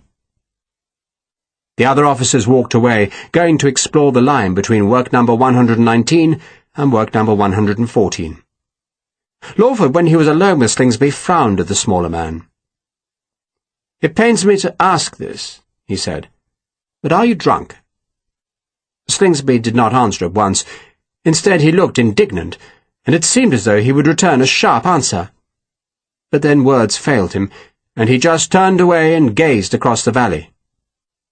The rain on his face made it appear as though he was crying. "Drank too much last night," he finally confessed in an abject voice, "and I apologize." "We all do from time to time," Lawford said, "but not every night." "Good for you," Slingsby said. "Good for me." Lawford was lost. "Rum deters the fever," Slingsby said. "It's a known thing. It's a He paused, then tried again. A febrifuge, Lawford said for him. "Exactly," Slingsby said vigorously. "Dr. Weatherspoon told me that. He was our fellow in the West Indies, and a good man, a very good man. Rum, he said, it's the only thing that works. Died in their hundreds, they did, but not me. Rum, it's medicine." Lawford sighed. "I have offered you an opportunity," he said quietly, "and it is an opportunity most men would seize gladly. You have command of a company, Cornelius, and it's a very fine one, and it seems ever more likely that it will need a new captain. Sharpe?" Lawford shrugged, wondering where on earth Sharpe was. "If Sharpe doesn't return," he continued, "then I shall have to appoint another man." Slingsby just nodded. "You are the obvious candidate," Lawford said, "but not if you are inebriated." "You are right, sir," Slingsby said, "and I apologize. Fear of fever, sir, that's all it is." "My fear," Lawford said, "is that the French will attack in the dawn. Half light, Cornelius, a touch of morning mist, we won't be able to see much from up here, but if you're in the barn, then you'll see them quickly enough. That's why I'm putting you there, Cornelius. A picket. I hear your muskets and rifles firing, and I know the enemy is out, and that you're retreating here. So keep a good watch, and don't let me down." "I won't, sir, I won't." If Slingsby had been more than a little drunk when he arrived at the bastion, he was now stone-cold sober. He had not meant to be drunk. He had woken feeling cold and damp, and he had thought a little rum might revive him. He never meant to drink too much, but the rum gave him confidence, and he needed it, for he was finding the light company very hard to manage. They didn't like him. He knew that, and the rum gave him the drive to cope with their obdurate behaviour. "We won't let you dance, sir," he said, meaning every word. "That's good," Lawford said warmly. "Very good." In truth, he did not need the picket in the old barn. But if he was to keep the promise he had given to his wife, then he had to make a decent officer out of Slingsby. So now he would give him a simple job, one that would keep him alert instead of idling behind the lines. This was Slingsby's chance to show he could manage men, and Lawford was generous in giving it to him.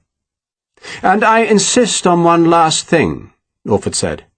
"Anything, sir," Slingsby said eagerly. "No rum, Cornelius. Don't take your medicine to the picket, understand? And if you feel you're getting the fever, come back and we'll let the doctor have it you. Wear flannelly, that's supposed to ward it off." "Flannel," Slingsby said, nodding. "And what you do now," the Colonel went on patiently, "is take a dozen men and reconnoitre the farm.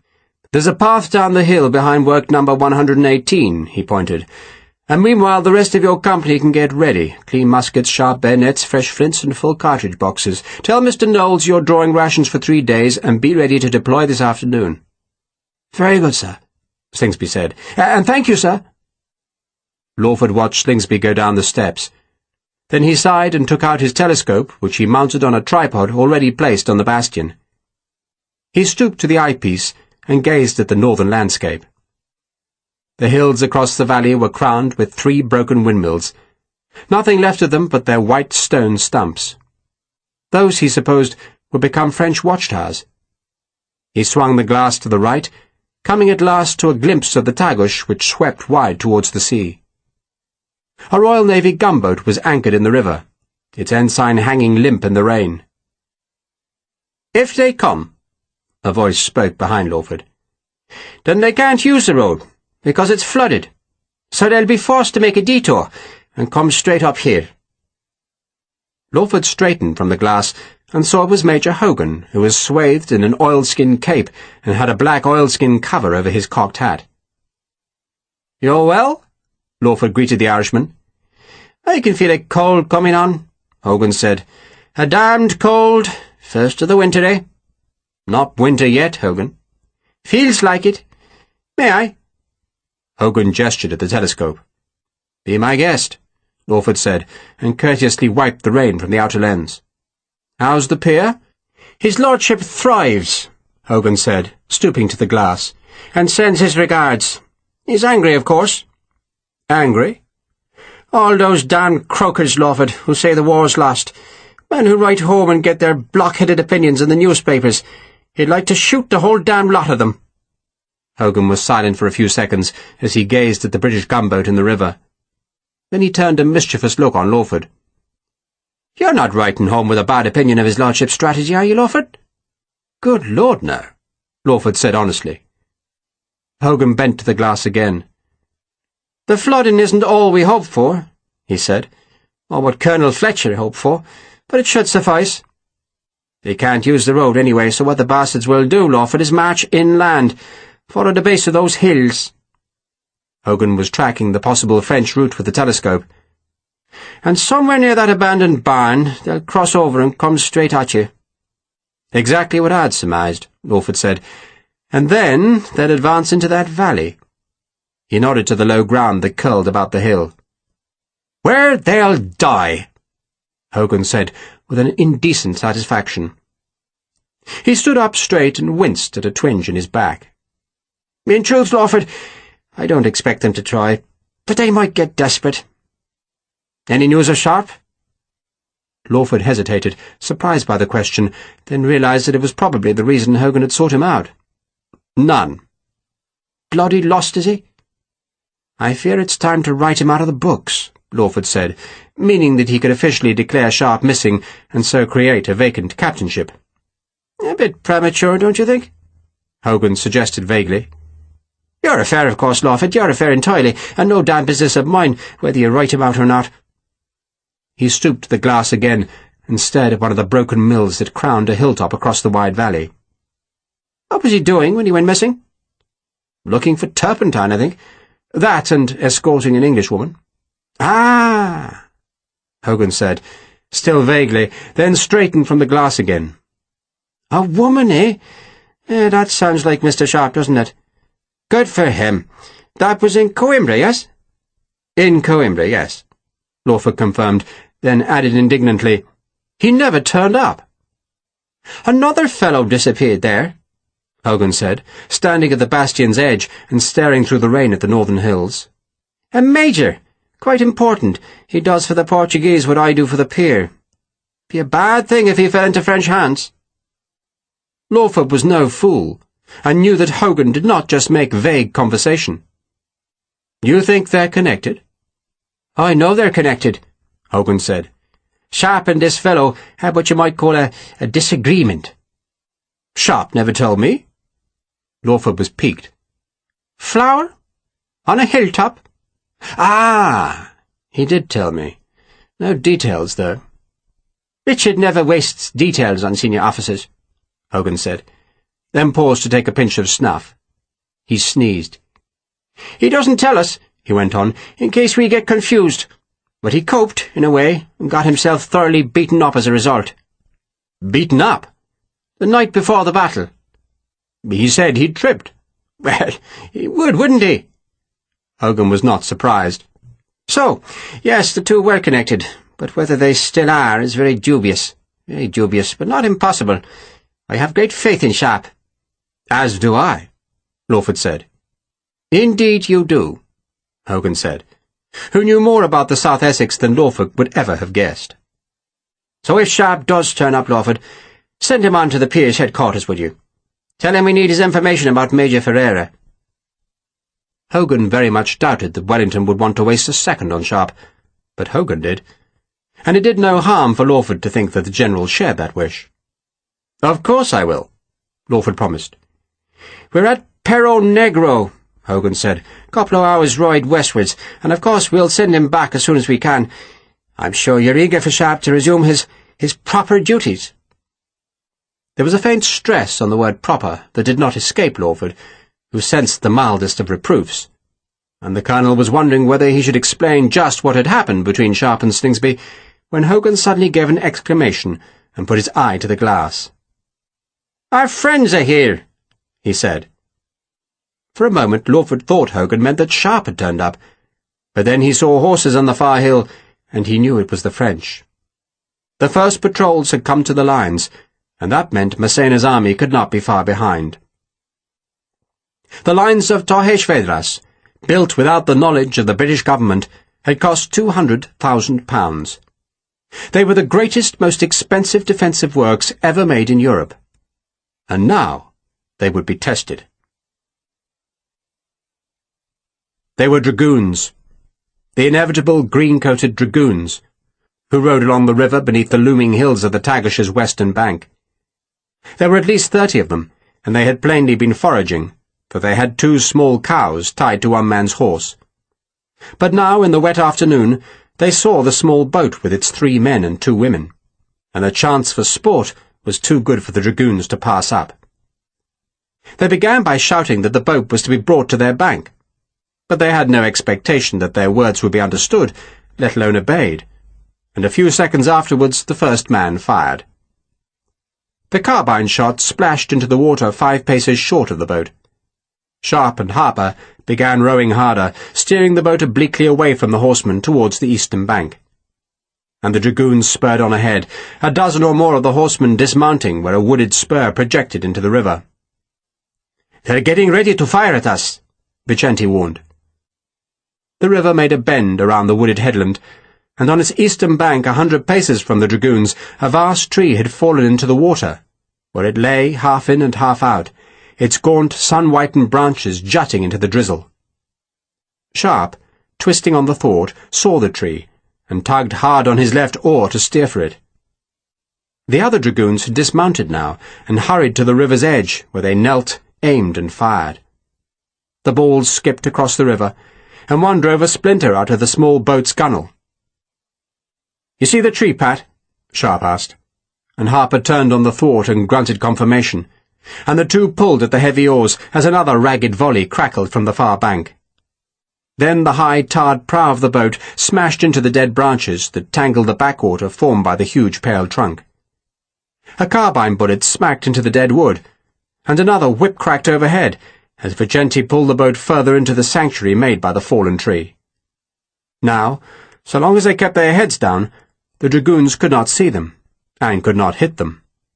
But that did not deter the French, who kept up a desultory fire, evidently convinced that sooner or later the boat must reappear. Vicente got tired of it first. He stood and edged his rifle over the tree. "I must find out if I can still fire a rifle," he said. "Your left shoulder won't stop you," Sharpe said. "Fire it accurately, I mean," Vicente said, and bent to the sights.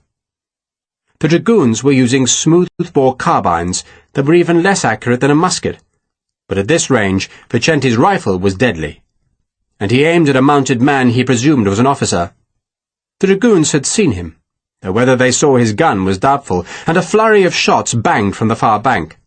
None came close. Sharpe was peering over the trunk, curious as to how good a marksman Vicente was. He heard the bang of the rifle, and saw the dragoon officer twitch hard back to leave a spray of blood. The man fell sideways. "Good shooting," Sharpe said, impressed. "I practiced all last winter," Vicente said. He could fire the rifle well enough, but reloading hurt his wounded shoulder. "If I am to be a leader of a tirador company, then I must be a good marksman, yes?" "Yes," Sharpe said, as a volley of French carbine fire rattled through the dead branches. "And I won every competition," Vicente said as modestly as he could. "But it was only because of practice." He rammed a new bullet down and stood again. "This time I would kill a horse," he said. He did, too, and Sharpe and Harper both added bullets into the group of dismounted dragoons. The carbines retaliated with a furious rattle of shots, but all were wasted. Some thumped into the tree, some threw splashes from the river, but most flew harmlessly overhead. Vicente flinched as he reloaded, then calmly shot a man standing up to his knees in the river in hope of closing the range. And the dragoons at last realized that they were making idiots of themselves by offering easy targets to men who were using rifles, and so they ran back to their horses, mounted, and disappeared into the trees. Sharpe watched the horsemen riding south through the trees as he reloaded. "They'll be waiting for us downstream," he said. "Unless they're going back to their army," Harper suggested. Vicente stood and peered over the tree, but saw no enemy. "I think they'll be staying on the river," he said. "They won't have found much food between here and Coimbra, so they'll be wanting to make a bridge somewhere." "A bridge?" Harper asked. "To reach this bank," Vicente said. "There will be plenty of food on this bank, and if they do make a bridge, it will be at Santarém." "Where's that?" "South," Vicente said, nodding downstream, "an old fortress above the river." "Which we have to pass?" Sharpe asked. "I suggest we do it tonight," Vicente said. "We should rest here for a while, wait for dark, then float downstream." Sharpe wondered if that was what the Ferreira brothers would be doing. He constantly stared northwards, half expecting to see them, and worried that he did not. Perhaps they'd changed their minds. Maybe they'd gone to the northern mountains, or else had crossed the Tagus much higher up, and used their money to buy horses to carry them down the eastern bank. He told himself it did not really matter, that the only important thing was to get back to the army. But he wanted to find the brothers. Ferreira at least should pay for his treachery, and Sharpe had a score to settle with Ferragus. They lingered till dusk, making a fire ashore and brewing a can of strong gunpowder-flavoured tea with the last leaves from Sharpe and Harper's haversacks. Any dragoons would long have ridden back to their base for fear of the partisans, who were at their most dangerous in the darkness, and as the light faded, Sharpe and Harper pushed the boat out of their refuge and let it drift downstream again. The rain persisted, a soft drizzle that soaked and chilled them as the last light went. Now they were at the mercy of the stream, unable to see or steer, and they let the boat go when it wanted. Sometimes Far off there was the misted gleam of a fire high in the western hills, and once there was a bigger fire, much closer, but who had lit it was a mystery.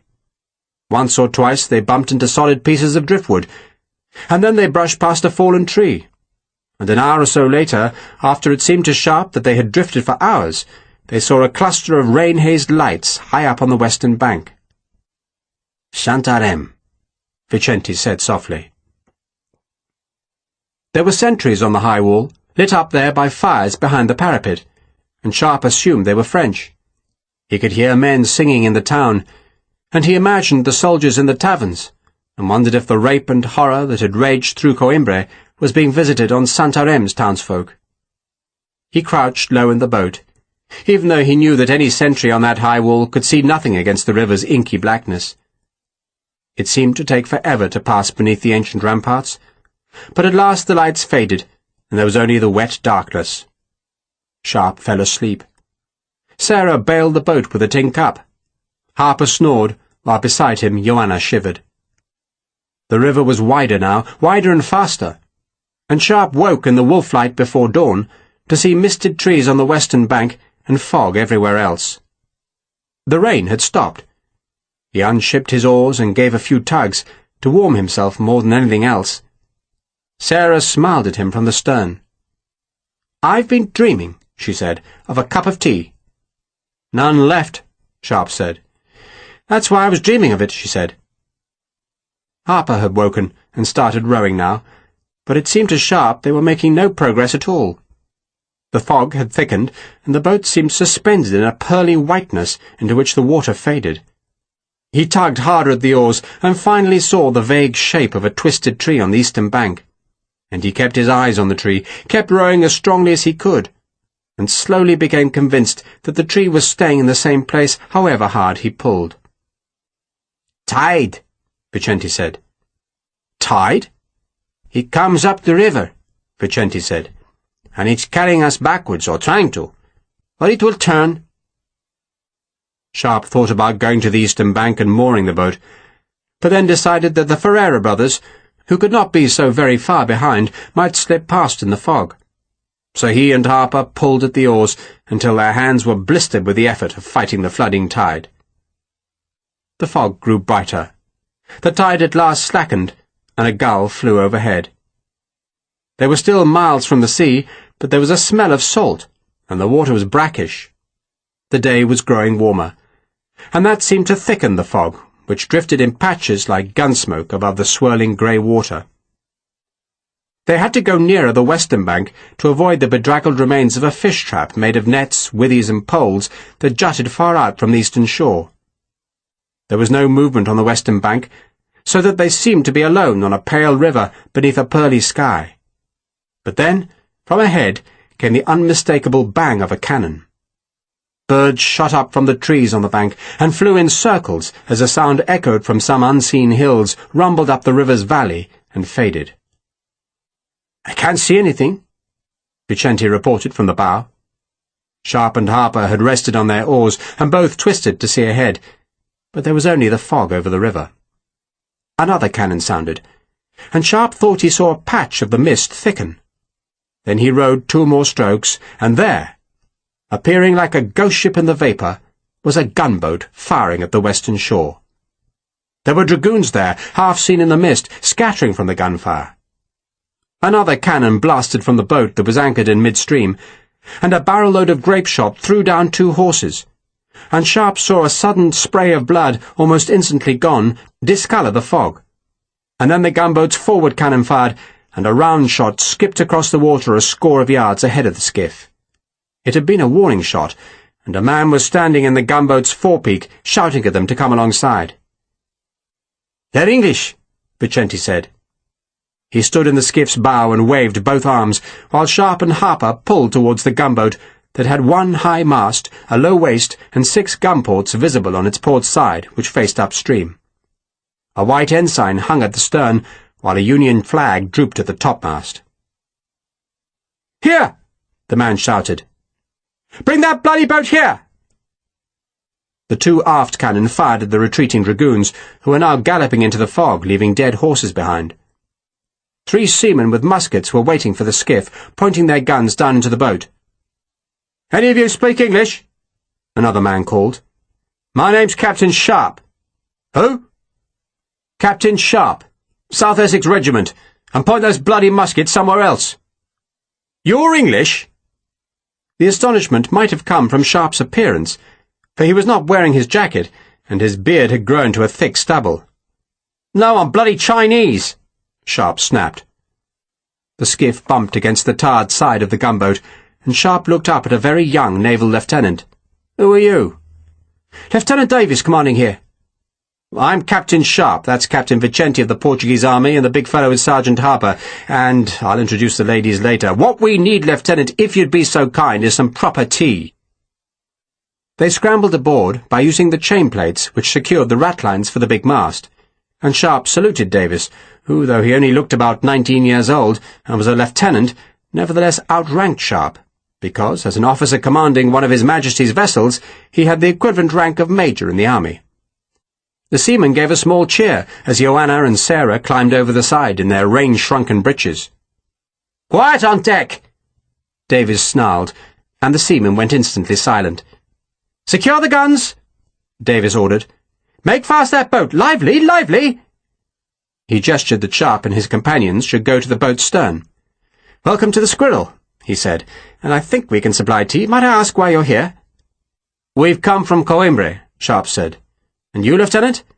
"We're here to amuse the frogs," Davis said. He was a very tall, very thin young man in a shabby uniform. "We come upstream on the tide, kill any frogs foolish enough to appear on shore, and drift back down again." "Where are we?" Sharpe asked. 3 miles north of Alhandra. That's where your lines reach the river." He paused by a companionway. "There's a cabin below," he said, "and the ladies are welcome to it, but I must say it's damn poky, damp as well." Sharpe introduced Sarah and Joanna, who both elected to stay on the stern deck, which was cumbered by a vast tiller. The Squirrel had no wheel, and its quarterdeck was merely the after part of the main deck, which was crowded with seamen. Davis explained that his vessel was a 12-gun cutter, and that, though it could easily be managed by 6 or 7 men, it needed a crew of 40 to man its guns. "And even then we're short-handed," he complained.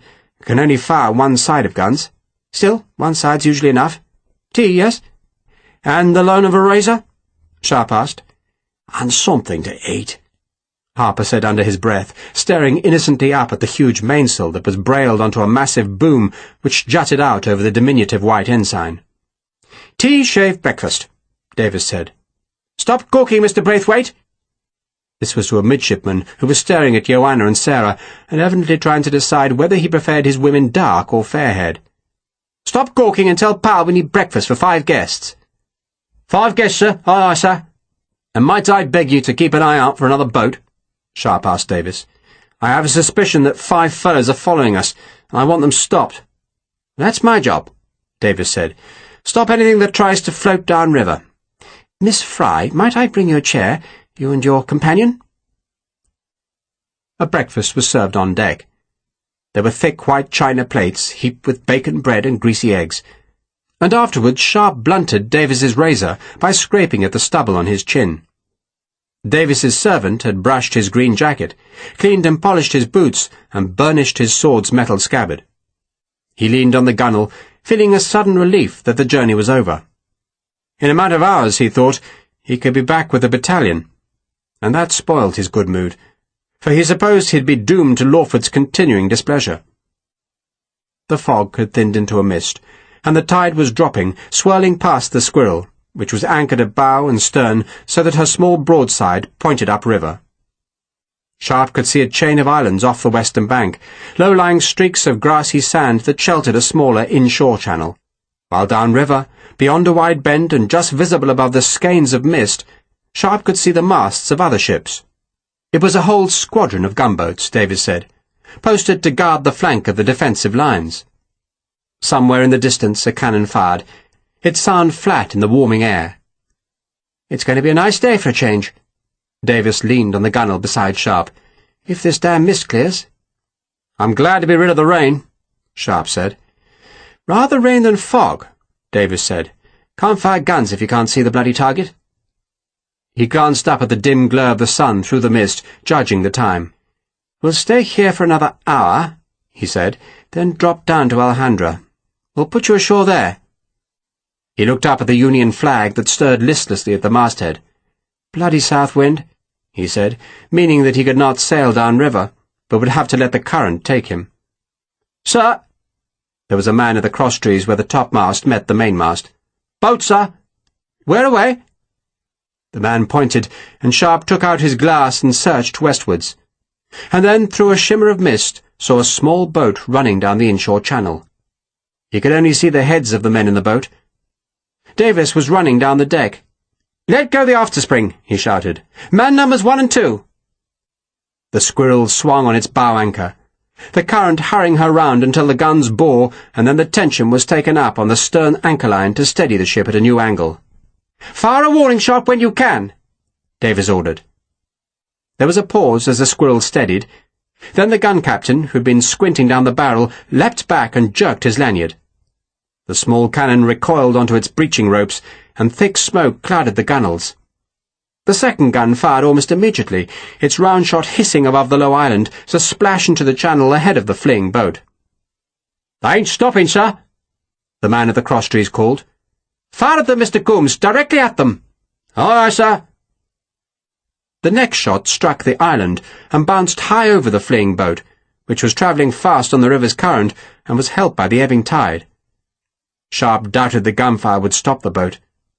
He scrambled a few rungs up the ratlines and used his telescope, but he could see little of the occupants who were obscured by the mist. Yet it had to be the Ferreira brothers. Who else could it be? And he thought, but could not be sure, that one of the men in the boat was unnaturally large. Ferragus, he thought. "Lieutenant," he called. "Mr. Sharpe. There are 2 men in that boat who need to be captured. That's my duty." That was not really true. Sharpe's duty was to return to duty, not to prolong a feud. But Davis did not know that. "Can we borrow one of your boats to pursue them?" Davis hesitated, wondering if granting such a request would contravene his standing orders. "The gunboats downstream will apprehend them," he pointed out. "And they won't know they're wanted men," Sharpe said, then paused as the Squirrel's forward guns fired and missed again. "Besides, they're likely to slip ashore before they reach your squadron, and if that happens, we need to be put ashore to follow them." Davis thought for another second, saw that the fugitive boat had almost vanished in the mist, then turned on Midshipman Braithwaite. "The jolly boat, Mr. Braithwaite. Look quick now." He turned back to Sharpe, who had regained the deck. "The ladies will stay here." It was not a question. "We will not," Sarah answered firmly, and hefted her French musket. "We've come this far together, and we'll finish it together." For a second Davis looked as though he would argue, then decided life would be simpler if all his unbidden guests were off the Squirrel. The forward cannon fired a last time, and smoke wreathed the deck. "I wish you joy," Davis said, and they were over the side and in pursuit. End of Disc 10. Disc 11. Chapter 12. Marshal André Massena was feeling numb. He was saying nothing, just staring. It was shortly after dawn, the day after his first patrols had reached the new British and Portuguese works, and now he crouched behind a low stone wall on which his telescope rested, and he slowly panned the glass along the hilltops to the south, and everywhere he saw bastions, guns, walls, barricades, more guns, men, telegraph stations, flagpoles, everywhere. He had been planning the victory celebrations to be held in Lisbon. There was a fine large square beside the Tagus where half the army could be paraded, and the greatest problem he had anticipated was what to do with the thousands of British and Portuguese prisoners he expected to capture. But instead he was looking at an apparently endless barrier. He saw how the lower slopes of the opposite hills had been steepened. He saw how the enemy guns were protected by stone. He saw flooded approach routes. He saw failure. He drew in a deep breath and still had nothing to say. He leaned back from the wall and took his one eye from the telescope. He had thought to manoeuvre here, to show part of his army on the road, to draw in the enemy forces, who would think an attack imminent, and then launched the greater part of l'Armée de Portugal round to the west in a slashing hook that would cut off Wellington's men. He would have pinned the British and Portuguese against the Tagus, and then graciously accepted their surrender. But instead, there was nowhere for his army to go except up against those walls and guns and steepened slopes. "The works extend to the Atlantic," the staff officer reported dryly. Massena said nothing, and one of his aides, knowing what was in his master's mind, asked the question instead. "Not the whole way, surely?" "Every last kilometre," the staff officer said flatly. He had ridden the width of the peninsula, protected by dragoons, and watched all the way by an enemy ensconced in batteries, forts, and watchtowers. "And for much of its length," he continued remorselessly, "the works are covered by the river Cisandre, and there is a second line behind." Massena found his voice and turned furiously on the staff officer. "A second line? How can you tell?" "Because it's visible, sir. 2 lines." Massena stared again through the glass. Was there something strange about the guns in the bastion immediately opposite? He remembered how, when he'd been besieged by the Austrians in Genoa, he'd put false guns in his defences. They'd been painted tree trunks, jutting from emplacements, and from anything more than 200 paces, they'd more or less looked like cannon barrels, and the Austrians had dutifully avoided the fake batteries. "How far to the sea?" he asked. "Nearly 50 kilometres, sir?" The aide made a wild guess. Massena did the arithmetic. There were at least 2 bastions every kilometre, and the bastions he could see all had 4 cannon, some more, so by a cautious estimate there were 8 guns to the kilometre, which meant Wellington must have assembled 400 cannon for just the first line, and that was a ridiculous assumption. There were not that many guns in Portugal, and that encouraged the Marshal to believe that some of the guns were false. Then he thought of Britain's navy and wondered if they'd brought ship's guns ashore. Dear God, he thought, but how had they done this? "Why didn't we know?" he demanded. There was silence in which Massena turned and stared at Colonel Barreto.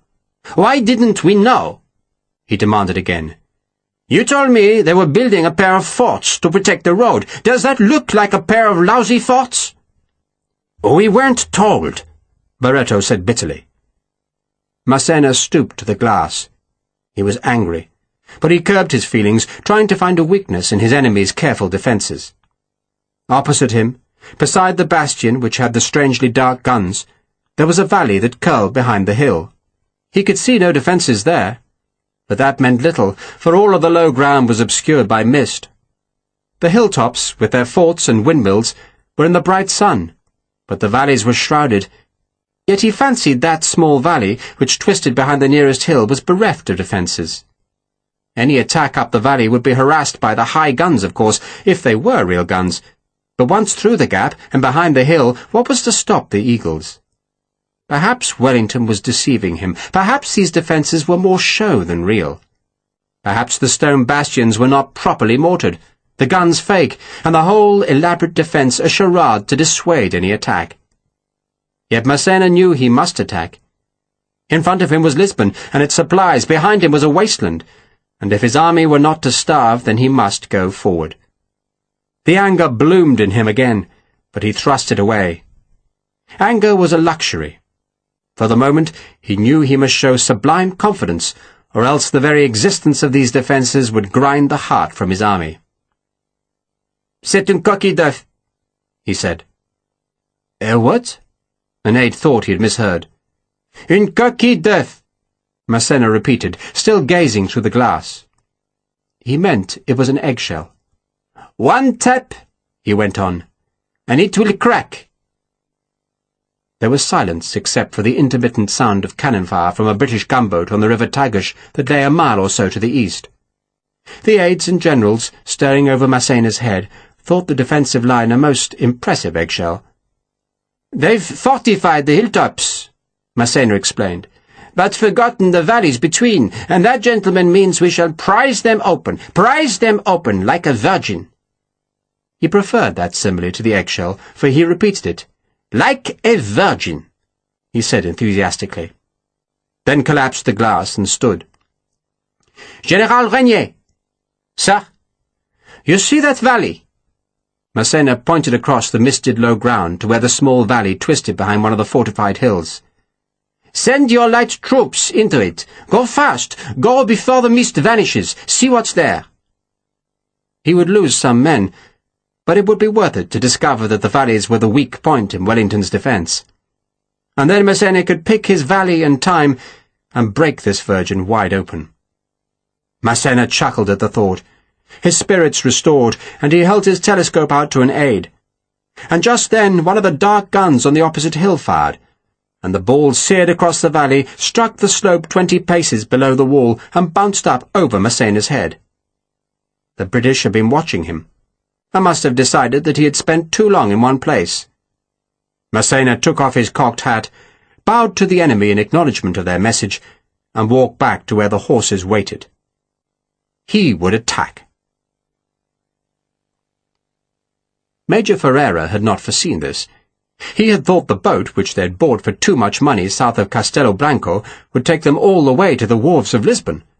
But now he saw that the British Navy was blockading the river. It was the last of many difficulties he had faced on the journey. One of the mules had gone lame, and that had slowed them. It had taken time to discover a man willing to sell a hidden boat, and then, once on the river, they had become entangled with a fish trap that had held them up for over an hour. Then next morning some French foragers had used them for target practice, forcing them to row into a tributary of the Tagus and hide there until the French got bored and rowed away. Now, with the journey's end not so far away, there was the gunboat. At first, seeing the boat in midstream, Ferreira had not been alarmed. He had the seniority and uniform to argue his way past any Allied officer. But then unexpectedly the boat had opened fire. He had not known the squirrel was warning him, ordering him either to heave to or else ground his boat on the island that edged the smaller channel. Instead, he believed he was under fire, and so he snapped at his brother and his 3 men to row harder. In truth, he panicked. He'd been worrying about his reception in Lisbon ever since the army had retreated from Coimbra. Had anyone got wind of the food in the warehouse?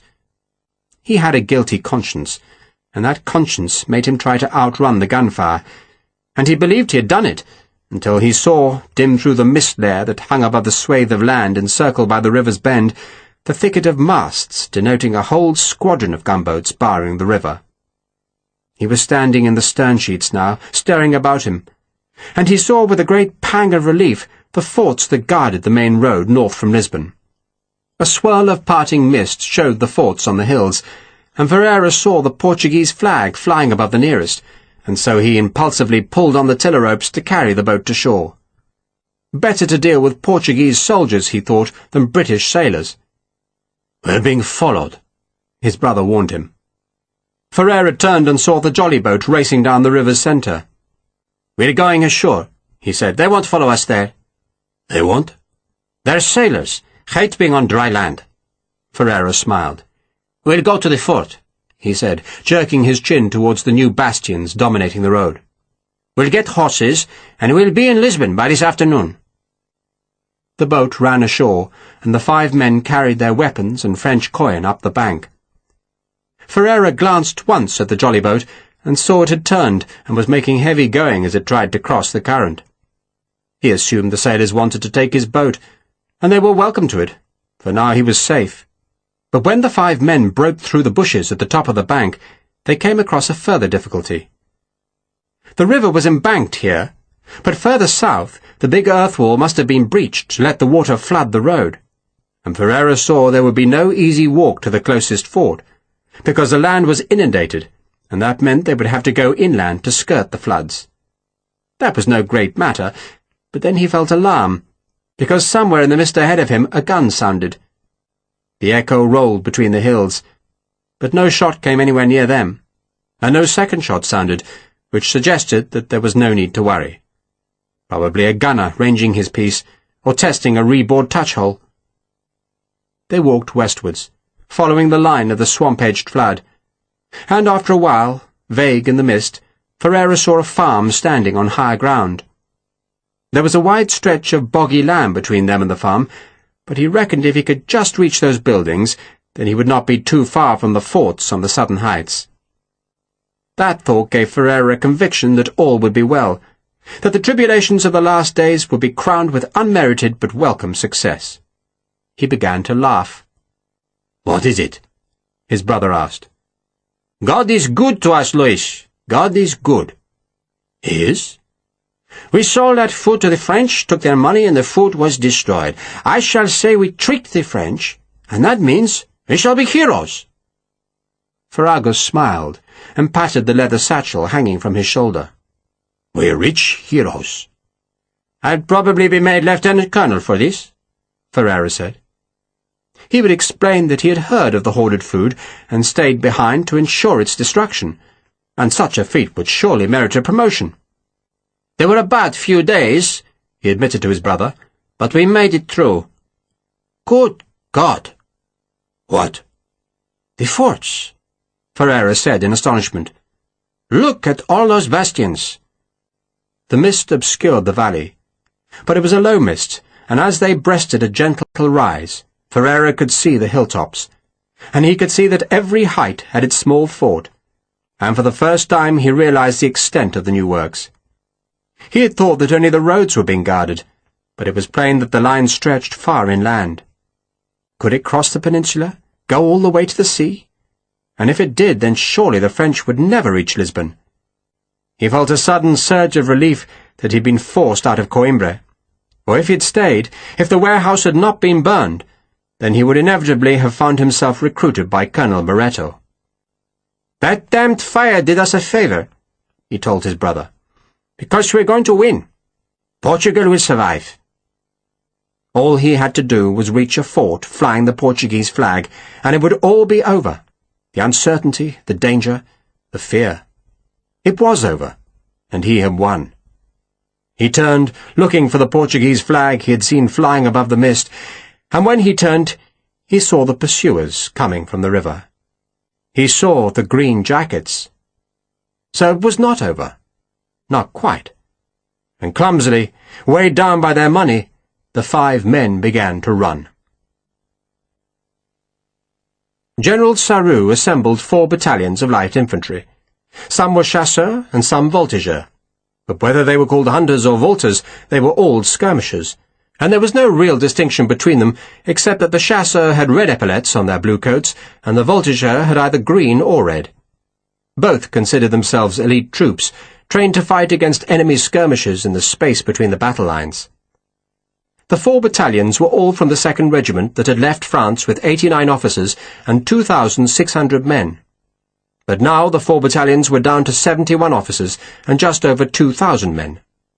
They did not carry the regiment's eagle, for they were not going to battle. They were carrying out a reconnaissance, and General Saru's orders were clear. The skirmishers were to advance in loose order across the lowland in front of the enemy forts, and the 4th Battalion, on the left of the line, was to probe the small valley, and if they met no resistance, the 3rd would follow. They would advance only far enough to determine whether the valley was blockaded or otherwise defended, and when that was established, the battalions were to withdraw back to the French-held hills. The mist was both a curse and a blessing because it meant the 4 battalions could advance without being seen from the enemy forts, and a curse because it would obscure the view up the smaller valley. But by the time his first men reached that valley, Saru expected the mist would be mostly burned away. Then, of course, he could expect some furious artillery fire from the enemy forts. But as his men would be in skirmish order, it would be a most unlucky shot that did any damage. General Saru had been far more worried by the prospect of enemy cavalry, but Rainier had dismissed the concern. "They won't have horsemen saddled and ready," he had claimed, "and it'll take them half a day to get them up. If they bother to fight you in the valley, it'll be infantry.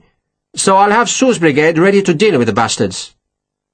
Soul's brigade was a mix of cavalry, chasseurs, hussars, and dragoons, 1,000 horsemen who only had 653 horses between them.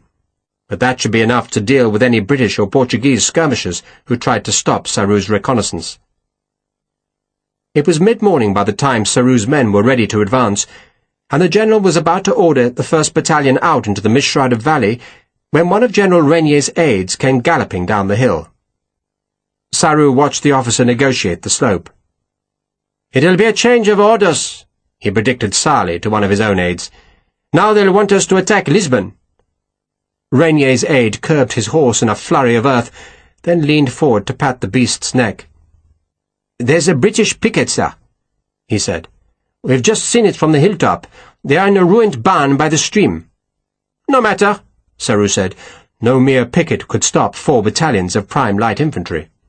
"General Rainier suggests we might capture them, sir," the aide said respectfully. Saru laughed. "One sight of us, Captain, and they'll be running like hares." "The mist, General," the aide said respectfully. "It's patchy, very patchy, and General Rainier suggests if you head westwards you may slip round them. He feels their officer might have some information about the defences." Saru grunted.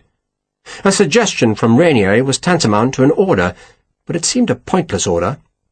Doubtless the picket did have an officer, though it seemed extremely unlikely that such a man would have any useful knowledge. Yet Rainier had to be indulged. "Tell him we'll do it," he said, and sent one of his own aides to the front of the column and ordered half a battalion to curl around to the west. That would take them through the mist, probably out of sight of the barn, and they could head back to cut the picket off. "Tell Colonel Ferret to advance now," he told the aide, "and you go with him. Make sure they don't advance too far. The rest of the troops will march 10 minutes after he leaves, and tell him to be quick." He stressed those last few words. The point of the exercise was merely to discover what lay behind the enemy hill, not to win a victory that would have the Parisian mob cheering. There was no victory to be won here, merely information to gather, and the longer his troops stayed in the low ground, the longer they'd be exposed to cannon fire. It was a job, Saru thought, that would have been done far more efficiently by a squadron of cavalry, who could gallop across the valley in a matter of moments, but the cavalry was in poor shape. Their horses were worn out and hungry, and that thought reminded Saru that the British picket in the old barn must have rations. That cheered him up. He should have thought to tell his aide to keep some back if any were found, but the aide was a smart young fellow and would doubtless do it anyway. Fresh eggs, perhaps, or bacon. Newly baked bread, butter, milk yellow and warm from the cow. Saru dreamed of these things as the chasseur and voltigeur tramped past him. They had marched hard and long in these last few days, and they must have been hungry, but they seemed cheerful enough as they went by the general's horse. Some had boot soles missing, or else had soles tied to the uppers with string, and their uniforms were faded, ragged, and threadbare. But he noted that their muskets were clean, and he did not doubt that they would fight well, if indeed they were called on to fight at all. For most of them, he suspected, the morning would be a tiring tramp through sodden fields, enlivened by random British artillery fire. The last company marched past, and Saru spurred his horse to follow. Ahead of him was a brigade of skirmishers, a misted valley, an unsuspecting enemy, and, for the moment, silence. Lieutenant Jack Bullen was a decent young man who came from a decent family. His father was a judge, and both his elder brothers were barristers. But young Jack Bullen had never shone at school, and though his schoolmasters had tried to whip Latin and Greek into his skull had won the battle, and stayed innocent of any foreign tongue. Bullen had never minded the beatings. He had been a tough, cheerful youngster, the sort who collected birds' eggs, scrapped with other boys, and climbed the church tower for a dare. And now he was a tough, cheerful young man who thought that being an officer in Lawford's regiment was just about the finest thing life could afford. He liked soldiering, and he liked soldiers. Some officers feared the men more than they feared the enemy, but young Jack Bullen, 19 years old, enjoyed the rank-and-file's company. He relished their poor jokes, enthusiastically drank their sour-tasting tea, and considered them all, even those whom his father might have condemned to death, transportation or hard labour, as capital fellows, though he would have much preferred to be with the capital fellows of his old company. He liked No. 9 Company, and while Jack Bullen did not actively dislike the Light Company, he found it difficult.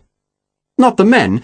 Bullen had a natural talent for getting along with men, but he did find the Light Company's commanding officer a trial. It took a lot to suppress young Jack Bullen's spirits, but somehow Captain Slingsby had managed it. "He's queer, sir," Sergeant Reed said respectfully. "He's queer," Bullen repeated tonelessly. Queer, sir, Reed confirmed. To be queer was to be ill, but Reed really meant that Captain Slingsby was drunk, but as a sergeant he could not say as much. How queer? Bullen asked.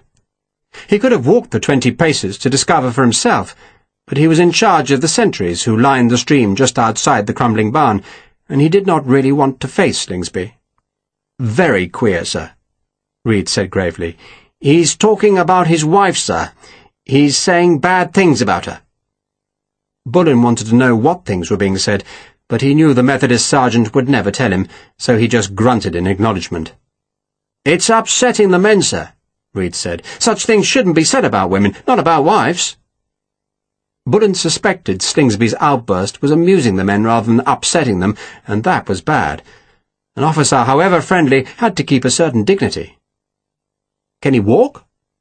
Barely, sir, Reed said, then amended the answer. No, sir. Oh, dear God, Bullen said, and saw Reed flinch at the mild blasphemy. Where did you get the liquor? Reed sniffed.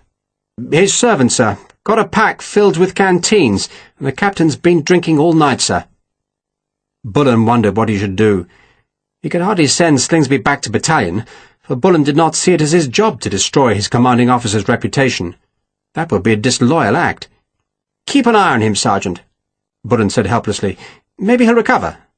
But I can't take his orders, sir. Not in the state he's in. Is he giving you orders? He told me to put Slattery under arrest, sir. The charge? Looking funny at him, sir. Oh, dear. Ignore his orders, Sergeant, and that's an order. Tell him I said so. Reed nodded. You're taking over, sir? Bullen hesitated, knowing the question was important. If he said yes, then he was formally acknowledging that Slingsby was not fit to command, and that would inevitably result in an inquiry. I'm taking over until the captain has recovered, he said, which seemed a decent compromise. Very good, sir. Reed saluted and turned away. And, Sergeant, Bullen waited till Reed turned back. Don't look funny at him. No, sir, Reed said solemnly. Of course not, sir. I wouldn't do such a thing, sir. Bullen sipped his mug of tea and found it had gone cold. He put it down on a stone and walked to the stream. The mist had thickened slightly, he thought, so that he could only see some 60 or 70 yards, though perversely the hilltops a quarter mile away were clear enough, which proved that the mist was merely a low-lying layer blanketing the damp earth. It would clear. He remembered marvellous winter mornings in Essex, when the mist would drift away to show the hunting fields spread out in glorious pursuit. He liked hunting. He smiled to himself, remembering his father's great black gelding, a tremendous hunter that always screwed left when it landed on the far side of a hedge, and every time his father would shout, "Order in court! Order in court!"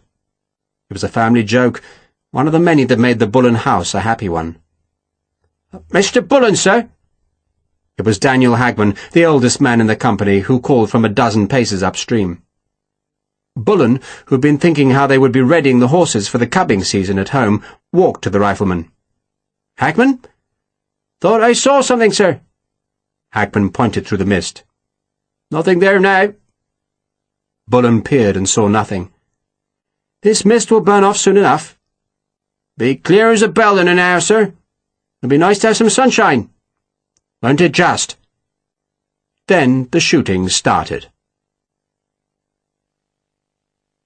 Sharpe had feared that the Ferreira brothers would set up an ambush in the bushes at the top of the riverbank, and so he had asked Braithwaite to take the jolly boat downstream of the brothers' abandoned boat to a place where the river's edge was bare of trees.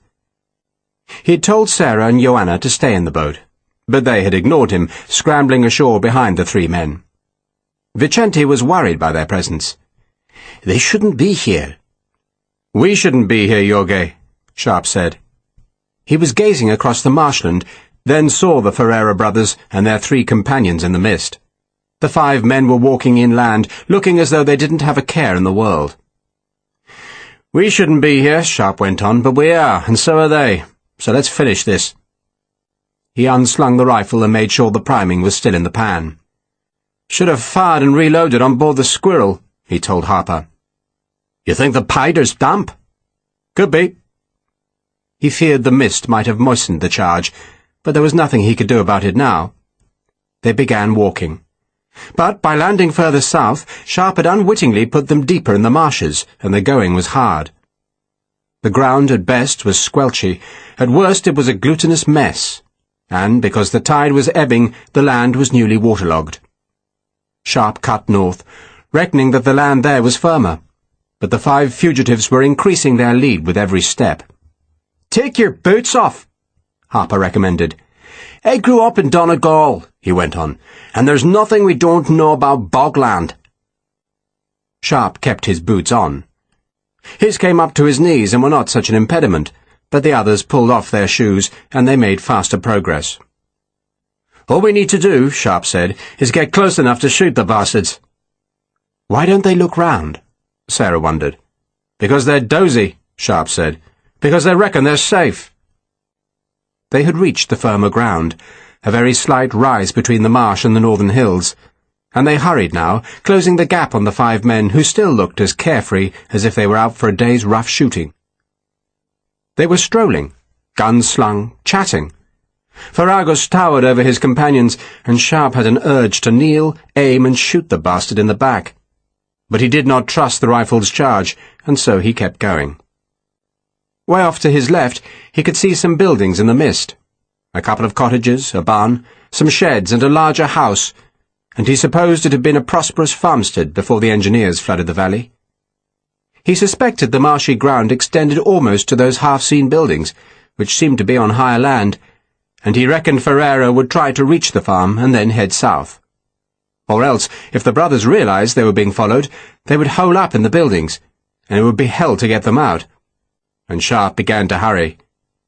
But just then, one of the men turned and stared straight at him. "Bugger!" Sharpe said, and dropped to his knee. The 5 men began running. A clumsy run because they were carrying guns and coins. Sharpe lined the sights, pulled the cock all the way back, and squeezed the trigger. He knew instantly he'd missed, because the rifle hesitated, then gave a wheezing cough instead of a bang, which meant that the mist-dampened charge had fired, but weakly, and the bullet would have dropped short.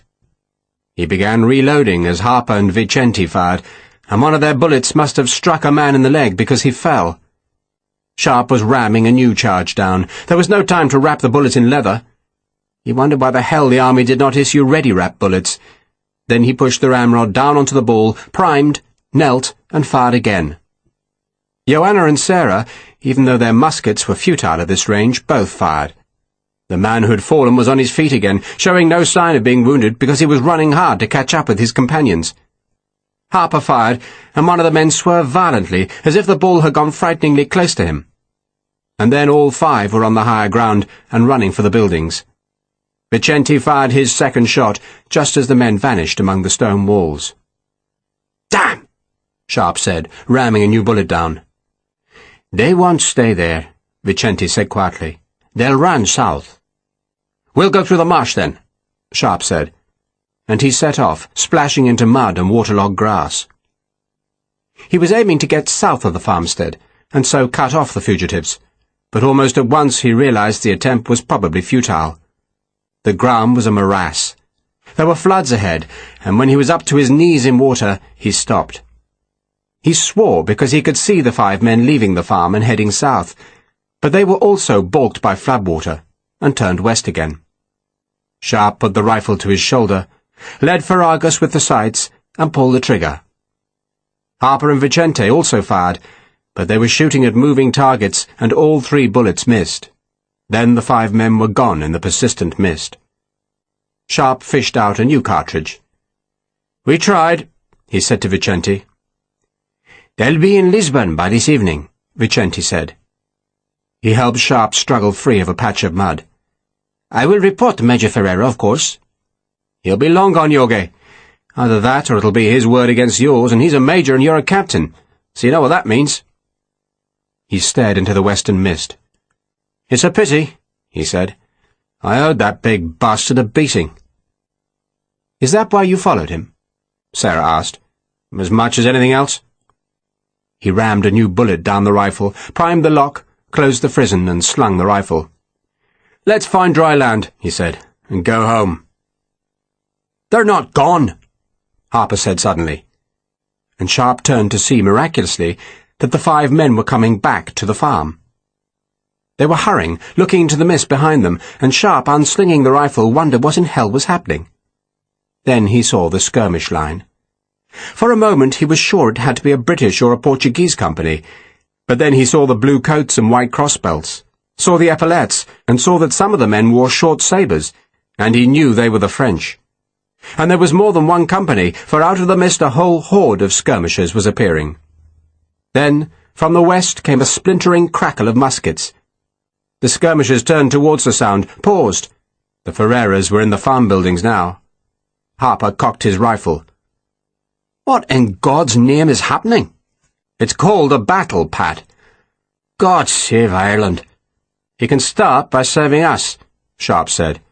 For it seemed that though his enemies were trapped, the French had trapped him. A vagary of the mist saved Bullen. He was alert. All his men were alert, for shots had sounded to the east, somewhere out in the inundated land towards the river, and Bullen had been about to order Sergeant Huckfield to take a dozen men to investigate the sounds, when a swirl of wind, driven down from the southern heights, shifted a patch of whiteness on the western side of the ruined barn, and Bullen saw men running. Blue-coated men, carrying muskets, and for a second or two he was so astonished that he did nothing. The French, he could hardly believe they were French, were already south of him, evidently running to get between the barn and the forts, and he understood instantly that he could not extricate the men back to the hills. "Sir!" one of the riflemen called, and the word jarred Bullen out of his shock. "Sergeant Reed!" Bullen was trying to think of everything as he spoke. "Redcoats to the farm, the place we went last night. Take your packs." Bullen had led a patrol to the big farmstead in the dusk. He had followed the raised track at low tide, crossed the stream on the small stone bridge, poked around the deserted buildings, then explored a little way towards the Tagush until he was stopped by marshland. The farm was his best refuge now, a place with stone walls, marsh all around it, and only one approach, the track from the bridge. So long as he could reach that rough road before the French. "Rifleman!" he ordered. "Here! Sergeant McGovern, pick 2 men and get Captain Slingsby out of here. Rifles, you're the rear guard. Let's go!" Bullen went last, walking backwards among the riflemen. The mist had closed again, and the enemy was hidden. But when Bullen was only 30 paces from the barn, the French appeared there, charging into the ruins, and one of them saw the green jackets off to the east and shouted a warning. Voltigeur turned and fired, but their volley was a ragged effort because they were in skirmish order, although enough of the balls went dangerously close to Bullen, and he backed away faster. He could see a half-dozen of the Frenchmen running towards him, and he was about to turn and flee when some rifles snapped, and 2 of the Frenchmen went down. Blood was bright on grubby white breeches. He turned and saw that the green jackets were in skirmish order. They were doing what they were trained to do, and now some of them fired again, and another Frenchman jerked backwards. "We could manage them, sir," Hagman said. "Probably just a patrol. Harris, what's left? You hurry on, sir." He spoke to Bullen again. "We know what we're doing, and that pistol ain't much use." Bullen had been unaware of even drawing the pistol that had been a gift from his father. He fired it anyway, and fancied that the small bullet struck a Frenchman, though it was far more likely the man had been thrown backwards by a shot from one of the riflemen. Another rifle fired. The green jackets were going backwards, one man retreating while his partner kept watch. The French were firing back, but at too long a range.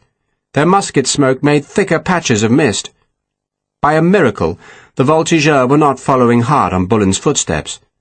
They'd expected to trap the picket in the ruined barn, and no one had given them orders to divert the attack eastwards, and that delay gave Bullen precious minutes.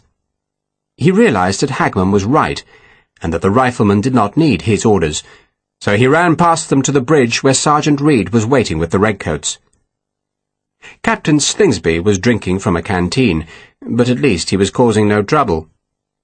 The rifles fired from the mist, and Bullen wondered if he should strike directly south, following the marshes by the stream. Then he saw there were Frenchmen out in that open space, and he ordered the redcoats across the bridge and back to the farm. The riflemen were hurrying back now, threatened by a new skirmish chain of voltigeurs who'd come from the mist. Dear God, Bullen thought, but the crappos were everywhere. "Into the farm!" he shouted at the redcoats. The farmhouse was a sturdy building that had been built on the western face of a small rise so that its front door was approached by stone steps and its windows were 8 feet above the ground. A perfect refuge, Bullen thought, so long as the French did not bring artillery.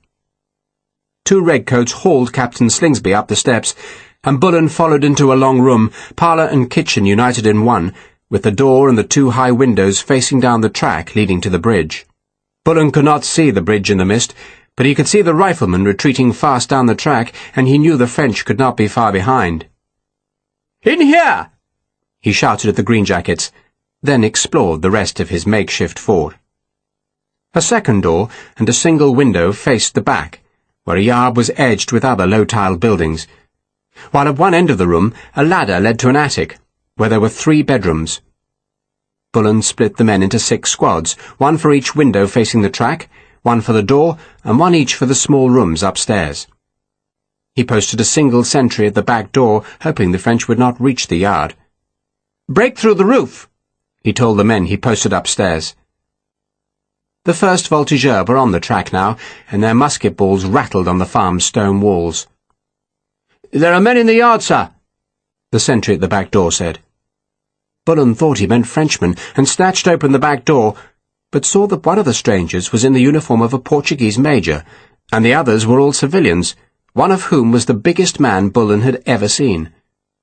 The Portuguese major stared wide-eyed at Bullen, apparently as astonished to see Bullen as Bullen was to see him.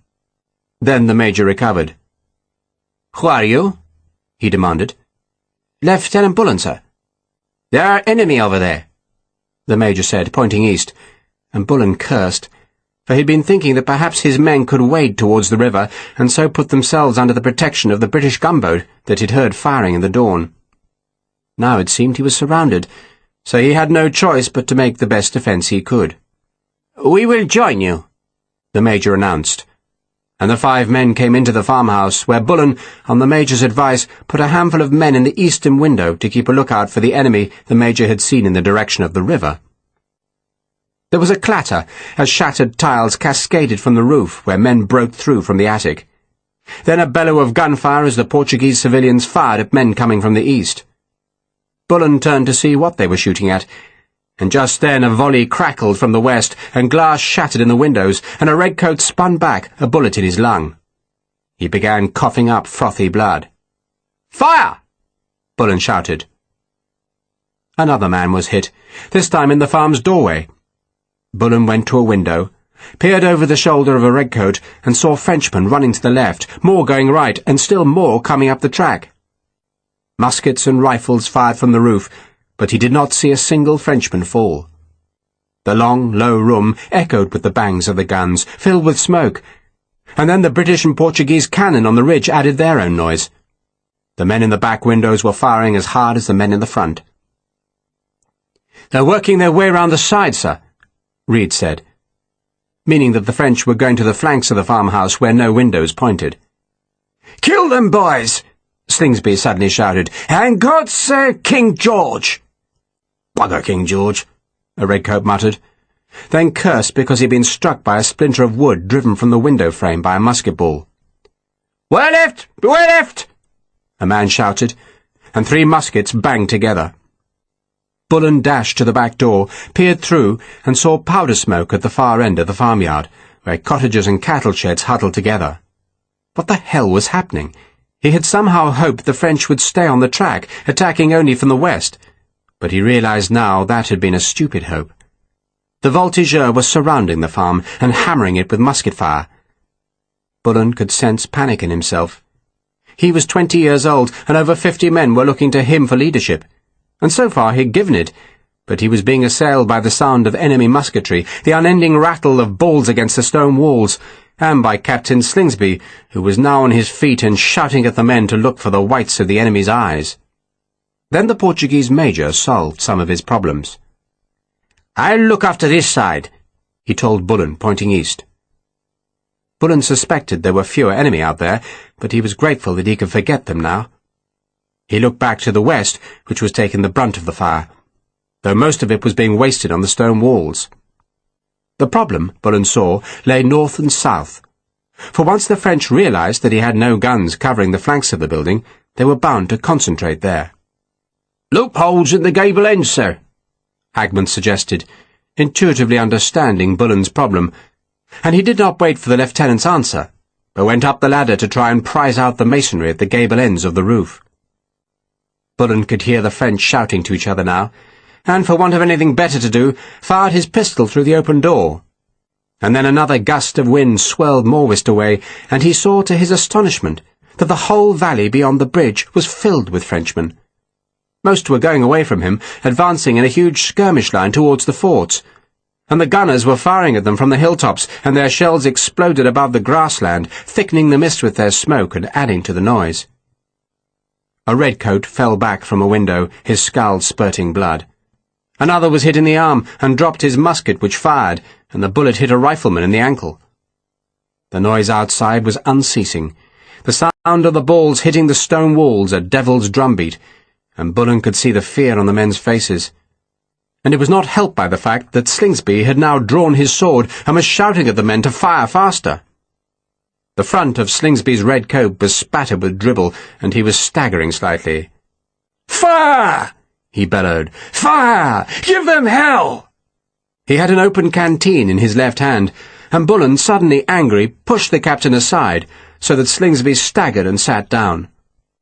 Another man was hit in the doorway, this one wounded in the arm by a splinter from a musket stock that had been struck by a bullet. Some men were refusing to go to the door now, and there was more than just fear on their faces. There was sheer terror. The sound of the guns was magnified by the room. The French shout seemed horribly close. There were the incessant, deeper bangs of the big guns on the ridge, while in the farmhouse there was smoke and fresh blood and the beginnings of panic. Then the bugle sounded. It was a strange call, one that Bullen had never heard, and slowly the musket fire died away as the bugle called again, and one of the redcoats guarding a west-facing window called that a Frenchman was waving a white rag on the end of a sword. "Hold your fire!" Bullen shouted. "Hold your fire!" He stepped cautiously to the doorway and saw a tall man in a French coat, white breeches and riding boots approaching up the track. Bullen decided he did not want the men to hear the parley, and so he stepped outside, taking off his hat. He was not quite sure why he did that, but he had no white cloth, and taking off his shako seemed the next best thing. The two men met 20 paces from the farm. The Frenchman bowed, swept off his cocked hat, put it back on, then took the handkerchief from the tip of his sword. "I am Captain Jules Durand," he announced in impeccable English, "and I have the honour to be an aide to General Saru." He put the handkerchief in his breast pocket, then sheathed the sword so hard that the hilt clashed against the scabbard throat. It was an ominous noise. "Lieutenant Jack Bullen," Bullen said. Durand waited. "You have a regiment, Lieutenant?" he asked after the pause. "The South Essex," Bullen said. "Ah," Durand said, a response that delicately implied he had never heard of the unit. "My general," he went on, "salutes your bravery, Lieutenant, but wishes you to understand that any further defence is tantamount to suicide. You might like to avail yourself of this opportunity to surrender." "No, sir," Bullen said instinctively.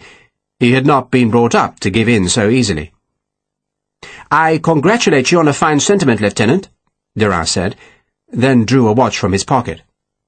He clicked open the watch's lid. "In 5 minutes, Lieutenant, we shall have a cannon by the bridge." He gestured down the track that was misted and so crowded with voltigeurs that Bullen had no chance to see if Durand told the truth. 3 or 4 shots should persuade you," Durand went on, "but if you yield first, then you shall of course live.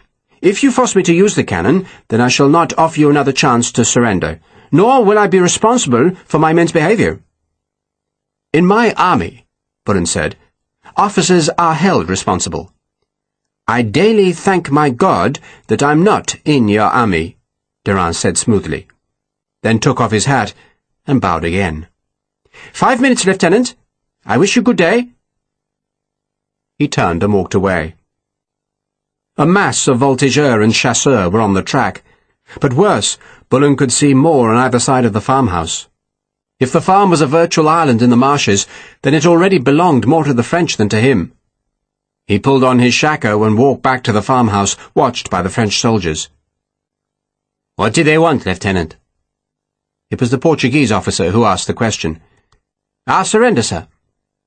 "And your reply?" "No," Bullen said, and heard the men murmuring, though whether they agreed with him or were grieved by his decision, he could not tell. "My name is Major Ferreira," Ferreira said, drawing Bullen towards the hearth where they were assured of a little privacy. "And I am on the Portuguese staff. It is important, Lieutenant, that I reach our lines. What I wish you to do, and I know it will be hard for you, is to bargain with the French. Tell them you will surrender." He held up his hand to still Bullen's protest. "But tell them, too, that you have 5 civilians here, and your condition for surrender is that the civilians go free." 5 civilians? Bullen managed to interrupt with a question. "I shall pretend to be one," Ferreira said airily. "And once we have passed the French lines, you will then yield, and I assure you that Lord Wellington will be told of your sacrifice. I also have no doubt you will be exchanged very soon." "My men won't be," Bullen said belligerently. Ferreira smiled. "I am giving you an order, Lieutenant." He paused to take off his uniform coat, evidently deciding the lack of it would disguise his military status. The big civilian with the frightening face came to stand beside him, using his bulk as an added persuasion, and the other civilians stood close behind, carrying their guns and their heavy bags. "I recognize you," Slingsby said suddenly from the hearth. He blinked at Ferragus. "Sharpe hit you." "Who are you?" Ferreira demanded coldly. "I command here," Slingsby said, and tried to salute with his sword, but only succeeded in striking the heavy wooden mantle. "Captain Slingsby," he said.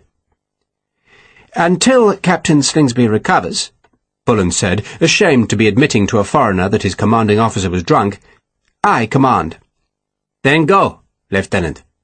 Ferreira pointed to the door. "Do as he says," Slingsby said, though in truth he had not understood the conversation. "Best to do what he says, sir," Sergeant Reed muttered. The sergeant was no coward, but he reckoned staying where they were was to invite death. "Frogs will look after us." "You can't give me orders," Bullen challenged Ferreira. The major restrained the big man, who had growled and started forward. "That is true," Ferreira said to Bullen. "But if you do not surrender, Lieutenant, and we are captured, then eventually we shall be exchanged, and I shall have things to tell Lord Wellington. Things, Lieutenant, that will not improve your chances of advancement." He paused, then lowered his voice. "This is important, Lieutenant." "Important?" Slingsby echoed.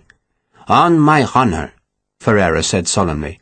"I have to reach Lord Wellington. It is a sacrifice I ask of you, Lieutenant. Indeed, I beg it of you.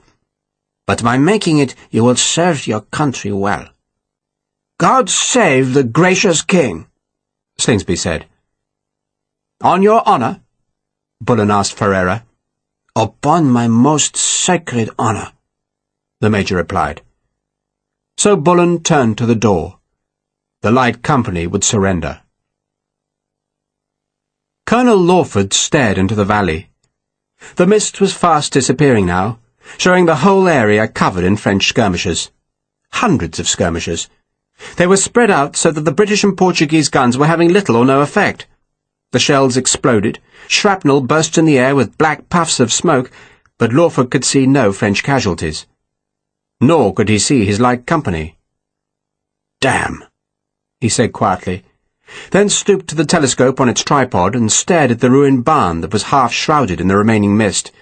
And though he could see men moving close to the broken walls, he was fairly sure they wore neither green nor red coats. "Damn," he said again. "What the devil are the benighted buggers doing? Morning, Lawford. What the devil do the bloody bastards think they're doing?"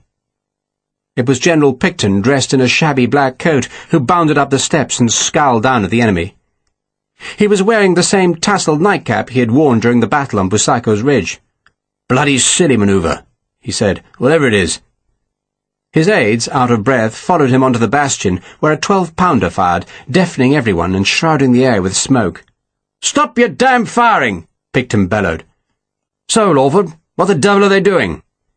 "They've sent out a brigade of skirmishers, sir," Lawford said, which was not a particularly helpful answer, but all he could think of saying. "They've sent out skirmishers?" Picton asked. "But nothing heavy? Just out for a bloody stroll, are they?" Musket fire crackled in the valley. It seemed to come from the big abandoned farm that was hidden by the mist, which lay thicker above the swampy ground. Yet it was plain something was happening there. For 300 or 400 of the French skirmishers, instead of advancing across the valley, were crossing the bridge and moving towards the farm. The floods were receding with the ebbing tide, showing the big curve of the stream that cradled the farm. "They're there," Major Leroy announced. He had his own telescope propped on the parapet and was staring into the shredding mist. He could only see the farm's rooftops, and there was no sign of the missing light company. But Leroy could see dozens of voltigeurs firing at the buildings. He pointed down into the valley. "They must be at the farm, sir." "Who's at the farm?" Picton demanded. "What farm? Who the devil are you talking about?" That was the question Lawford had dreaded, but he had no choice but to confess what he had done. "I put our light company out as a picket, sir," he said. "You did what?" Picton asked, his tone dangerous. "They were in the barn," Lawford said, pointing at the ruined building. He could hardly explain that he had put them there as an opportunity for his brother-in-law to get a grip on the light company, and that he had supposed that even Slingsby would have the wit to retreat the moment he was faced with overwhelming force. "Just the barn?" Picton asked. "They were ordered to patrol," Lawford replied. "God damn it, man!" Picton exploded. "God damn it! One picket's about as much use as a tit on a broomstick. Chain of pickets, man, chain of pickets. One bloody picket. The bloody French quick-stepped round them, didn't they? You might as well have ordered the poor devils to line up and shoot themselves in the head. It would have been a quicker end. So where the hell are they now?" "There's a farm," Leroy said, pointing, and just then the mist cleared enough to show the western face of the farm, from which musket smoke spurted. "Sweet Jesus bloody Christ," Picton grumbled. "You don't want to lose them, do you, Lawford? Looks bad in His Majesty's bloody army when you lose a whole light company. It reeks of carelessness. I suppose we'd best rescue them." The last words, spoken in an exaggerated Welsh accent, were scornful. "My battalion's standing too," Lawford said with as much dignity as he could muster. "What's left of it," Picton said. "And we have the Portuguese, don't we?" He turned to an aide. "Both battalions are ready, sir," the aide said. "Then bloody go," Picton ordered. "Draw them off, Lawford." Lawford and the other South Essex officers ran down the steps. Picton shook his head. "It's too late, of course," he said to an aide. "Much too late." He watched the powder smoke thicken the lingering mist around the distant farmstead. "Poor buggers will be in the net long before Lawford has a chance. But we can't do nothing, can we? We can't just do nothing." He turned furiously on the gunners. "Why are you standing around like barrack gate whores? Put some fire on those bastards." He pointed to the skirmishers threatening the farm. "Kill the vermin!" The guns were realigned, then bucked back, and their smoke vented out into the valleys as the shells screamed away, leaving their traces of fuse smoke behind. Picton scowled. "Bloody picket in a barn," he said to no one in particular. "No Welsh regiment would have been so cretinous. That's what we need, more Welsh regiments. I could clear bloody Europe if I had enough Welsh regiments, instead of which I have to rescue the bloody English. God only knows why the Almighty made bloody foreigners." "Tea, sir," an aide said, bringing the general a generous tin mug, and that at least silenced him for the moment. The guns fired on. Chapter 13. Sharpe struggled through the marsh to the edge of the high ground where the farm stood. He expected to be shot at, but it seemed the Ferreira brothers and their 3 companions were not waiting for him at the eastern edge of the farmyard, and as he reached a corner of a cattle byre, he saw why. French voltigeurs, a swarm of them, were on the other side of the farmhouse, which was evidently under siege. Frenchmen were coming towards him, though for the moment they seemed not to have noticed Sharpe, and were plainly intent on infiltrating the buildings to surround the beleaguered farmhouse. "Who's fighting who?" Harper asked as he joined Sharpe. "God knows." Sharpe listened, and thought he detected the crisper sound of rifles from the farmhouse. "Are those rifles, Pat?" "They are, sir." "Then those have to be our fellows in there," he said, and he slipped round the end of the bar, and immediately muskets blasted from the farmhouse, and the balls struck the bar's stone walls and thumped into the timber partitions that divided the row of open cattle stalls. He crouched behind the nearest timber wall that was about 4 feet high. The bar was open on the side facing the yard, and the muskets kept firing from the house to snap over his head or crack into the stonework. "Maybe it's the Portuguese," he shouted back to Harper. If Ferreira had discovered a Portuguese picket in the farmhouse, then doubtless he could persuade them to fire at Sharpe. "Stay where you are, Pat." "Can't, sir. Bloody crappers are getting too close." "Wait," Sharpe said. And he stood up behind the partition and aimed the rifle at the house, and immediately the windows facing him vanished in smoke as muskets fired. "Now!" Sharpe called, and Harper, Vicente, Sarah and Joanna came round the corner and joined him in the stall, which was crusted with ancient cattle dung. "Who are you?" Sharpe bellowed at the farmhouse, but his voice was lost in the din of constant musketry that echoed round the yard as the balls thumped home. And if there was any reply from the house, he did not hear it. Instead, 2 Frenchmen appeared between the cottages on the far side of the yard, and Harper shot one, and the other ducked away fast just before Vicente's bullet clipped a scrap of stone from the wall. The man Harper had shot crawled away, and Sharpe aimed his rifle at the gap between the buildings, expecting another voltigeur to appear at any moment. "I'm going to have to reach the house," Sharpe said, and he peered over the partition again and saw what he thought was a redcoat in the farmhouse window. There were no more voltigeurs on the far side of the yard, and he thought briefly about staying where he was and hoping the French did not discover them. But inevitably they would find them in the end. "Watch for any bloody frogs," he said to Harper, indicating across the yard. "And I'm going to run like hell. I think there are redcoats in there, so I just need to reach the buggers." He tensed, nerving himself to cross the bullet-stitched farmyard, and just then he heard a bugle blowing. It blew a second and a third time, and voices shouted in French, some of them horribly close, and the firing slowly died away until there was silence except for the boom of the artillery on the heights and the crack of exploding shells in the valley beyond the farm. Sharpe waited. Nothing moved, no musket fired. He dodged round the partition into the next stall, and no one fired at him. He could see no one. He stood up gingerly and gazed at the farmhouse, but whoever had been at the windows was now inside the house, and he could see nothing. The others followed him into the new compartment. Then they leapfrogged up the spaces where cattle had been kept, and still no one shot. "Sir?" Harper said warningly, and Sharpe turned to see a Frenchman watching them from beside a shed across the yard. The man was not aiming his musket. Instead he waved at them, and Sharpe realized the bugle call must have presaged a truce. An officer appeared beside the French soldier, and he gestured that Sharpe and his companions should go back into the bar. Sharpe gave him 2 fingers, then ran for the next building, which proved to be a dairy.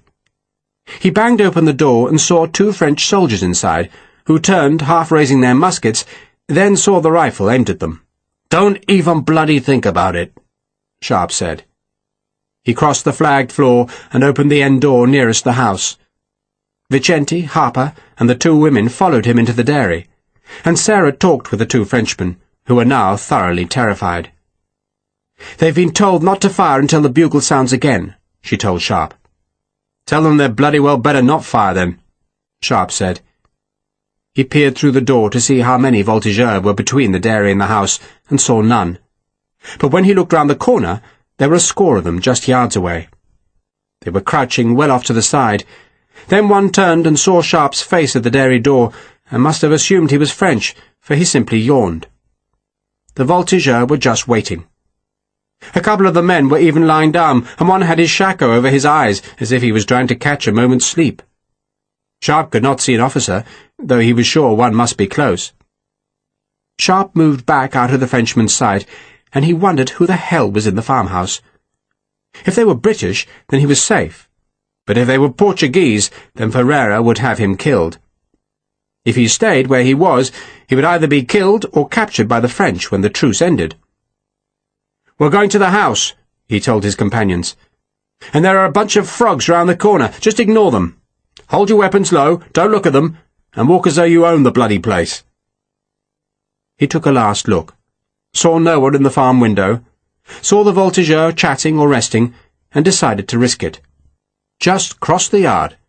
It was only a dozen paces. "Let's do it," he said. Sharpe, afterwards, reckoned the French simply did not know what to do.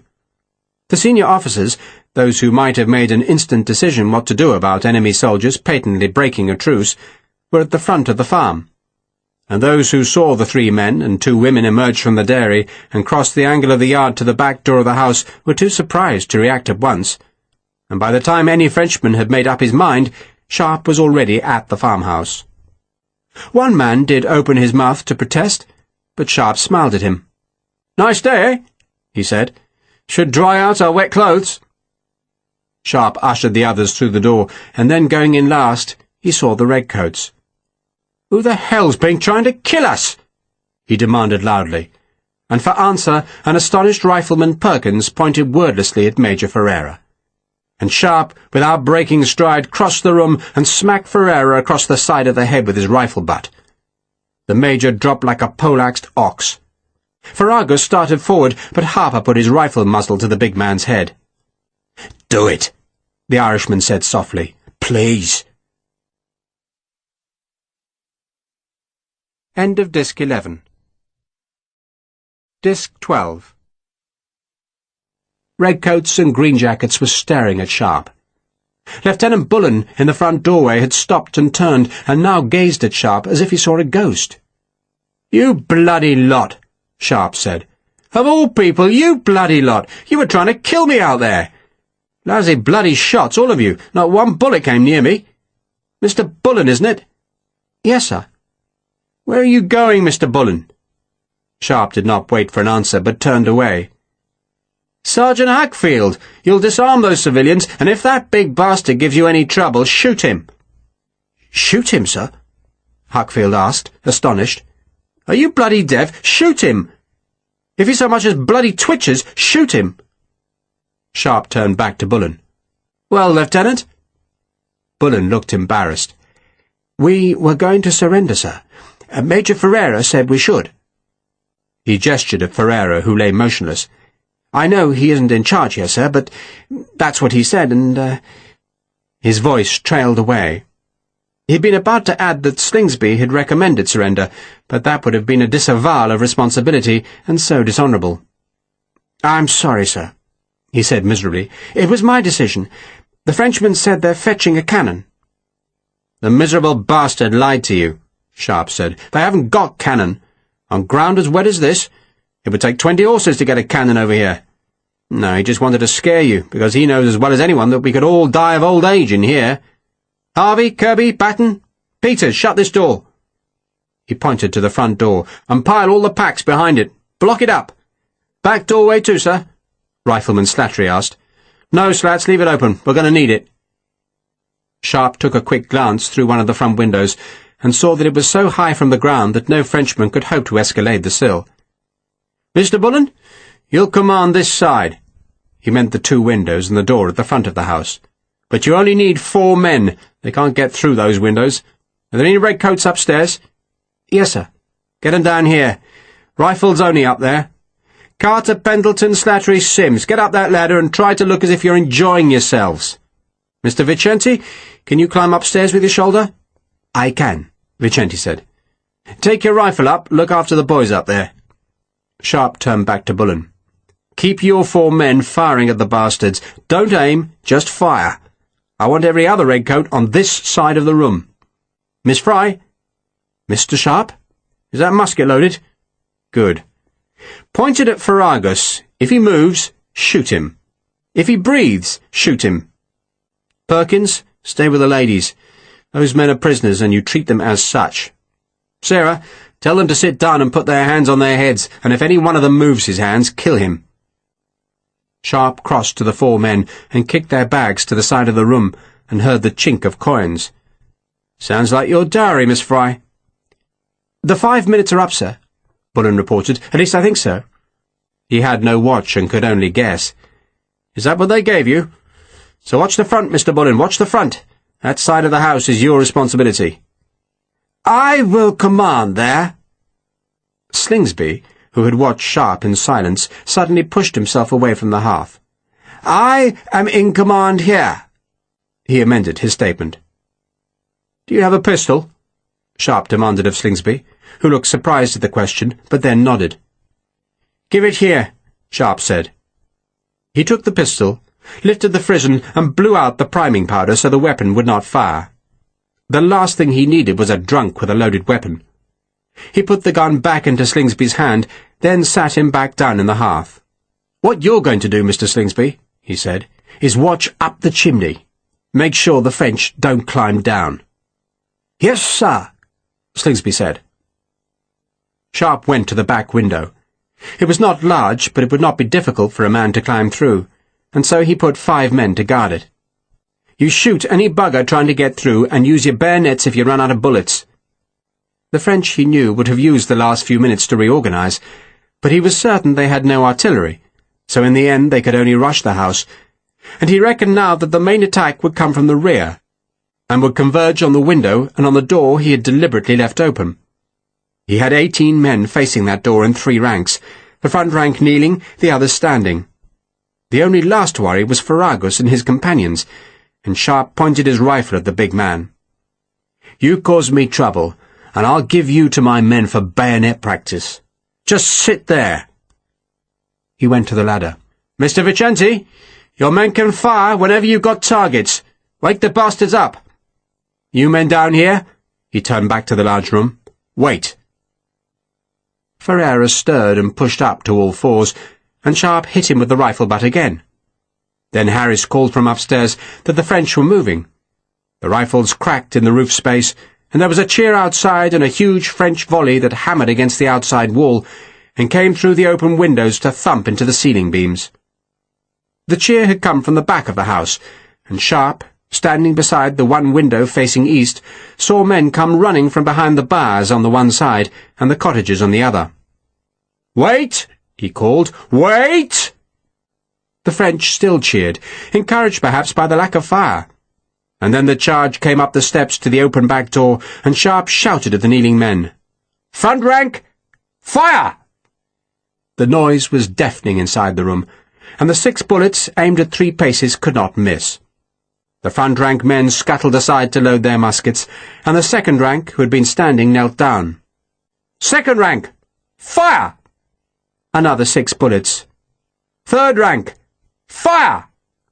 Harper stepped forward with the volley gun, but Sharpe gestured him back. "Save it, Pat," he said, and he stepped to the door and saw that the French had blocked the steps with dead and dying men. But one brave officer was trying to lead men up between the bodies, and Sharpe raised the rifle, shot the man in the head, and stepped back before a ragged volley whipped up through the empty doorway. That doorway was now blocked by corpses, one of whom was lying almost full length inside the house. Sharpe pushed the body out and closed the door, which immediately began to shake as musket balls struck the heavy wood. Then he drew his sword and went to the window, where 3 Frenchmen were clawing at the redcoats' bayonets, trying to drag the muskets clean out of their enemies' hands. Sharpe hacked down with a sword, half severed a hand, and the French backed off. Then a new rush of men came to the window, but Harper met them with the volley gun, and, as so often when the huge gun fired, the sheer noise of it seemed to astonish the enemy, for the window was suddenly free of attackers, and Sharpe ordered the 5 men to fire obliquely through the opening at the voltigeur trying to clear a passage to the door. A blast of musketry announced a second attack at the other side of the house. Voltigeurs were hammering on the front door, shaking the pile of packs behind it. But Sharpe used the men who had fired the lethal volleys at the back door to reinforce the musketry at the front of the house, each man firing fast through a window and then ducking out of sight.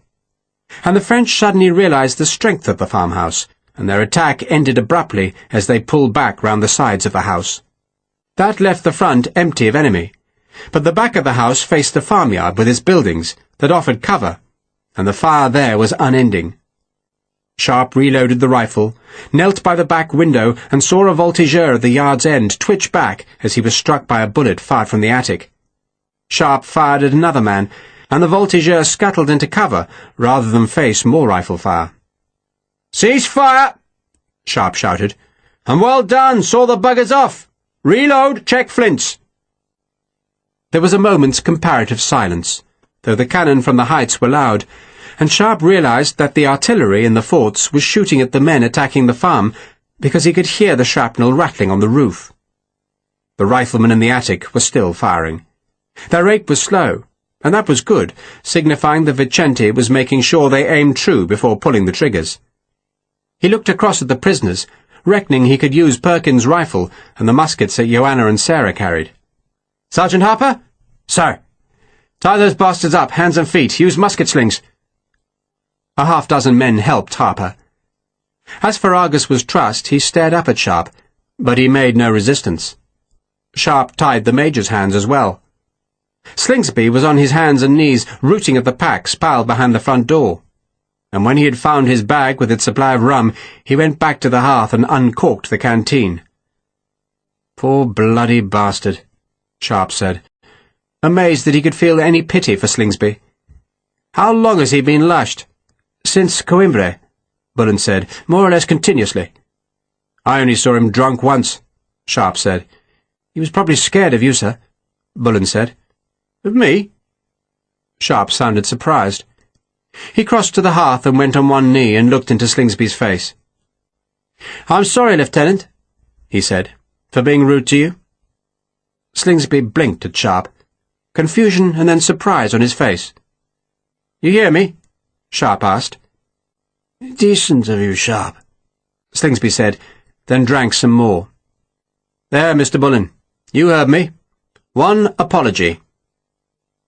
Bullen grinned, was about to speak, but just then the rifles in the roof sounded, and Sharpe turned to the windows. "Be ready!" The French came at the back again.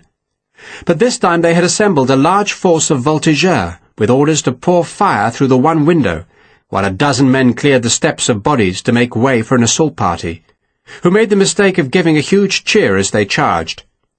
Sharpe whipped open the door, and Harper ordered the front rank to fire, then the second, then the third, and the bodies piled again at the foot of the steps. But the French kept coming, scrambling over the bodies, and a musket cracked just behind Sharpe's ear, and he saw it was Sarah firing into the persistent attack. And still more Frenchmen came up the steps, and Harper had the reloaded first-rank fire, but a blue-coated man survived the fusillade and burst through the door where Sharpe met him with the point of the sword. "Second rank!" Harper shouted. "Fire!" And Sharpe twisted the blade out of the dying man's belly, pulled him into the house, and slammed the door shut again. Sarah was watching the men reload and copying them. The door was shaking, dust flying from its bracing timbers with every bullet strike, but no one was trying to open it now, and the French musketry that had kept Sharpe's men away from the windows died down as the frustrated French retreated to the flanks of the house where they were safe from the fire. "We're winning," Sharpe said, and men grinned through the powder stains on their faces. And it was almost true. Two of General Sarou's aides completed the reconnaissance, and if sense had prevailed, their bravery would have finished the morning's excitement.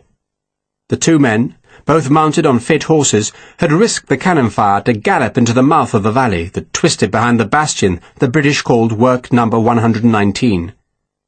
Shells, rifle fire, and even a few musket balls struck all around the two horses as they raced into the shadow of the eastern hill. Then both riders slewed their beasts around in a flurry of turf and spurred back the way they had come. A shell banged close behind, spurting blood from the haunch of one horse. But the two exhilarated officers made their escape safely, galloped through the foremost skirmishers, jumped the small stream, and reined in beside the general. "The valley's blocked, sir," one of them reported. "There are trees, bushes, and palisades blocking the valley, no way through." "And there's a bastion with cannon above the blockage," the second aide reported, "just waiting for an attempt on the valley." Sarou swore. His job was done now. He could report to General Reynier, who in turn would report to Marshal Massena, that none of the guns was a fake. and that the small valley, far from offering a passage through the enemy's line, was an integral part of the defences. All he needed to do now was sound the recall, and the skirmishers would retreat, the gun smoke dissipate, and the morning would revert to silence. But as the two horsemen had returned from their excursion, Saru had seen brown-uniformed Portuguese cazadores coming from the Block Valley. The enemy, it seemed, wanted a fight, and no French general became a marshal by refusing such an invitation. "How do they get out of their lines?" he wanted to know, pointing at the Portuguese skirmishers. "Narrow path down the back side of the hill, sir," the more observant of the aides answered, "protected by gates and the forts." Saru grunted. That answer suggested he could not hope to assail the forts by the path used by the Portuguese, but he would be damned before he just retreated when the enemy was offering a fight. The least he could do was bloody their noses. "Push hard into them," he ordered. "And what the devil happened to that picket?" "Gone to ground," another aide answered. "Where?" The aide pointed to the farm that was ringed with smoke. The mist had just about gone, but there was so much smoke around the farm it looked like fog. "Then dig them out," Saru ordered. He had originally scoffed at the idea of capturing a mere picket, but frustration had changed his mind. He had brought 4 prime battalions into the valley, and he could not just march them back with nothing to show for it. Even a handful of prisoners would be some sort of victory. "Was there any damn food in that barn?" he asked. An aide held out a lump of British Army biscuit, twice baked, as hard as a round shot, and about as palatable. Saru scorned it, then kicked his horse through the stream, past the barn, and out into the pasture land, where there was more bad news. The Portuguese, far from being hit hard, were driving his chasseurs and voltigeurs back. 2 battalions against 4, and the 2 were winning. And Saru heard the distinctive crack of rifles and knew those weapons were swinging the confrontation in the Portuguese favour. Why the hell did the Emperor insist that rifles were useless? What was useless, Saru thought, was pitting muskets against skirmishers. Muskets were for use against enemy formations, not against individuals. But a rifle could pick the flea off a horse's back at 100 paces. "Ask General Régnier to loose the cavalry," he said to an aide. "That'll sweep those bastards away." It had started as a reconnaissance and was turning into a battle. The South Essex came from the eastern side of the hill on which work number 119 stood, while the Portuguese had come from its western side, and those 2 battalions now blocked the entrance to the small valley. The South Essex was thus on the Portuguese right, a half-mile away, and in front of them was a stretch of pasture land edged by the flooded stream and the swamps which ringed the beleaguered farmstead. To Lawford's left was the shoulder of the hill, the flank of the Portuguese, and out in the valley in front of him, the swarm of voltigeurs and chasseurs whose scattered formations were punctuated by the exploding bursts of smoke from the British and Portuguese cannon. "It's a bloody mess," Lawford protested.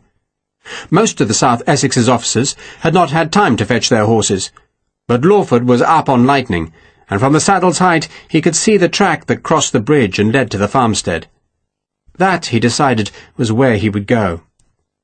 "Double column of companies," he ordered, "quarter distance." And he glanced across at the farmhouse and realized from the volume of fire and the thickness of the smoke that the like company was putting up a stout resistance. "Well done, Cornelius," he said aloud. It might have been imprudent for Slingsby to have retreated to the farmhouse rather than to the hills, but at least he was fighting hard. "Advance, Major," he told Forrest. Each company of the South Essex was now in 4 ranks. 2 companies were abreast, so that the battalion was arranged in 2 companies wide and 4 deep, with No. 9 Company on its own at the rear. To General Picton, watching from the heights, it looked more like a French column than a British unit, but it allowed the battalion to keep itself in good close order as it advanced obliquely, the marshland to its right and the open land and the hills to its left. "We'll deploy into line as necessary," Lawford explained to Forrest. "Sweep those men away from the farm track, capture the bridge, then send 3 companies up to the buildings. You can take them. Brush those damn frogs away, bring Cornelius's fellows out, rejoin, and we'll go back for dinner. I thought we might finish that peppered ham. It's rather good, isn't it?" "Very good. And some boiled eggs?" Lawford said. Don't you find they make you costive?" Forrest asked. "Eggs? Make you costive? Never. I try to eat them every day, and my father always swore by boiled eggs. He reckoned they keep you regular. Ah, I see the wretches have noticed us." Lawford spurred lightning up the narrow space between the companies. The wretches he had seen were chasseurs and voltigeurs who were gathering ahead of his battalion. The French had been attacking the right flank of the Portuguese, but now saw the redcoats approaching and turned to face the new threat. There were not enough of them to stem the battalion's advance, but Lawford still wished he had his light company to go out ahead and drive the skirmishers back. He knew he would have to take some casualties before he was in range to offer a volley that would finish the French nonsense, and so he rode to the front, so that the men saw him share their danger. He glanced over at the farm and saw the fighting was still fierce there. A shell cracked into flame and smoke 100 yards ahead.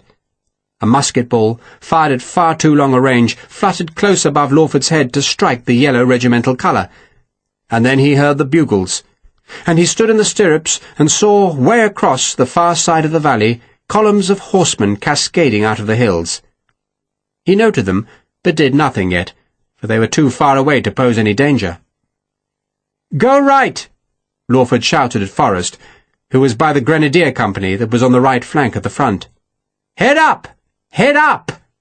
He pointed, meaning that the battalion should march for the bridge. A man stumbled in the front rank, then stayed on the ground holding his thigh.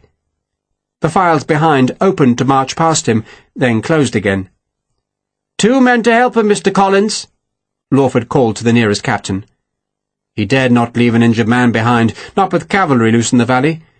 Thank God, he thought, that there was no French artillery. The horsemen had crossed the stream now, and Lawford could see the bright glitter of their drawn sabres and swords. A mix of horsemen, he noted. Green-coated dragoons with their long straight swords, sky-blue hussars, and lighter green chasseurs with sabres. They were a good mile away, evidently intent on taking the Portuguese on their far flank. But a glance back showed that the cazadores were alive to the danger and were forming 2 squares. The horsemen saw it too, and swerved eastwards, the soft turf flying up behind their horses' hooves. Now they were coming at the South Essex, but they were still far off, and Lawford kept marching as voltigeurs scattered from the horsemen's path. Shells exploded among the cavalry, and they instinctively spread out, and Lawford had a mischievous impulse. "Half distance!" he shouted. "Half distance!" The companies now increased the intervals between each other. Like the cavalry, they were spreading out, no longer resembling a close column, but showing stretches of daylight between each unit, and so inviting the cavalry to penetrate those gaps and rip the battalion apart from the inside. "Keep marching!" Lawford called to the nearest company, which was looking nervously towards the cavalry. "Ignore them!" Less than half a mile now. The cavalry had spread into a line that thundered across the valley, and the South Essex were marching across their front, the left flank of each rank exposed to the horsemen. Now it was all down to timing, Lawford thought, pure timing, for he did not want to form square too soon, and so persuade the horsemen to sheer off. How many were there? 300? More, he reckoned, and he could hear their hoofs on the soft turf, see their pennants, and he saw the line go into the gallop, and he reckoned they had committed themselves too soon, because the ground was soft and their horses would be blown by the time they reached his battalion. A shell burst among the leading horsemen, and a dragoon went down in a flurry of hoofs, bridle, blood, and sword. The second line of cavalry swerved round the thrashing horse, and Lawford reckoned it was time. "Form square!" There was something beautiful in good drill, Lawford thought. To watch the rearmost companies halt and march backwards, see the centre companies swing out, the forward companies mark time, and all the separate parts come seamlessly together to make a misshapen oblong. 3 companies formed the long sides, 2 were at the northern edge, and a single company made the southern face. But what mattered was that the square was made and was impenetrable. The outside rank went onto one knee. "Fix bayonets!" Most of the horsemen pulled away, but at least 100 stayed straight, and so rode directly into Lawford's volley. The western face of the square vanished in smoke. There were the screams of horses, and as the smoke cleared, Lawford could see men and beasts galloping away to leave a dozen bodies on the ground. Voltigeurs were firing at the square now, grateful to have such a huge target, and the casualties were being lifted into the square's centre. The only answer to the skirmishers was half-company volley fire, and that worked, each blast driving a group of Frenchmen back and sometimes leaving one writhing on the ground. But, like wolves around a flock, they pressed back, and the horsemen circled behind them, waiting for the Redcoat battalion to open its ranks and give them a chance to attack. Lawford was not going to give it to them. His battalion would stay closed up, but that gave the skirmishers their target, and he realized slowly that he had marched into a perilous dilemma. The best way of ridding himself of the voltigeurs was to open ranks in advance, but that would invite the cavalry to charge, and the cavalry was the greater danger, so he had to stay closed up. Yet that gave the French muskets a tempting target, and the voltigeurs were gnawing him to death, one injury or death at a time. The artillery was helping Lawford. The shells were exploding steadily, but the ground was soft, and the guns were firing from the heights, so that many of the shells buried themselves before they exploded, and their force was thus cushioned by the ground or wasted upwards. The shrapnel was deadlier, but at least one of the gunners was cutting the fuses too long. Lawford edged the battalion northwards. Moving in square was hard. It had to be done slowly, and the wounded men in the square's centre had to be carried with the formation, and the battalion was forced to pause every few seconds so that another volley could blast out at the skirmishers. In truth, Lawford realized, he had been snared by the voltigeurs, and what had seemed an easy task was suddenly bloody. "I wish we had our rifles," Forrest muttered. Lawford was irritated by the wish, but he also shared it. It was his fault, he knew, for sending the light company out as a picket, and trusting that they would not get into trouble. And now his own battalion was in trouble. It had begun so well, the march in close order, the beautiful drill book example of forming square, and the easy defeat of the cavalry charge. But now the South Essex was near the centre of the valley, and had no support except for the distant guns, while more and more voltigeurs, smelling blood, were closing on the battalion. So far he had not suffered many casualties, only 5 men dead and a score wounded, but that was because the French skirmishers were keeping their distance, wary of his volleys.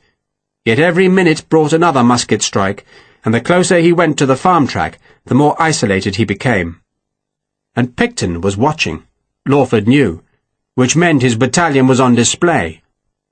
And it was stuck. Vicente came down the ladder to report that a Redcoat battalion was marching to their rescue, but that it was threatened by cavalry and so had formed square a half-mile away. Sharpe looked through the window and saw from the regimental colour that it was the South Essex, but the battalion might as well have been 100 miles away for all the help they could offer him. The French, after the repulse of their last attack, had concealed themselves behind the farm buildings, well out of sight of the rifles firing from the farmhouse roof. The track to the farm, which had been thick with voltigeurs, was empty now. Sharpe had brought 2 riflemen downstairs, placed them with himself and Perkins at the front windows, and they had used the voltigeurs for target practice, until the French, outranged and in the open, had either run into cover at the sides of the house, or else gone back to the drier part of the valley to help the attack on the beleaguered square. "So what do we do now, Mr. Bullen?" Sharpe asked. "Do, sir?" Bullen was surprised to be asked. Sharpe grinned. "You did well to get the men here, very well. I thought maybe you had another good idea about how to get them out." "Go on fighting, sir?" "That's usually the best thing to do," Sharpe said, then peered quickly out of the window and drew no musket fire. "The frogs won't last long," he said. That seemed an optimistic forecast to Bullen, because as far as he could see the valley was full of Frenchmen, both infantry and cavalry, and the Redcoat Square was plainly balked. Sharpe had reached the same conclusion. "Time to earn all that money the King pays you, Mr. Bullen." "What money, sir?" "What money? You're an officer and a gentleman, Mr. Bullen. You've got to be rich." Some of the men laughed. Slingsby, sitting in the hearth with the canteen on his lap, was asleep, his head back against the masonry and his mouth open. Sharpe turned and looked through the window again. "They're in trouble," he said, nodding at the battalion. "They need our help. They need rifles, which means we've got to rescue them. He frowned at the prisoners, an idea half forming. "So Major Ferreira told you to surrender?" he asked Bullen. "He did, sir. I know it wasn't his place to give orders, but—" "It wasn't his place," Sharpe interrupted, more interested in why Ferreira would have been so willing to fall into French hands. "Did he say why you were to surrender?" "I was to make a bargain with the French, sir. If they let the civilians go, then we'd give up." "Sneaky bastard," Sharpe said. Ferreira, utterly cowed and with a huge bruise on his temple, stared up at Sharpe. "So you want to get to the lines before us?" Sharpe asked him. Ferreira said nothing. "Not you, Major," Sharpe said. "You're a military man, and you're under arrest. But your brother now, and his men, we can let them go. Miss Fry, tell them to stand up." The four men stood awkwardly. Sharpe had Perkins and a pair of redcoats point guns at them as Harper untied their feet, then their hands. "What you're going to do," he told them, letting Sarah translate, "is get out of here. There are no Frenchmen out front. Sergeant Reed, unblock the front door." Sharpe looked back at Ferragus and his three companions. "So you can go as soon as the door's open. Run like hell, cut across the marsh, and you should make it to those redcoats." "The French will shoot them if you make them go," Vicente protested, still a lawyer at heart. "I'll bloody shoot them if they don't go," Sharpe said, then turned as there was a flurry of fire from the yard at the back of the house. The remaining riflemen in the roof answered it, and Sharpe listened, judging from the noise whether another attack was coming, but it seemed to him the French were merely firing at random. The volleys of the South Essex came dull across the tongue of wetland, while further away the sound of the Portuguese rifles was crisper. Major Ferreira at the far end of the room spoke in Portuguese to his brother. "He said," Sarah translated for Sharpe, "that you will shoot them in the back if they go." "Tell them I won't, and tell them that if they go fast, they'll live." "The door's unblocked, sir," Reed said. Sharpe looked at Vicente. "Get all the riflemen out of the attic." He would miss their fire, and he could only hope that the absence of powder smoke from the battered roof did not encourage the French. But he had an idea, one that could just do some real damage to the enemy. "Sergeant Harper?" "Sir." "You're going to line up 6 riflemen and 6 redcoats, match them for size, and make them change jackets." "Change jackets, sir?" "You heard me. Get on with it. And when the first 6 are done, do another 6. I want every rifleman in a red coat, and once they're dressed, they can put their packs on." Sharpe turned to look at the wounded men who were in the room's centre. "We're going out," he told them, "and you're staying here." He saw the alarm on their faces. "The French won't hurt you," he reassured them. The British looked after French wounded, and the French did the same. "But they won't take you with them either, so when this mess is over, we'll come back for you. But the frogs will steal anything valuable, so if you've got something that's precious, give it to a friend to keep for you." "What are you doing, sir?" one of the wounded men asked. "Going to help the battalion," Sharpe said, "and I'll be back for you, that's a promise." He looked at the first rifleman reluctantly pulling on the yellow-faced red coats. "Get on with it," he snapped.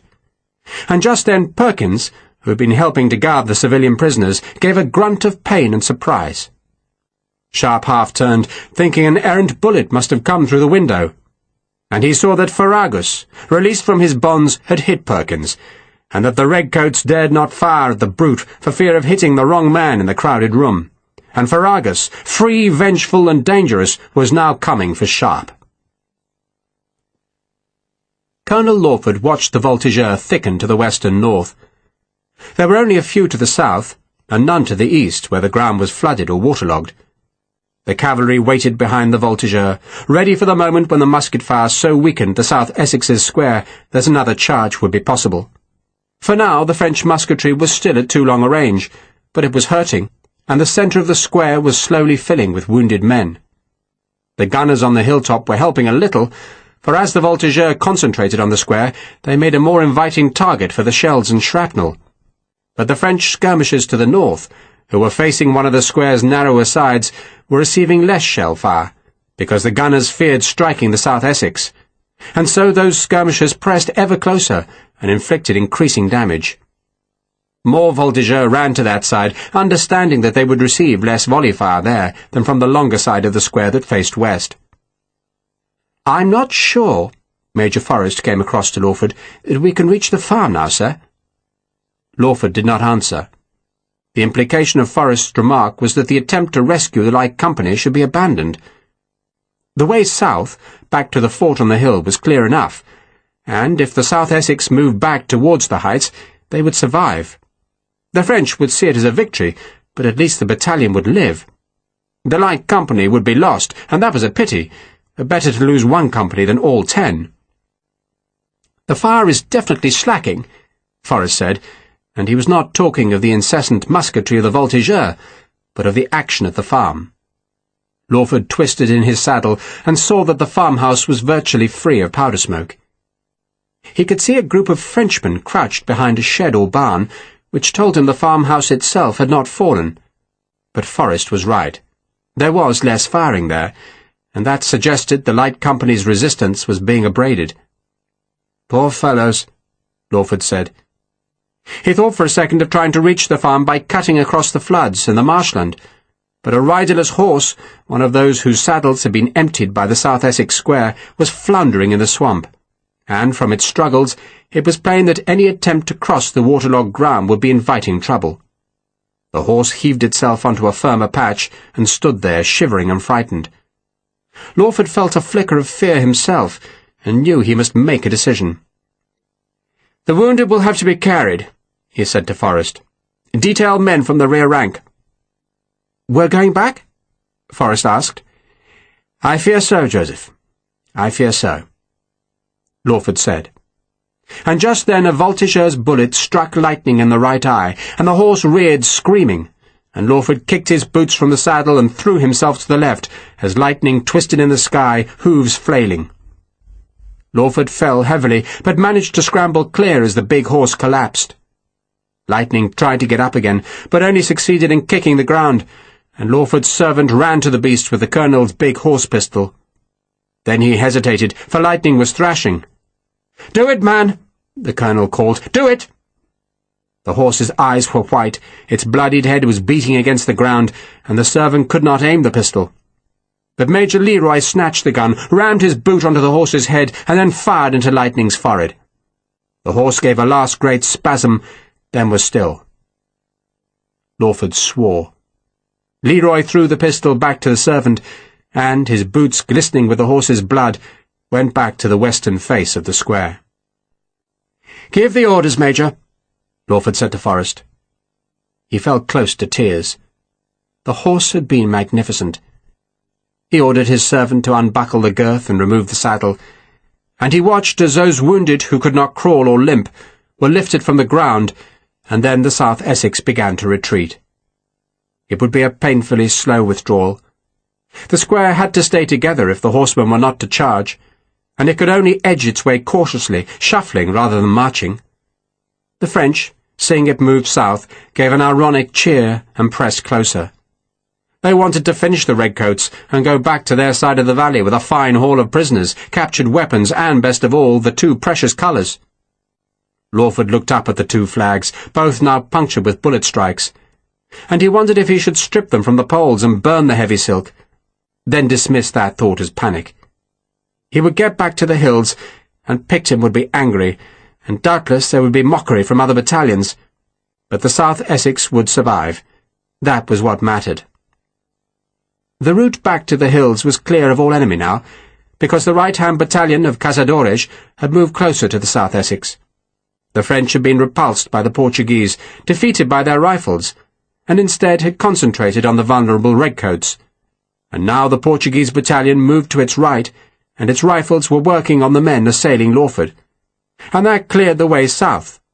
But the cavalry drifted that way, and the Portuguese formed square again. The cavalry, harassed by the endless shells, moved back towards the centre of the valley. But the Portuguese rifles still kept the way home clear for the South Essex.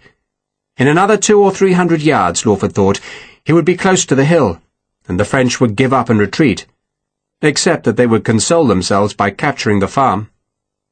Lawford glanced at the buildings, saw no smoke coming from the roof or windows, and reckoned it was all too late. "We tried," he said to Forrest. "At least we tried." And failed, Forrest thought, but said nothing. The northernmost files of the square divided to edge about Lightning's corpse, then closed up again. The voltigeurs, wary of the Portuguese rifles, were concentrating on that northern flank again, and the half-company volleys were constant as the redcoats tried to drive the pestilential skirmishers away. The muskets flamed, and the smoke thickened, and the square shuffled south. And the light company was alone. Sharpe ducked, just evading a blow of Ferragus's right fist, and instead caught a left on his shoulder, which was like being hit by a musket ball. It almost knocked him over, and the following punch from Ferragus's right hand, which was supposed to half-crush Sharpe's skull, only succeeded in glancing off the top of his head and knocking off his shako. But it still rocked Sharpe, who instinctively rammed the butt of his rifle towards Ferragus and caught the big man on his left knee. The pain of that blow stopped Ferragus, and the second blow of the rifle caught him on his right fist, which was still injured from the stone blow Sharpe had given him at the monastery. Ferragus flinched from the pain, and two redcoats tried to haul him down, but he shook them off like a bear shrugging off dogs, although they had slowed him for a second, giving Sharpe a chance to stand. He tossed the rifle to Harper. "Let him be," Sharpe said to the redcoats. "Let him be." He unbuckled his sword belt and threw the weapon to Bullen. "Keep a watch out of the windows, Mr. Bullen." "Yes, sir. A good watch. Make sure the men are looking out there, not in here." "Let me murder him, sir," Harper suggested. "Let's not be unfair to Mr. Ferreira, Pat," Sharpe said. "He couldn't cope with you, and the last time he tried to deal with me he had to have help. Just you and me, eh?" Sharpe smiled at Ferragus, who was flexing his right hand. Sarah was behind the big man, and she cocked the musket, grimacing with the force needed to drag back the dog-head. The sound of the ratchet made Ferragus glance behind, and Sharpe stepped forward and drove his right knuckles into Ferragus's left eye. He felt something give there. The big head jerked back, and Sharpe was out of range by the time he'd recovered. "I know you'd like to kill him," Sharpe said to Sarah, "but it's not very ladylike. Leave him to me." He went forward again, aimed a blow at Ferragus's closing left eye, and stepped back before he delivered it, moving to his left, making sure Ferragus followed him, and pausing just a heartbeat too long, because Ferragus, faster than Sharpe expected, delivered a straight left. It did not travel far. It did not even look particularly powerful, but it struck Sharpe in his bandaged ribs and was like a cannonball strike. And if he had not already decided to step back, he would have been floored by the blow. But his legs were already moving as the pain seared up his ribs. He flicked out his own left hand, aiming again at the swollen eye, but Ferragus swatted it aside, released his left hand again, but Sharpe was safely back now. Ferragus could see nothing from his left eye, and the pain of it was a flaring red agony in his skull. But he knew he'd hurt Sharpe, and knew if he could get close he could do more than just hurt the rifleman, who was now stepping back between the wounded redcoats and the big hearth. Ferragus hurried, reckoning to take Sharpe's best blows and then get close enough to murder the English bastard. But Slingsby, drunk as a judge and sitting in the hearth, stuck out his right leg, and Ferragus tripped on it, and Sharpe was back in his face, the left fist again pulping Ferragus's damaged eye and ramming the heel of his right hand into Ferragus's nose. Something broke there, and Ferragus, swatting at Slingsby with his left hand, threw out his right to stop Sharpe. But Sharpe had stepped back again. "Let him be, Mr. Slingsby," Sharpe said. "Are your men watching out the windows, Mr. Bullen?" "They are, sir. Make damn sure they are." Sharpe was past the wounded men now, in the open space between the front and back windows where no one dared stand for fear of the French bullets, and he backed towards the window facing the yard, heard a bullet whack into the window frame, stabbed a quick left at Ferragus, who swayed to let it pass, and rushed at Sharpe. Sharpe stepped back, going to Ferragus's left because that was his blind side, and Ferragus turned to face Sharpe, who knew he had to take the punishment now, and he stepped into the big man's range and drove his fists, one after the other, into his enemy's belly, and it was like punching an oak board. Sharpe knew those blows would not hurt, and he did not care, because all he wanted to do was drive Ferragus backwards. He rammed his head forward, banging his forehead into the bloody mess of Ferragus's face, and he heaved forward, and his head rang as a blow struck him on the side of the skull.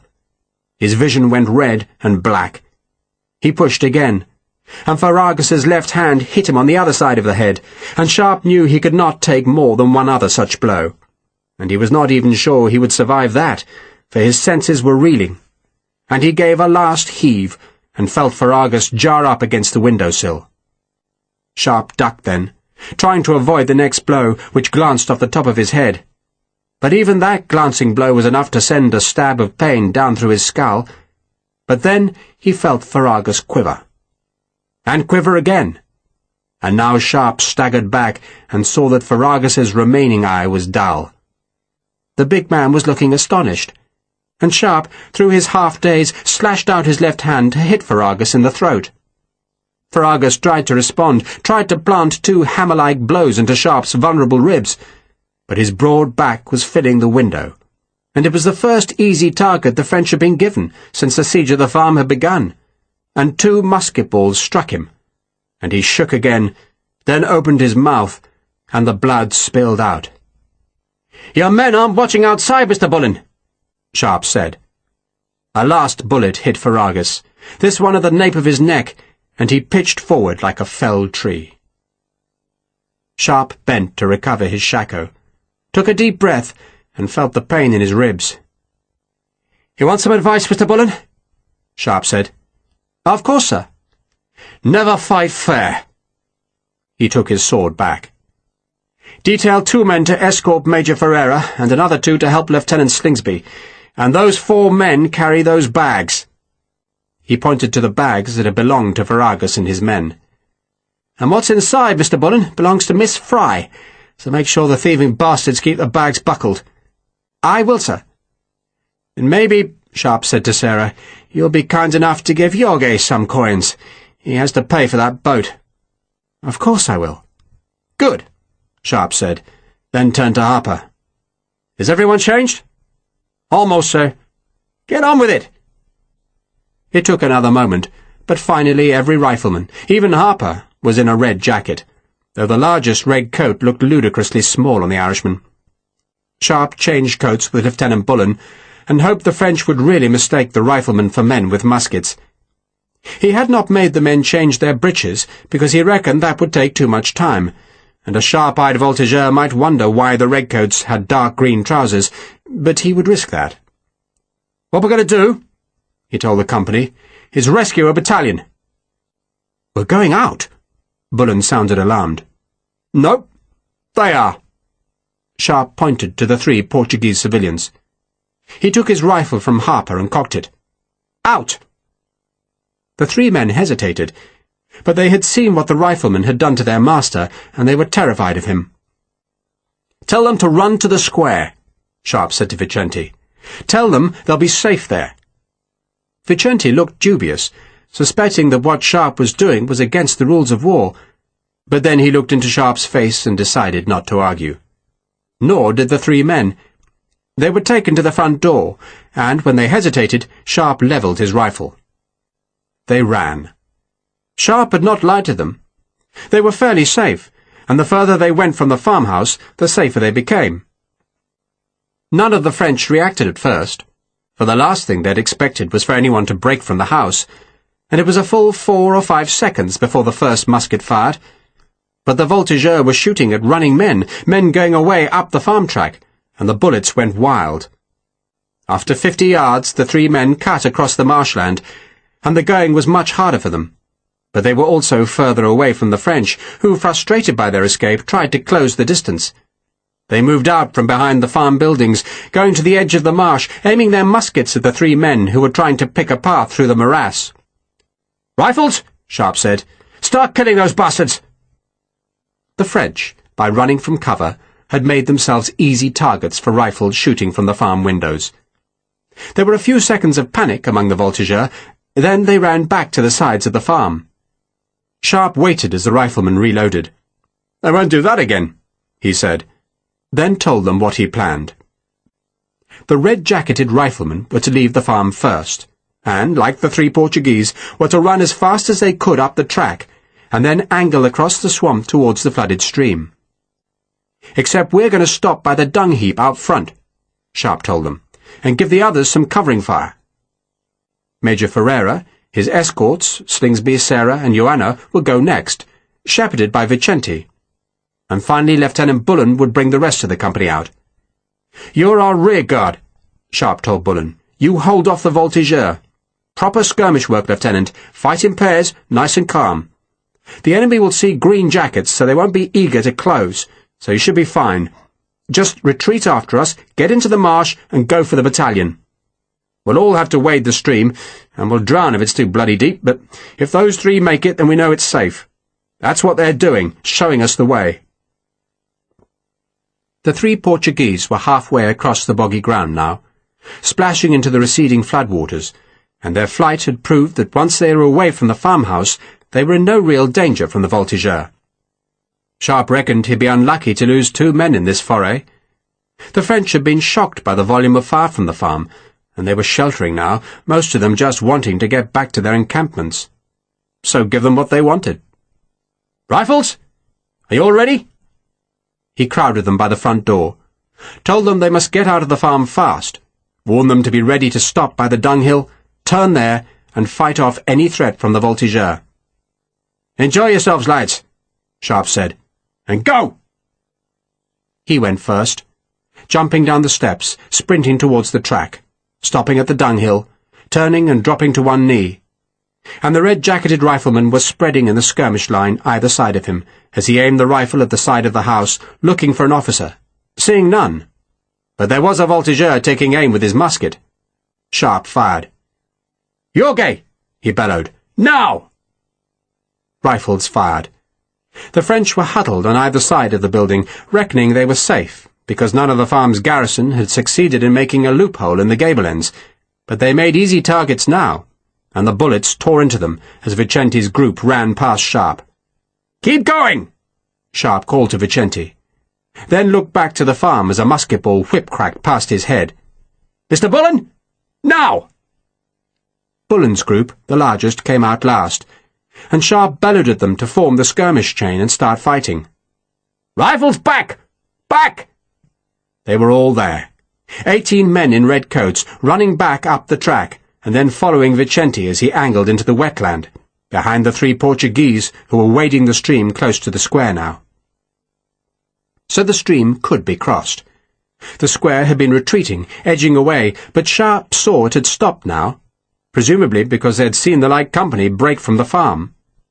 The battalion's red files were edged with smoke that drifted past the 2 flags. Sharpe looked back, amazed again because time seemed to be slowing and everything was taking on a marvellous clarity. Bullen's men were too slow in making their skirmish chain, and one man was down, struck in the knee, squealing with pain. "Leave him!" Sharpe shouted. He had stopped to reload his rifle. "Fight the bastards, Mr. Bullen! Drive them in!" The French were starting to move from the shelter of the farmhouse, and the muskets had to stop that, had to drive them back. Sharpe saw an officer shouting, gesturing with a sword, evidently encouraging men to come out of the farm buildings and charge down the track, and Sharpe aimed, fired, and lost the man in his rifle smoke. A ball struck the ground beside him, ricocheted upwards. Another hissed past his head. Bullen had his men in hand now, had steadied them. They were fighting properly, retreating slowly, and Sharpe turned and ran after his disguised riflemen. They were in the marsh waiting for him. "That way!" he shouted, pointing them towards the voltigeur fighting the north face of the square. Vicente was close to the South Essex now, plunging into the flooded stream. Sharpe angled into the march to join his riflemen. The going was easy enough at first, for he could jump from tussock to tussock, but then his boots began to stick in the glutinous mud. A musket ball splashed near him, and he saw from the spray that it had been fired from the west, from the voltigeur harassing the square. Those were the men Sharpe was heading for. He would let Bullen, Vicente, and the rest of the company go towards the square, but he would take his red-jacketed riflemen up onto the flank of the voltigeur, who had been doing so much damage to the battalion. Only a few of those voltigeurs were worrying about him, and they were simply shooting wildly across the stream, firing at too long a range, and Sharpe knew they were seeing redcoats, not riflemen. They reckoned 18 redcoats could do them no damage, and Sharpe wanted them to think that, and he led his men to the edge of the flooded ground where the range to the voltigeur was under 100 paces. "Officers," he told the riflemen, "sergeants, look for them, kill them." This was why God had made rifles. Muskets could fight each other at 100 paces, and it was a miracle if an aimed shot hit, but the rifles were killers at that range, and the voltigeurs, who had thought themselves faced only with muskets, were ambushed. In the first few seconds, Sharpe's riflemen had killed 3 Frenchmen and wounded another 7.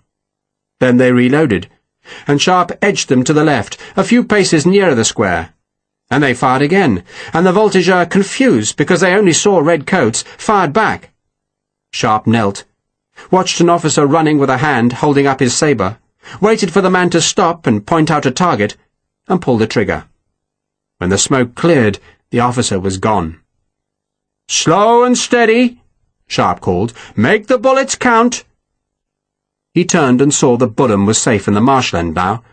The voltigeur had followed him up the track, but none was willing to splash into the morass. He looked back west, loaded the rifle with its stock half submerged in water, saw a man taking aim with his musket, and fired at him. The voltigeurs were at last realizing that they were fighting a cruelly unequal battle, and they were running back out of the rifle's range. But the cavalry, further away, saw only a scatter of red coats, and a group of the horsemen turned, drove back their spurs, and burst past the retreating voltigeurs. "Back!" Sharpe called. "Gently back, and edge left." He was taking his men closer to the square now, wading through water a foot deep. He still had to cross the stream, but so did the cavalry, and those Frenchmen seemed oblivious of the flooded obstacle. Perhaps they thought the sheet of water was all one depth, just a foot or so deep, and so they lowered their sabres, spurred their horses into a canter, and rode for the kill. "Wait till they're floundering," Sharpe said, "then kill them." The front rank splashed into the flooded land on the opposite bank. Then one horse went down into the stream, pitching its rider over its head. The other horses slowed, struggling now to find their footing, and Sharpe shouted at his men to open fire. A hussar, his pigtails hanging either side of his sunburnt face, snarled as he wrenched at his reins and tried to force his horse on through the stream, and Sharpe put a bullet straight through the sky-blue jacket. A shell exploded in the second rank of horsemen, who had pulled up when they saw the first check. Sharpe reloaded, glanced round to make sure none of the voltigeurs from the farm were coming through the swampy ground, then shot a dragoon. This was easy killing, and the horsemen understood it, and turned their horses and raked back their spurs, so that they struggled back to the firmer ground, still pursued by rifle fire. And there was more rifle fire now, a storm of it from the far side of the South Essex, where the cazadores had come to the redcoats' aid, and were driving the voltigeurs back. Then the north side of the square exploded into smoke, as 2 companies fired a volley into the flank of the horsemen who were spurring away to safety. Sharpe slung his rifle on his shoulder. "Not a bad day's work, Pat," he said, then nodded at the lone cavalry horse that had crossed the stream and marooned itself in the marsh. "They still pay a reward for enemy horses, don't they? He's all yours, Sergeant." The cavalry were no longer threatening, and so the South Essex deployed into a 4-rank line, twice as thick as they would use on a normal battlefield, but safer in case any of the hussars or dragoons decided to try one last attack.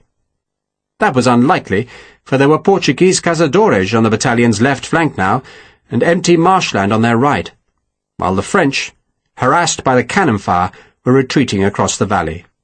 Best of all, the light company was back. "It went well," Lawford said. He had mounted the horse Harper had brought to the battalion. "Very well." "A nervous moment or two," Major Forrest said. "Nervous?" Lawford said in a surprised tone. "Of course not. Everything went exactly as I thought. Quite exactly as I thought. Pity about lightning, though." He looked with disgust at his brother-in-law, who, plainly drunk, was sitting behind the colour party.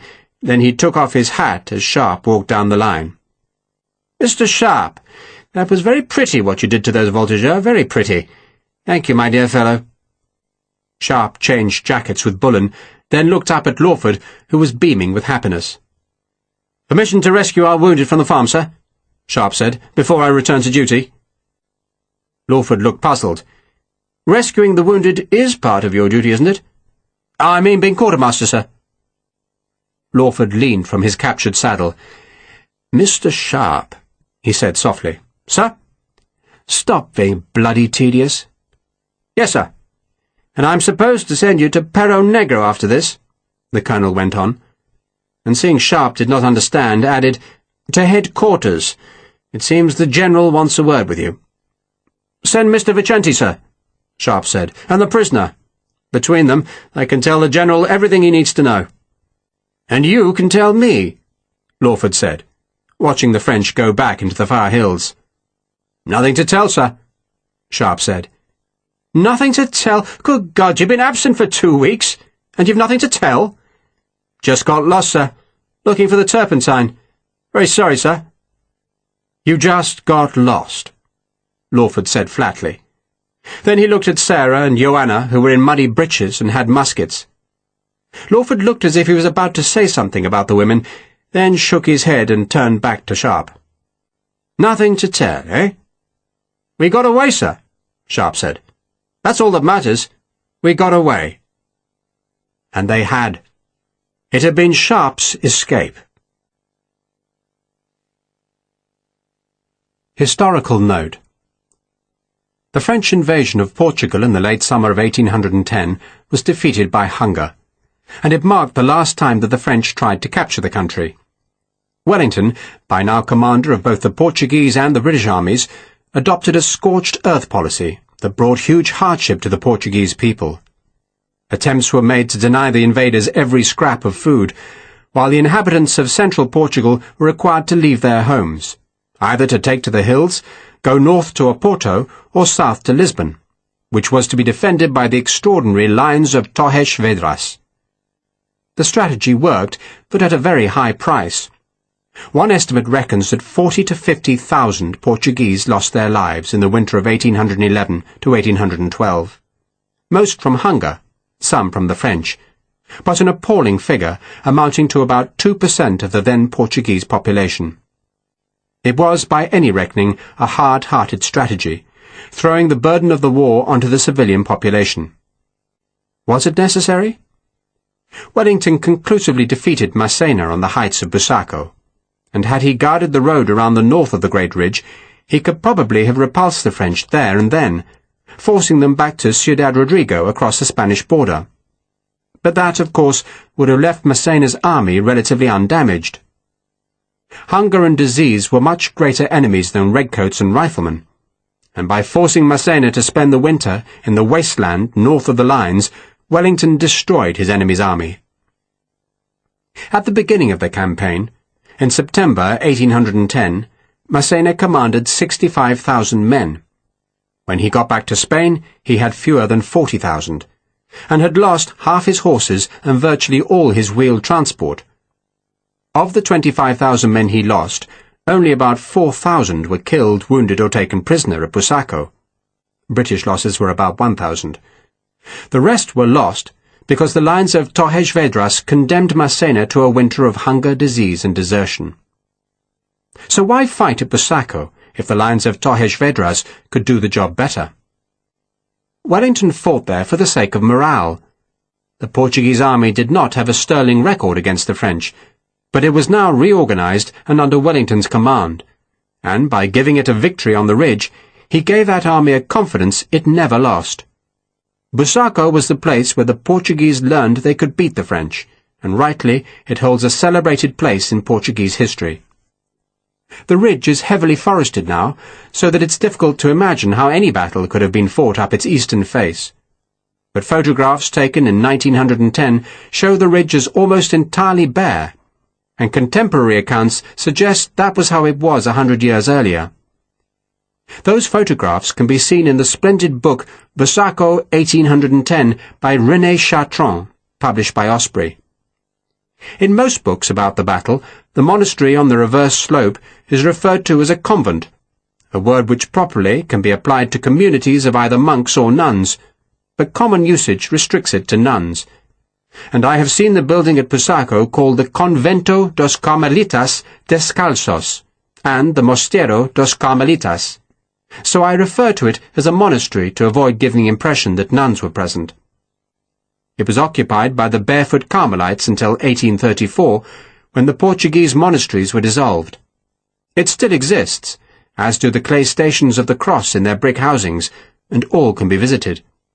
A massive hotel, built in the early 20th century as a royal palace, now stands next to the monastery. Massena was indeed 22 miles behind Busaco on the eve of the battle. He'd visited Busaco briefly, then returned to his 18-year-old mistress, Henrietta Lebarton. And Nee's aide, Desmenard, was forced to hold a conversation through their closed bedroom door. Massena managed to tear himself from Henrietta's arms and rode back to Busaco, where he decided against any kind of reconnaissance and simply launched his troops into their attack.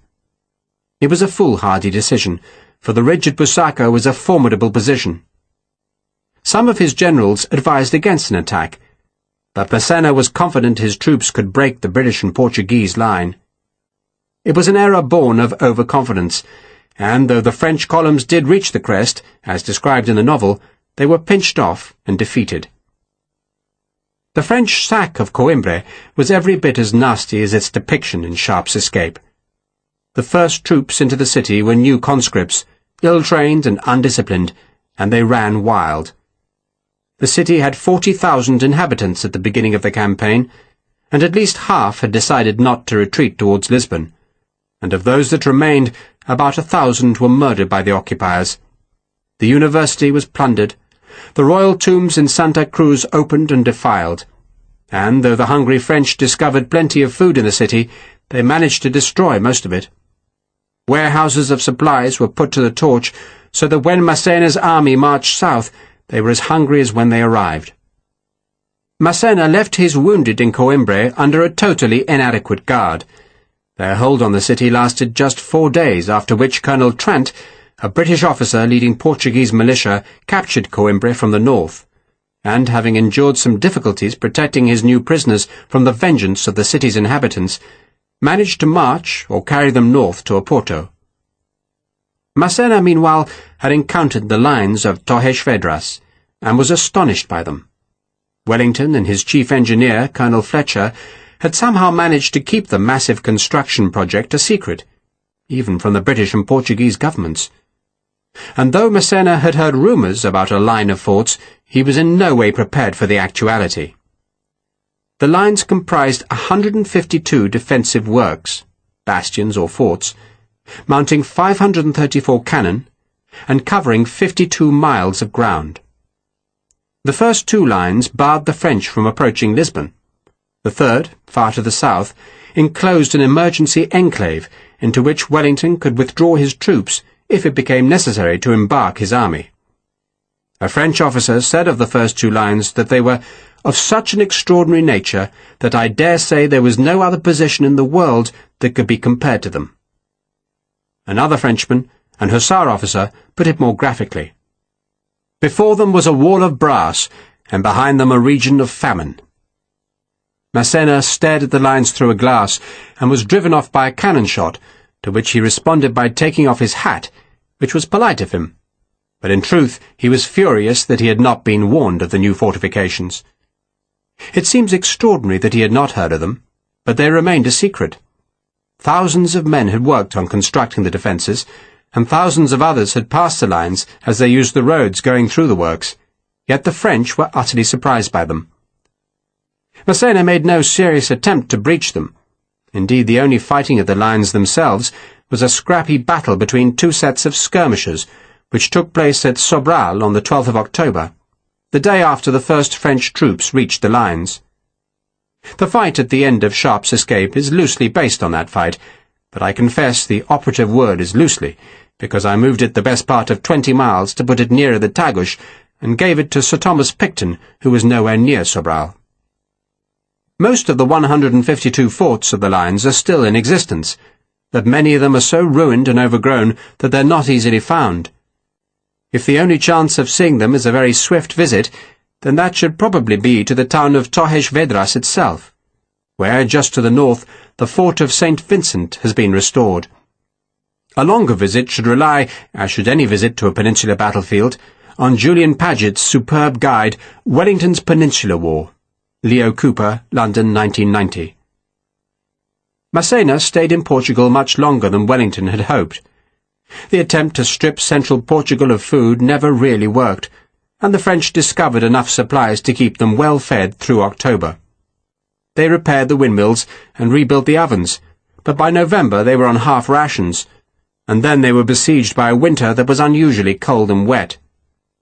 They left Tohesh Vedras in mid-November and retreated to where they hoped more food would be available, and somehow they lasted in Portugal until March, when, hungry, dispirited, and unsuccessful, they went back to their depots in Spain.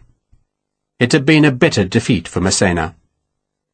John Graham's book, The Lines of Tohesh Vedras, published by Spellmount in 2000, was invaluable in writing Sharpe's escape.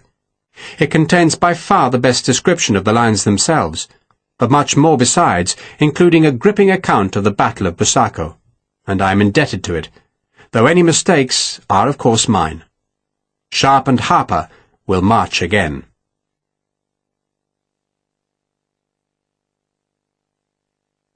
Sharpe's Escape by Bernard Cornwell was read by William Gaminara and is published by BBC Audiobooks.